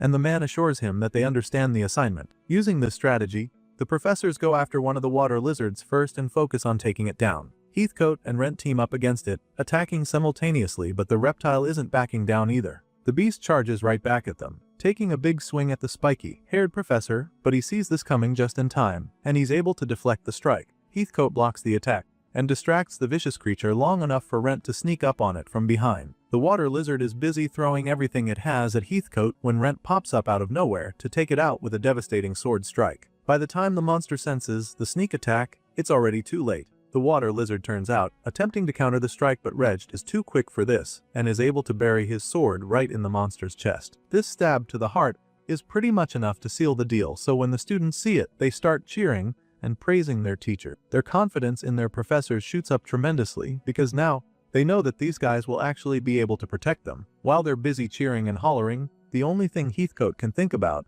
is how to go after the second water lizard. He turns around to face it, believing that they just have one left to take down. That's when he notices Garak still treating the other one with healing magic. Those guys are obviously not going to be able to join the fight anytime soon. But on the bright side, the others barely took any damage, which means that they still have a good enough fighting force. With this in mind, Heathcote confidently charges at the second water lizard with his colleagues close behind him. He and Rent run up to the water lizard, determined to eliminate the remaining threat. But then all of a sudden, we see two dark-looking figures coming up behind the two. These figures have an ominous red glow in their eyes which closely resembles that of the water lizards, so whatever they are, they're clearly not friendly. Just as these ominous figures are about to strike Heathcote and Rent from behind, they're intercepted with a brutal strike that foils their plan immediately. This sword slash takes off both their hands, with their sword still in there, which goes to show just how fast the attack was. This is when we learn that Professor Wormel and the one with glasses were the ones trying to hurt Heathcote. The two traitors stare at their severed hands in disbelief for a second before finally screaming in agony as the pain goes straight to their brain. They're pretty much paralyzed by their injuries, and we also learn that Gray was the one who stopped them. Turns out, our boy has known for a while that these guys were up to no good, but we'll get back to that in a moment, because the fight against the last water lizard is far from over. Rent turns around to see two of his colleagues now missing their hands, and of course, this leaves him pretty confused. He's distracted for a moment, but immediately gets his head back in the game when the deadly reptile closes in on him. As for Heathcote, he's not even surprised by what Gray just did. He simply smiles at the kid and thanks him for having his back before turning his focus back to his fight with the lizard. Right now, they have a system that's working for them, so they're confident that they can take down the last monster by themselves. Sure enough, it doesn't take long for them to kill it, and once they're done with that, they immediately go back to deal with the traitors who just revealed themselves. Professor Wormel and his partner in crime are still in a great deal of pain, considering that they just had their hands cut off, but of course, Heathcote doesn't exactly give a shit right now. They were obviously sneaking up on him from behind, but rather than jumping to conclusion, he gives them the opportunity to explain themselves and furiously demands that they confess what exactly they were trying to do. With the sharp tip of the sword mere inches away from his face, Wormel begins his confession. The man claims that he was just trying to fight the water lizard, but it sure as hell didn't seem like that. The two suspects suddenly accuse Gray of cutting off their hands for no reason, claiming that they were only trying to join the fight. With this claim, they immediately label Gray as a criminal and boldly demand his arrest, even though they're the ones that are about to be on trial. The one in glasses clamors for the dark-haired freshman to be locked up, claiming innocence, but as you can imagine, Heathcote isn't even slightly swayed by their claims. In fact, he actually finds it pathetic that they would think anyone would buy their story. They're shamelessly denying their treachery and calling for Gray's arrest when most of the people here have already realized that they were trying to kill them. Brent is disgusted by their behavior and even more irritated by their lies, and he doesn't hold back when saying this. He castigates the traitors for their acts and informs them that the students in the swordsmanship course are not blind enough to miss something that obvious. That being said, he calls on the kids and asks for their opinion on the matter. At the moment, they're pretty much the jury that will decide the fate of these two men. But as you can imagine, the students are not in any hurry to pick sides. They're afraid to accuse their professors of anything, not just because of the respect they have, but because it could probably land them in trouble if their judgment is wrong. Anyway, Wormel and his partner in crime are now very nervous because it's pretty clear that no one is on their side. Even the students couldn't defend them. At this point, Heathcote chimes in again, admitting that assassination and kidnapping attempts on people from he actually aren't rare. After all, they're an organization with plenty of enemies, and there are also a lot of valuable people among them too. That being said, since Wormel and his partner refuse to confess the truth, Heathcote decides to spell it out and make the verdict. He bluntly states that they tried to blend in with the water lizard fight so that they could kill a professor of the academy. But that wasn't going to be the end of their plan, because Heathcote also believes that they wanted to kill the students as well after taking out the guards. If that didn't happen, then they were probably going to kidnap the kids and force them into some shady work. Professor Heathcote believes that this is what Wormel and his partner were trying to do, so he spells it out for the students to hear, hoping to get an actual confession out of the culprits. By this time, the students have gotten to hear everything, so they're pretty terrified. The mere thought of their own teachers hurting them sends chills down their spines, and most of them are still frozen in shock, while the rest of the class is still trying to process the whole thing. Heathcote commends our boy Gray for his work, because he was the one who spotted the traitors and thwarted the assassination attempt. The man thanks our boy, admitting that the only reason he and Rent survived was because of Gray's intervention. He praises the MC for displaying some very impressive quick thinking, but our boy just smiles when he hears this because he knows that Heathcote is trying to be modest. Apparently, Gray believes that the professor sensed the shaddiness from the start, and that's not too hard to believe since Wormel and his cohort were actively against every suggestion he made from the beginning. They were the ones with the most insane drills, and all of these just made Gray conclude that they were trying to kill them from the start. As far as our boy is concerned, this is the truth, and anything else these men say will just be them lying. You'd think these guys would stick to their original story and claim of innocence, but when Gray reveals that he knew what they were up to, Wormel pretty much loses his shit. The man doesn't even bother denying any longer, because he's been caught red-handed, quite literally too. Wormel can't understand how Gray and Heathcote saw through their facade and begins to wonder if their plan leaked from somewhere or something. In this moment of frustration, Wormel pretty much confesses to everything, which catches his partner off guard. The guy instantly covers his mouth to shut him up, and then tells Gray that he knew nothing about this treacherous plan beforehand. Unfortunately, it's too late to cover up anything now. The evidence is all out there and Wormel just confessed to it already. Now, they really don't need anything else to litigate these guys, so Gray decides to just keep chatting with them before it's time for them to be locked up. To explain how he knows their plan, he admits that it's pretty easy to tell when someone is moving funny. He claims that it's all about watching the person's movement or the look in their eyes. That being said, our boy informs Wormel that the whole time, he never moved like someone trying to protect the students or other professor. Everything he did seemed like sabotage time and time again, and it was only up until halfway into the assignment that he finally confirmed it. Before then, he just assumed that the head professor was simply incompetent, but then when the rain started, it became clear that Wormel was intentionally trying to put them in danger. His moves became far too unnatural, and Gray explains why. Remember when Wormel got smacked around by the water lizard the first time? Well, this didn't go unnoticed by our boy. Vlad remembers thinking that the head professor could have easily dodged those hits, and that was one of the most suspicious things he observed during the fight. At this point, it's pretty clear that our boy read these guys like a book the whole time, and now that the truth is out, all they can do is sigh and groan as they nurse their wounds. Now that they've gotten all that out of the way, Heathcote curiously asks Gray how he feels, knowing that the boy recently tapped into that dark power. To this, our boy assures the teacher that he's fine, admitting that the damage is negligible since he only used the power for a split second. In fact, it just feels more like bad muscle soreness to him. Hearing this, the professor is pretty relieved, so they both turn their attention back to the traitors groaning on the floor next to them. Gray takes a moment to observe Wormel, and then all of a sudden, notices something off about the old man. Before he can even figure out what it is, the man starts laughing like a maniac. The head professor keeps laughing hysterically like a psycho, and this just irritates Heathcote. At first, he wonders if the man finally snapped and went crazy, but then Wormel reveals that the reason is something far more sinister. Even with the pain from his severed hand, he still feels like he has the upper hand, and this is never a good sign. Wormel claims that they still haven't realized what his main goal was, and since they haven't, it's already too late even. Clearly, Our boy doesn't know what he's talking about, so he asks the old man what he means, but Wormel just tells him to think about the situation. The twisted man suddenly decides to spell it out for them. He reminds them that they're stranded in the middle of the water lizard habitat in the pouring rain. On top of that, a powerful teleportation seal has cut off all escape routes for them. But that's not even the worst part, since reinforcements won't make it in time either. After pointing out all of this to them, he once again assures them that it's already too late for them to do anything even if they manage to figure out his plan. To him, it doesn't really matter that he got caught in the act because the main goal he had in mind has already been achieved. In other words, his work is done since they're as good as dead in the middle of this forest. Hearing this, the kids start trembling in terror because everything he just said is true.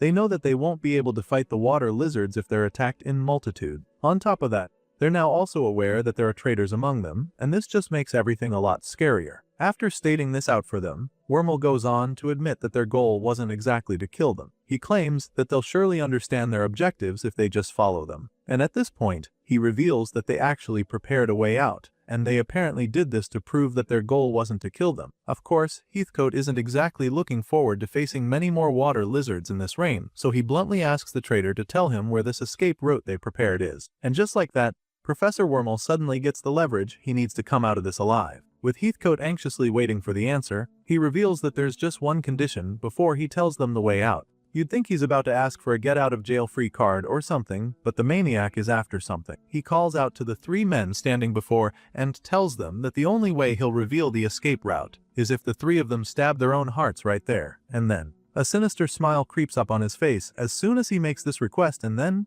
he goes ahead to say that they can't afford to bring along anyone that would interfere with their plan. Just then, we see the students starting to panic once again, but the psycho couldn't care less. He claims that everyone else will get to live if Heathcote, Rent, and Greystab kill themselves, which just goes to show how unremorseful the guy is. Heathcote just stares at him, probably at a loss for words, so when the man doesn't say anything, he urges the guy to make a choice. He even taunts the spiky-haired professor, claiming that he shouldn't hesitate to kill himself. As far as he's concerned, someone like Heathcote should be selfless enough to give his own life up for the students. While he's trying to mess with the man, another one of his cohorts tries to sneak up on Heathcote. Thankfully, our boy sees this coming yet again and immediately intercepts the third traitor. With the edge of his sword just resting on the guy's neck, he warns the guy not to move a muscle. The students are taken aback when they see how Gray stopped this attack. They're blown away by how fast the Dark Swordsman is because he literally got behind the enemy in an instant. Seeing this, Wormel still refuses to feel defeated. He tells Gray that taking his partner hostage won't do anything to help them. All he wants is to see them dead, so he claims that nothing else will make him reveal the escape route. Before Wormel can play any more mind games, our boy asks his latest hostage to tell him the truth. Right now, Gray has figured out that this guy can actually use teleportation magic, as opposed to what he claimed earlier. He said it wasn't working, but that's just one of the shady things that Gray noticed before. He knows that sneaking teleportation interference and communication jamming into the academy without being noticed would be very difficult. For this reason, he's convinced that the only way this would work without a problem is if the professor in charge of magic is working with them. That way, it would be very easy to make it so that communication and teleportation can't be used. Gray interrogates this last culprit, almost certain that the guy is going to spill the beans because of how scared he is. Our boy even takes things up a notch by drawing blood from the guy's neck, just so he knows that he's not bluffing. At this point, the guy is fighting so hard to keep his mouth shut, but the steel is digging deeper into his skin, which makes it harder to stay tight-lipped. Heathcote watches the whole interrogation session, and he's just blown away by how sharp Gray is. He thinks that it's way too good for a student that he can't even help but commend the boy. Anyway, back to the hostage. The mere fact that the guy is hesitating to say anything is enough proof that he can actually use teleportation magic. He calls out to Heathcote, hoping to be rescued, but the man just points a sword to his eyeball and orders him to activate teleportation magic immediately. He tells him to send every student and professor to the base of the mountain, and to show the guy that he's not bluffing, he promises to gouge out one of his eyes if he refuses to obey. And if he still refuses after losing an eye, Heathcote assures Galak that he'll go blind. But that's not all, because if he still doesn't comply after losing 2 eyes, then he'll have his fingers cut off 1 centimeter at a time. The guy isn't even done processing what Heathcote just said when Gray chimes in, warning him not to try anything funny like teleporting them elsewhere or leaving someone behind. Unlike Professor Heathcote, this Dark Swordsman is not a fan of the whole slow torture or stuff like that, and he makes it very clear to the hostage by promising to take his head instantly if he makes even the slightest suspicious move. At this point, Galak is clearly about to break and Wormel can sense it, so he tells him not to dare to use his teleportation magic. However, at a time like this, following Wormel's orders is pretty much suicide. Galak clearly hasn't made his choice, but Heathcote has finally run out of patience, so since the guy is still refusing to do as they say, he decides to keep the promise he made earlier. Without a second thought, Heathcote takes his sword and thrusts it straight at Galak's face. Seeing the tip of the blade coming straight at his eyes, the terrified man falls down to his knees and immediately activates the teleportation seal. The magic circle spreads out beneath their feet, covering every single person in that part of the forest, and they're all teleported back to the academy in the blink of an eye. They all reappear in front of the gate, and the other professors they left behind there are shocked to see this all of a sudden. They rush out to check what's going on, and that's when they discover that it's the swordsmanship course first year expedition squad that's suddenly back in the academy. It's a really baffling sight for them, so they ask Gray and Heathcote to tell them what's going on. As you'd expect, the spiky-haired professor is the one who gives the report. He claims that while training in the water lizard territory, they encountered an extremely dangerous anomaly and initiated an emergency evacuation. Of course, he doesn't just spell it out that Wormel and his cohorts were trying to kill them out there.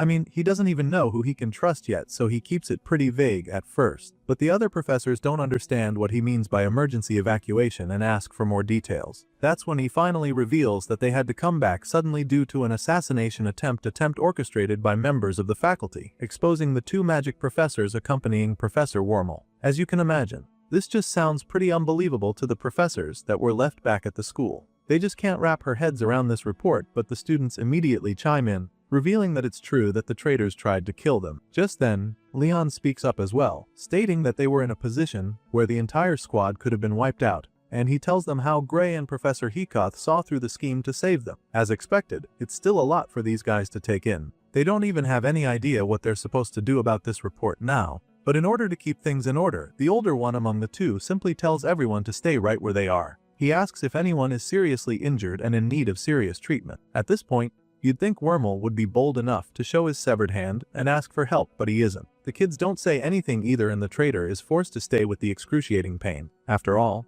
Gray claims that nobody got badly hurt and there's no protest. A few moments later, we see Leon being placed in handcuffs by one of the professors. She obviously doesn't enjoy doing it, but she doesn't have a choice since they need to place everyone under temporary restraints. This is to prevent any informants from covering things up or escaping before a proper investigation is initiated. She reveals that they'll be questioning everyone after this and tells him to get prepared for that. The scene shifts and we catch up with the MC, who's also in cuffs while being interrogated. Just like him and others involved, the traitors in the picture are questioned, and let's just say they're not in the mood to answer anything. After that, the issue is understandably taken to trial, and as soon as they arrive at the courthouse, the tension is off the roof. The judge presiding is able to calm the noise with the slamming of his gavel. He tells everyone to stay silent and informs them how the trail will go. Form then point forward. They will announce the disciplinary ruling regarding the attempted assassination and kidnapping of the swordsmanship course first year expedition squad. The judge is aware that this incident was orchestrated with Professor Wormel, the expedition supervisor, as the ringleader, and Professor Balin, the deputy supervisor, as a co-conspirator, and they were assisted by two magic professors assigned for emergency response. Apparently,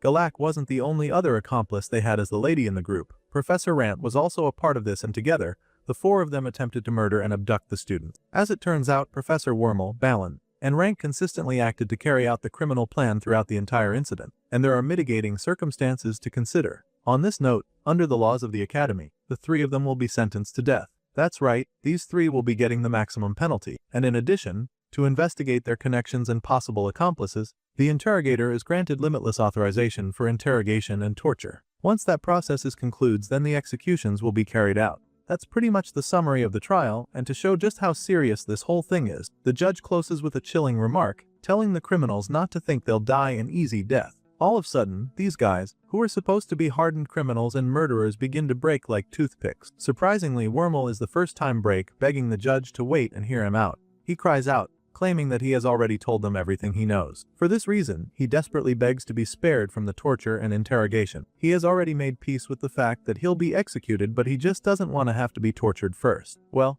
I guess he should have thought about that before attempting to kill fellow professors and kidnapping students. Unfortunately for him, the judge has made up his mind. He has no intention of showing mercy, and all of Wormel's pleas fall on deaf ears. Realizing that he won't be able to talk his way out of this one, the old professor decides to make a run for it. With his hands tied behind his back, he attempts to run out of the courtroom. For some reason, he thinks this is a good idea that could actually work. When if thought that, he quickly learns how wrong he was because he's easily intercepted. Someone grabs him by the face and slams him into floor to make him behave. It works pretty well because Wormel is finally forced to calm down. As for Rant and Balin, when they see this, all the funny ideas they probably had instantly disappear from their minds. The judge then orders for the three of them to be taken away and await interrogation. Once those three are taken away, Galak is the only one left with the judge. He reminds the professor that he's just as guilty as the others. However, at the very last moment, he abandoned the plan and helped the students escape. That alone is worth a reduced sentence as far as the judge is concerned. So, for this reason, he decides that Galak will be allowed to live as a member of the convict corps after his interrogation. As you can imagine,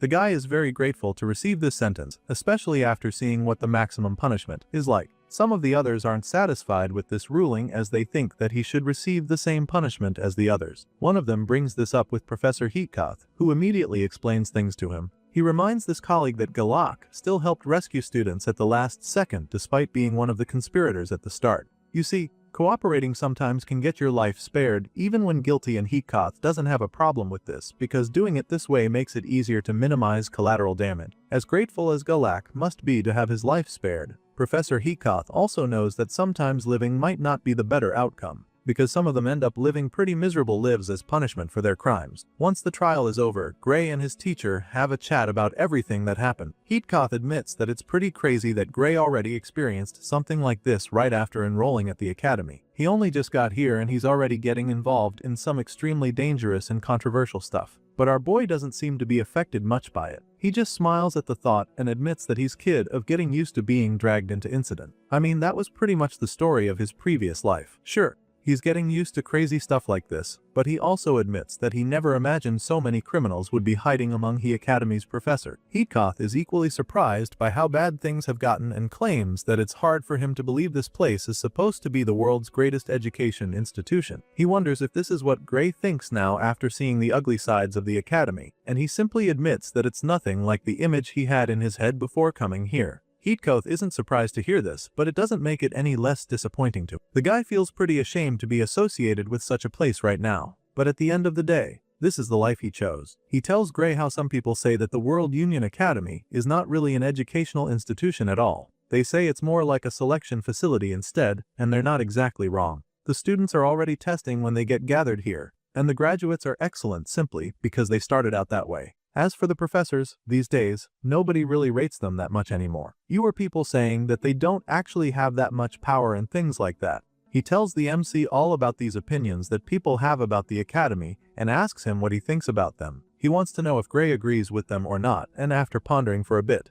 the Dark Swordsman gives his answer. He admits that there are times when he actually wonders about all this, but the professor isn't sure exactly what he's referring to. The man stops in his tracks trying to understand what Gray is talking about, and then, that's when our boy reveals that there's only one thing about this place that gets sure of, and that's the fact that he's gotten stronger since he arrived at the academy. Gray Lee is convinced that he is way stronger than he ever was back in the village. As far as he's concerned, it's not even comparable, and he has no doubt about this. The MC makes this opinion known to the professor, and then goes on to say one more thing. In response to all the things that people usually say about the academy in recent times, Gray claims that one could be right not to trust the academy as an organization. However, he has no doubt that there are teachers here one can trust. Ariel and Heatkoth are obviously the ones he has in mind when he says this, and after revealing this, he assures the spiky-haired professor that knowing this alone is enough reason for him to stay. As you can imagine, the man is touched when he hears these words. Gray pretty much catches him off guard with this, and if he were any more flattered, he'd probably be blushing right now. Anyway, Heatkoth simply concludes that Gray really doesn't sound like a student, and then, he lets our boy in on a little secret, revealing that everything he has done so far was just a light conditioning. Heatkoth claims that it's all basically a warm-up for Gray, assuring him that he's going to get a lot string from here on out. Of course, our boy likes the sound of that, and the fact that it's coming from his teacher makes it a whole lot better. He was sent back in time to this world for a reason, and so far, everything is on track. He still wants to become stronger, to be able to control that dark power within him. This was always the plan, so the fact that Heatkoth has the same vision for him just makes him smile genuinely because this is the plan he has had from the start. The scene shifts and the story continues several days later when the heat has finally died down. The students are all gathered in the arena for another training session, which is led by Professor Rent this time around. As soon as they enter the training ground, the teacher takes the opportunity to commend all the freshmen who took part in the expedition for their performance and bravery. He claims that they all did good work on that field march training the other day, and talks about how impressed he was even though there were a bunch of irregular situations. After commending them, he quickly switches to the topic of the day.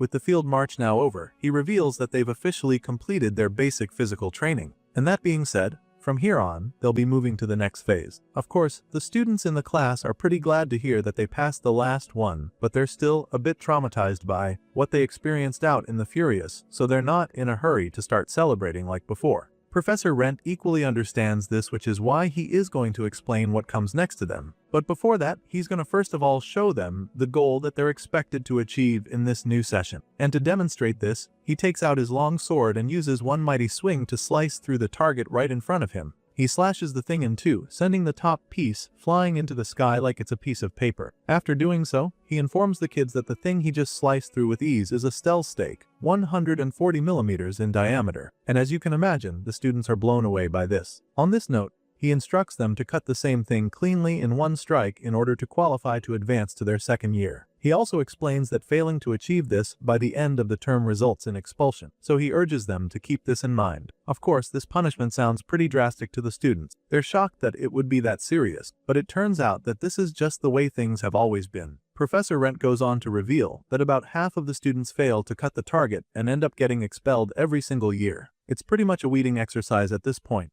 in order to reduce the number of students that move on to the next class. Now, most of the students are already pretty nervous, wondering what would happen to someone who gets expelled from the academy. On this note, Rent reminds them that very few students actually graduate from the World Union Academy in the first place. As such, it's not really something to worry about. It's quite common at the academy, so the professor explains that their path after expulsion actually depends on what year that they leave. You see, if a student is expelled in their first year, they are usually transferred to a regular academy in their home country. And when that happens, they're usually considered too good for their age or class, and then end up skipping grades over and over as a top student. In other words, those who get expelled from the World Union Academy don't end up cursed with a life of shame or stigma, because when they go elsewhere, they're actually considered the best of the best, ranked higher than even the royal elite. This is the path followed by those who decide to transfer after being expelled. But those who choose to work are offered a different life, entirely, as they could join a royal guard as an elite swordsman. This is equally a pretty prestigious position, so most of the kids are surprised to learn that they can actually join a royal guard, even after being kicked out of the academy. Rent finds it funny that these kids don't even know how special they are to be in the academy. He explains that they already stopped being normal in the eyes of the public the moment they got accepted into the World Union Academy. As far as he's concerned,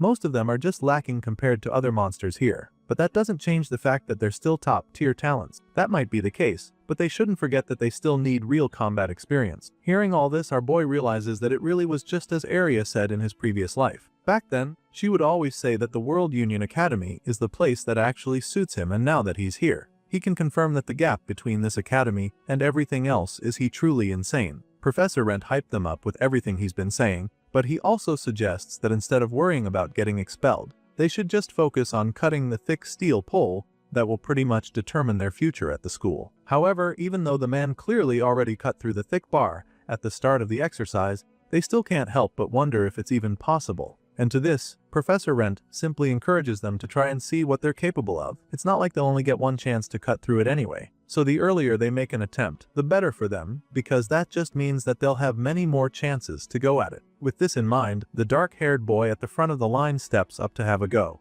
He accepts the sword from the professor and pumps himself up for the attempt. So far, Rent has already motivated them a lot, so he's feeling pretty positive despite not being all that confident in his abilities. He swallows the fear and takes a mighty swing at the thing, but the force from his strike is so much that it sends the sword flying out of his hands. Next thing he knows, the blade bounces off into the air, and he's being pushed back by the force as well. But the part of the body that suffers the most is his hand, that almost shatters from the feedback. The boy grabs his hand and screams in pain as it almost destroyed his hand. Luckily for him, the force wasn't enough to break his wrist or the bones in his hand, and he's not bleeding as well, which is a very good sign. At this point, Professor Rent just goes to pick up the blade, with disappointment laced all over his body. The man expected that the kid wouldn't be able to cut the bar in one go, knowing how difficult the challenge is, but he didn't think that the boy would actually let go of his sword too. And to him, that is totally unacceptable. He's not pleased at all by what he just witnessed, and the boy, on the other hand, simply covers his head in shame as he quietly attempts to disappear by mingling with the other students. Sadly, Professor Rent has his eyes on him now, and has probably even labeled him as one of the most unprepared students after witnessing his horrible attempt. He reminds the kids that a swordsman should always keep their blade in their hands even in death. It should never be heard that they were disarmed or lost their sword in the middle of the battle. And even though most of the students there don't trust themselves in this department, our boy is probably already certain that he'll never be a victim of that. However, it doesn't make him any less curious about the exercise, so he simply asks the professor if there are any restrictions on what sword can be used for the assignment. As you can imagine, our boy is already trying to figure out what sword would be best for him to try out this challenge. Clearly, all swords aren't the same, and he of all people knows this, since it wasn't so long ago when he was testing out multiple from Ariel's collection in this same training ground. He is already thinking that he'll probably be able to cut the steel bar with one swing if he uses that sword that Professor Ariel gave him. Unfortunately for him, he won't get the chance to use that blade because only standard issue swords are allowed for this assignment. But even though they're restricted to regular swords, Professor Rent still believes that it wouldn't be difficult for Gray to clear the assignment right away. To him, the boy doesn't even need a special sword to complete the test, and of course, our boy feels the same way. He ponders on the matter for a while, admitting that he could clear it immediately if he uses that dark power inside him. But then again, he figures that this task shouldn't even require him using that power. I mean, if it's meant to be a promotion exam, then anyone skilled enough should be able to do it, even without possessing mind-blowing dark magic from an otherworldly being. For this reason, he decides to carry out the assignment without using the power. But at the same time, this thought process makes Gray feel that he might even be able to reach the level of the Liquidator if he can combine that technique with his ability. With this in mind, his entire being is flooded with the desire and belief that he needs to get stronger. He's confident that he can do this and makes up his mind to do whatever it takes. After giving them a small lecture and demonstration, Professor Rent goes on to say what he knows is on everyone's mind. He knows that they're all probably wondering if something like this can really be cut with a sword. He knows that most of them don't even believe that it can be done without possessing insane power. Right now, it seems as though they need inhuman strength like Gray's just to make it to second year. However, the professor assures them that it's not the case at all. That being said, he asks the students if they have ever thought their professors and seniors felt way too strong compared to them, and the answer is already pretty obvious. I mean, they're just freshmen at the World Union Academy, so they must think that the gap in power between them and their seniors must be overwhelming without much difference in build. Well, this is true to a certain degree, and Professor Rent reveals that there's a reason for it. The man claims that the infusion of life force is the main reason why they feel weaker compared to their seniors and professors. This infusion of life is whether or not one can channel the life force every human possesses into their sword. It's the ability to infuse one's blade with the power flowing through their bodies, and the moment Professor Rent says this, Gray's eyes widen in shock. He has heard of this concept in his past life, which is why he's pretty taken aback by it when Rent talks about it. You see, life force, otherwise known as Odo, is used in refining ultra-compressed ether. With this knowledge, Gray concludes that the World Union Academy must have developed a technique to apply that to swordsmanship in order to teach it to their students and make them stronger. So now that the MC has come to this realization, he wonders if this also means that they're going to teach the students how to use this life force right now. Just as this thought crosses Gray's mind, the professor continues his little speech, claiming that they do not actually need to understand those complicated theories to use life force in modern times. On this note, he takes out a strange sword, revealing that it's a life-draining demon sword that will forcibly draw out their life force and channel it into the blade. He claims that all they need to do is get used to the sensation of the sword drawing the life force out of them. Once that happens, they'll be able to infuse it into a normal sword as well with ease. In other words, they don't need to master the art of Auto like their predecessors thanks to these new inventions. Professor Rent concludes his little seminar and then asks the students if any of them want to give it a try. As you can imagine, they're all reluctant to go and use a sword that allegedly sucks the life out of them. It pretty much sounds like suicide to most of them, so they decide that there's no way they're touching a sword, especially when it has a name like that. Even though they're reluctant to test the blade, they're also very curious to see how it works, so a good number of them are actually just waiting for someone to be the scapegoat. They need someone else to make the first move so that they see if something bad is going to happen. As you can imagine, our boy is also pretty curious about the blade, but he also hasn't made any move yet, since he also heard just how sketchy the name of that is. As ominous as it sounds, Gray is still willing to take the risk. As far as he's concerned, if it means getting stronger, then it's worth taking the risk. But then just when he's about to raise his hand to indicate interest, he sees another hand up right at the front of the line. Just like all the other students, he's taken aback by this, and that's when we see that the one who beat Gray to it is Leon. The blondie thinks back to when they were in the forest and remembers how he couldn't do anything when the water lizards attacked them. He's still so ashamed of himself for this, feeling that he doesn't even deserve to be called the top student with his performance out in the woods. At this rate, he knows that he'll never be able to even get close to Gray in terms of power, so he's made up his mind to take the risk as well, in order to become stronger. Professor Rent sees both students who raise their hands and analyzes the situation. He needs to pick one of them first for the demonstration, but who? To him, Gray would probably endure the effects of the life-draining sword without issue, which is good. But everyone already expects that from the special admit, so it wouldn't be useful as a reference for the others. However, Leon is a more regular student, so he calls on the blondie to give it a try instead. Leon walks up to the professor without any hesitation and picks up the sword. As soon as he touches it, he begins to feel a little overwhelmed because he's literally holding the fabled life-draining sword. It only takes a few seconds for him to feel the effects of the blade. He can instantly tell that something is being drained from his body, but he's determined to see just how much he can take.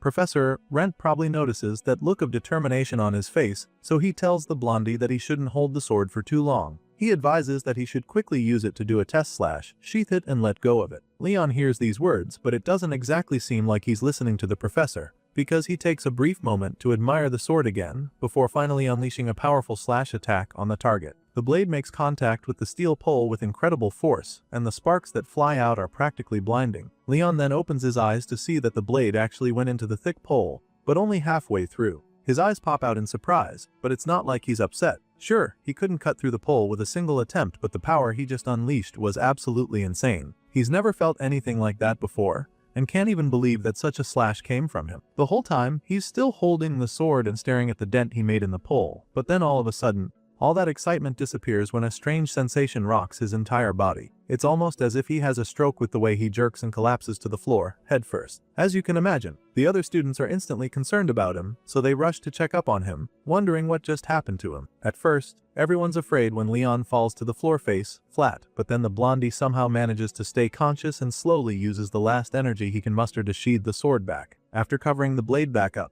he finally goes back down to catch his breath. At this point, the other students are all around him to see if he's alright. Professor Rent isn't too worried though, since this isn't the first time he's seeing something like this. He simply advises Leon not to push himself too much, assuring him that it's always like that the first time. Knowing that there's not much to worry about, he calmly tells the other students to just let Leon rest for a bit. While trying to get him into a comfortable position, they ask the professor if Leon is going to recover anytime soon. They're curious as to whether the life-draining effect is only temporary. To this, the professor assures them that he'll be able to stand again soon if he rests for some time. He makes this clear to them while picking up the sword, and then softly taunts the blondie for not listening to him earlier. He reminds Leon that he didn't even let go of the sword at any point. But then again, it's just the kind of thing he expects from the top student. Anyway, since they're already at it, he finally decides to offer our boy the chance to have a go at it too. He asks the MC if he still wants to take a shot, and of course, our boy is up for it. He steps up to collect the sword from Professor Rent, which leaves most of the other students absolutely shocked. They're stunned that Gray didn't even hesitate to take the sword even after he saw what happened to Leon. For this,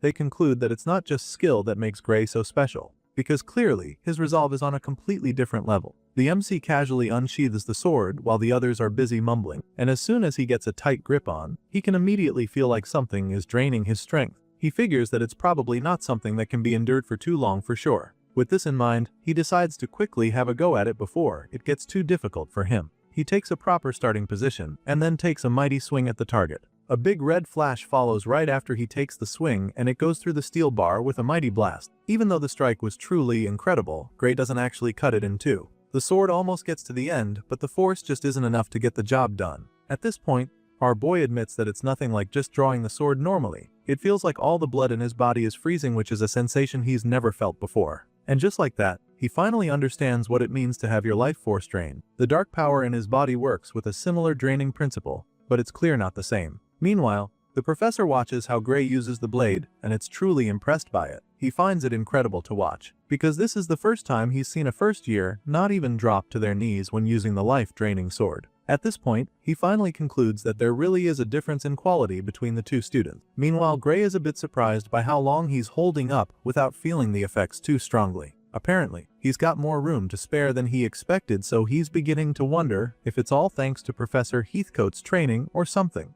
He remembers how he had to push himself to the limit the last time he was training under the spiky-haired professor, so he feels that it might have something to do with his improvement. But then again, he figures that it might also be because he's gotten used to being wrecked all the time. It's possible that his body has gotten used to taking a lot of damage, and now he just doesn't feel it like before. Our boy is still in his head about it, trying to figure out why he doesn't feel weak yet. And that's when the professor asks him if he wants to have another go at it. Gray claims that he is ready to try again. He takes a good starting position, and then goes in with a big swing. But just as the blade is about to hit the steel pole, he feels a strange sensation inside his body. He can't believe what's happening to him because it shouldn't even be possible. He starts to feel his consciousness slipping away, and before he can even land the hit, it becomes way too difficult for him to even stay on his feet. At this point, he's struggling to even stay awake, so he practically starts begging his body to hold up long enough for him to sheathe the sword. In the end, he somehow manages to cover up the blade at the very last second, and then falls face flat on the floor. Seeing the dark-haired boy collapse like that, Professor Rent is a little amused. The man chuckles, claiming that he was only half joking when he asked and didn't think that Gray would actually go through with it. But then again,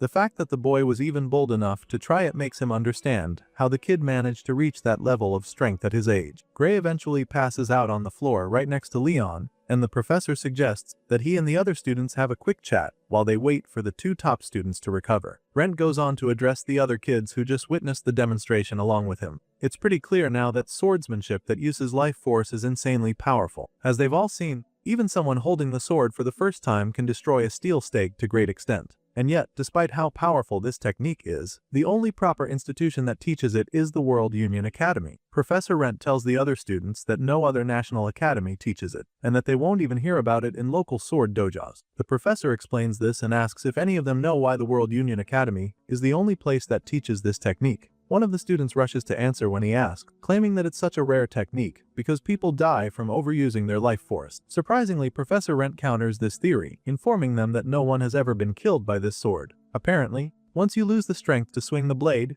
it stops draining your life force. Just then, Leon regains consciousness and attempts to answer the question as well. Still pretty exhausted, he mutters something about the sword being very rare, which is why no other academy teaches how to use it. The professor agrees on the fact that the sword is rare, but reveals that it is not the main reason why they're the only ones that teach the technique. Rent informs them that there are about 30 of this life-draining sword in the academy, and others like it outside the academy as well. So, yes, it's rare, but that is not why the World Union Academy is the only institution teaching how to use it. In the past, people used these swords to train, and it led to countless deaths, and that was why they stopped using them outside the academy. You see, this blade didn't directly kill the users back then, but the fact that it drained them so much meant that most of them ended up immobilized in the middle of a fight. And if you can't move on the battlefield, then you're just easy meat for your enemy to finish off. Gray suddenly wakes up as well and immediately joins the conversation. From everything the professor just said, he understands that it's imperative that one is still moving after swinging the life-draining sword if they choose to use its power in real combat. As far as he's concerned, there's basically no one outside the academy who can do that, which pretty much explains why students here are the only ones bothered with learning how to use the sword. Hearing what Gray has to say, the professor gladly informs him that his answer is spot on. He commends the hero for providing the perfect answer, and then goes on to talk a bit more about it. Rent explains that just being able to activate the sword's power once is basically meaningless because if they can't move afterwards, then they're pretty much done for. He informs the students that they can only say they have mastered this power when they can use a life-force sword like it's second nature. If they can't do that, then they won't be using the power and the power would be using them instead. And it was because of this mistake that countless swordsmen lost their lives to the rare sword in the past. This is already sounding like a horror to the students now, and some of them don't really see themselves being able to learn how to use something that dangerous. What baffles them even more is the fact that all the second years in the school will probably know how to use the sword and its power. Well, that's actually the case, and Professor Rent admits it,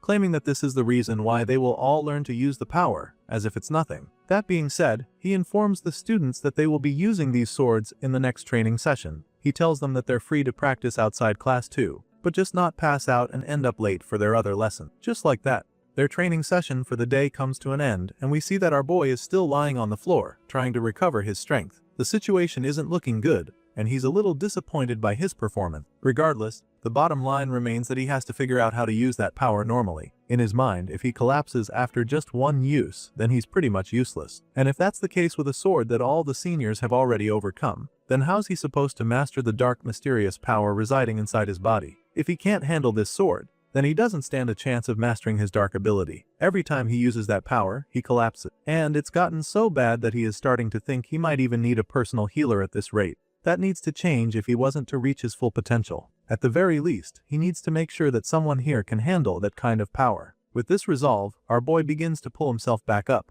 In his mind, coming to this academy was definitely the right call because he's come to realize that there's no better place to get stronger than here. He's determined to make the most of his time here and become the hero he knows he's meant to be. With this in mind, he becomes really curious as to what would happen if he actually combines the power from the sword with his. The first time, he tried it without tapping into the dark energy at all, but now, he feels that he needs to take things up a notch, so he makes up his mind to do just that. The scene shifts, and that's where we see our boy still training hard at the second training ground. Everyone else left long ago, but he stayed back to keep training, determined to cut through the steel pole before the sun goes down. Well, it's already setting right now, but our boy doesn't look like he's going to stop yet, despite being very exhausted. Compared to before, he's made more progress and looks like he's going to complete the task any moment now. You see, the MC has been working with a pattern using this regular sword. He takes a 3-minute break after time he swings it, and activates the dark power. This way, his life force recovery can keep up with the amount he loses whenever he strikes the steel stake. As much as this has helped him to avoid passing out, he can't help but admit that it's still unbelievably inefficient. It doesn't change the fact that he's definitely gonna get drained soon enough, but he can also feel like he's finally starting to get the hang of it. With this in mind, he decides that it's probably time to try it out with a regular sword. Still, he's afraid that he might collapse again if he starts doing it without breaks, but he also doesn't want to forget the feeling still inside his body, so he makes up his mind to drop the life-draining sword. He takes out the sword to try it out with the dark power and see what happens, but then he's suddenly stopped when another student calls out to him to wait. He asks the kid if something is wrong, and the guy explains that Professor Ariel said she wanted to be present when he finally decides to use a regular sword. That being said, he asks Gray to wait for him while he goes to call the professor. Our boy doesn't mind waiting a bit, but he's also kind of in a hurry. He remembers that Ariel is busy right now, which makes him doubt that the guy will be able to call her on such short notice. That's when the kid explains things to our boy. Apparently, Ariel expected him to grasp things today, and she was so confident that he would get the hang of it before sundown that she already cleared her schedule. Hearing this, Gray is pretty glad because he wouldn't have to wait too long and get out of the zone, but he's even more surprised that she predicted when he'd learn how to use the sword. I guess they don't call her the Divine Eye for nothing. Soon enough, the red-haired lady appears, apologizing for keeping him waiting. Anyway, now that she is here, she politely asks him to resume his training. He's about to, but then he notices the mysterious hooded character right next to his professor. With his curiosity piqued, he asks who the hooded figure is, and Professor Ariel informs him that the person is here to heal him in case something happens to him. She knows that he must be very exhausted. That's why she invited this person, and our boy is actually pretty grateful for that. Unfortunately, they took a while and got him out of the zone, so in order to recover the feeling he had a while ago, he asks if he can practice once with the life-draining sword. Of course, she doesn't have a problem with this and claims that she'll just watch him do as he likes. Gray thanks her and takes out the sword. Without any hesitation, he unleashes a powerful slash that almost cuts through the pole. Once again, he's just a few centimeters away from cutting through it completely. Sure, he doesn't get it on the first try, but he's really positive about the feeling he's getting. This is what he needs to be able to complete the task, so now, all he needs to do is recreate this feeling with a normal sword. Meanwhile, Ariel just watches him, closely examining his every move. Gray slowly sheathes the life-draining sword again and pulls out the regular blade. While doing it, he focuses on the feeling of pulling out the life force inside his body. He believes that by remembering that feeling, he'll be able to trigger the dark energy inside him in a way that he can control. But then all of a sudden, things takes a shocking turn. Gray feels his heart overloaded with power, and this instantly activates the dark energy within him. But it does so in a manner he's never experienced before. It's like a partial overload for him because the dark matter shoots out of his chest and immediately begins to consume his body from the hand up. His eyes widen in horror because he knows that he's no longer in control of the situation. He can tell that this power inside him is different from the life force that he's familiar with, and just like that, he realizes that the dark power is getting mixed up with his life force. The dark energy goes out of control, desperately demanding more of his life force, and it begins to take a toll on Gray's body in a very unusual way.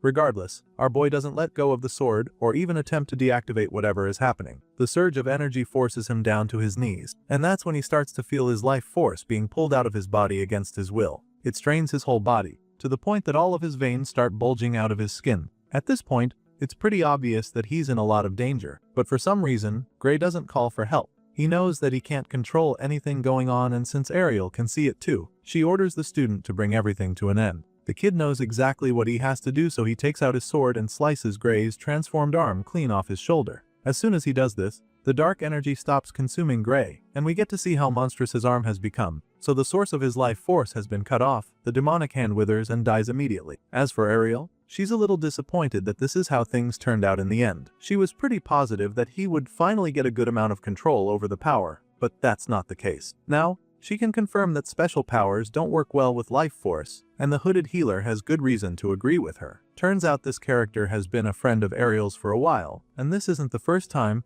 they're dealing with something like this. They came here to heal Gray in case something happened to him, and since he's clearly missing an arm now, they step up to take care of the situation. The green-haired lady takes off her hood to reveal her face. She claims that even the previous Divine Eye special students had trouble harmonizing their life force with their own power. Turns out this lady is a professor of healing magic at the academy, going by the name Aniclimax. She begins to cast the healing spell to help Gray while telling the story of the previous students who were in his position. Even though she's seen cases like his, she admits that the power from earlier felt far too strained. She starts by stopping the bleeding from the wound, and then begins activating unique healing magic, known as forced regeneration. As you can imagine, she's clearly trying to help the unconscious boy grow out a new arm, and her spell does this in a very unique fashion. First, the bones appear, forming a new skeleton down from his shoulders, and then the flesh follows with blood vessels, and finally, skin covers everything. It only takes a short time for Aniclimax to give Gray a new arm, and as soon as she reveals that she is done, Professor Ariel admits how blown away she is. She claims that the forced regeneration spell never ceases to amaze her,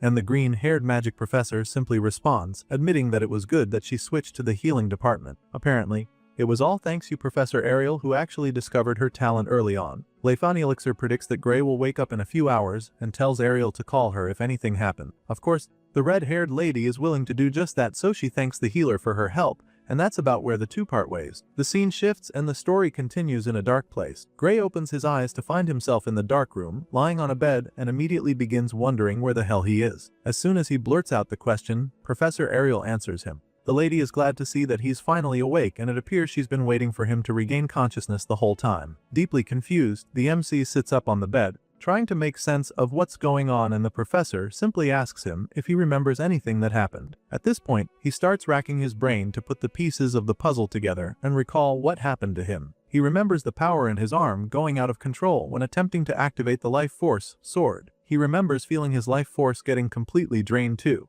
but also remembers her assistant cutting off his arm, which really doesn't make much sense now, because he's looking at his arm still joined to his body. It's pretty crazy stuff, so he starts freaking out, but the red-haired lady is just glad to see that he can remember everything. At least, she can confidently say that his memory is clear. Anyway, she offers him a slice of her apple, claiming that the thing she was worried about happened either way. Just as he's about to ask her what she means by this, she shuts him up by sticking the apple in his mouth with a fork. At this point, Gray realizes that Ariel probably saw all this coming, and it pisses him off a bit, so he asks her if she knew all along that this would happen to him. Well, she explains that it's not like she knew what would happen to him, but it's actually because something similar had happened in the past. Now, our boy becomes even more confused, because all the while she's been training him to master his power, she never mentioned anything like that. Gray curiously probes her for answers, and she's obviously ready to tell him everything, so she starts by telling him that Emmy White tried to use life force in the past. That's why she decided to be present when he used it as well. Hearing this, Gray is absolutely blown away. He had no idea that Emmy White,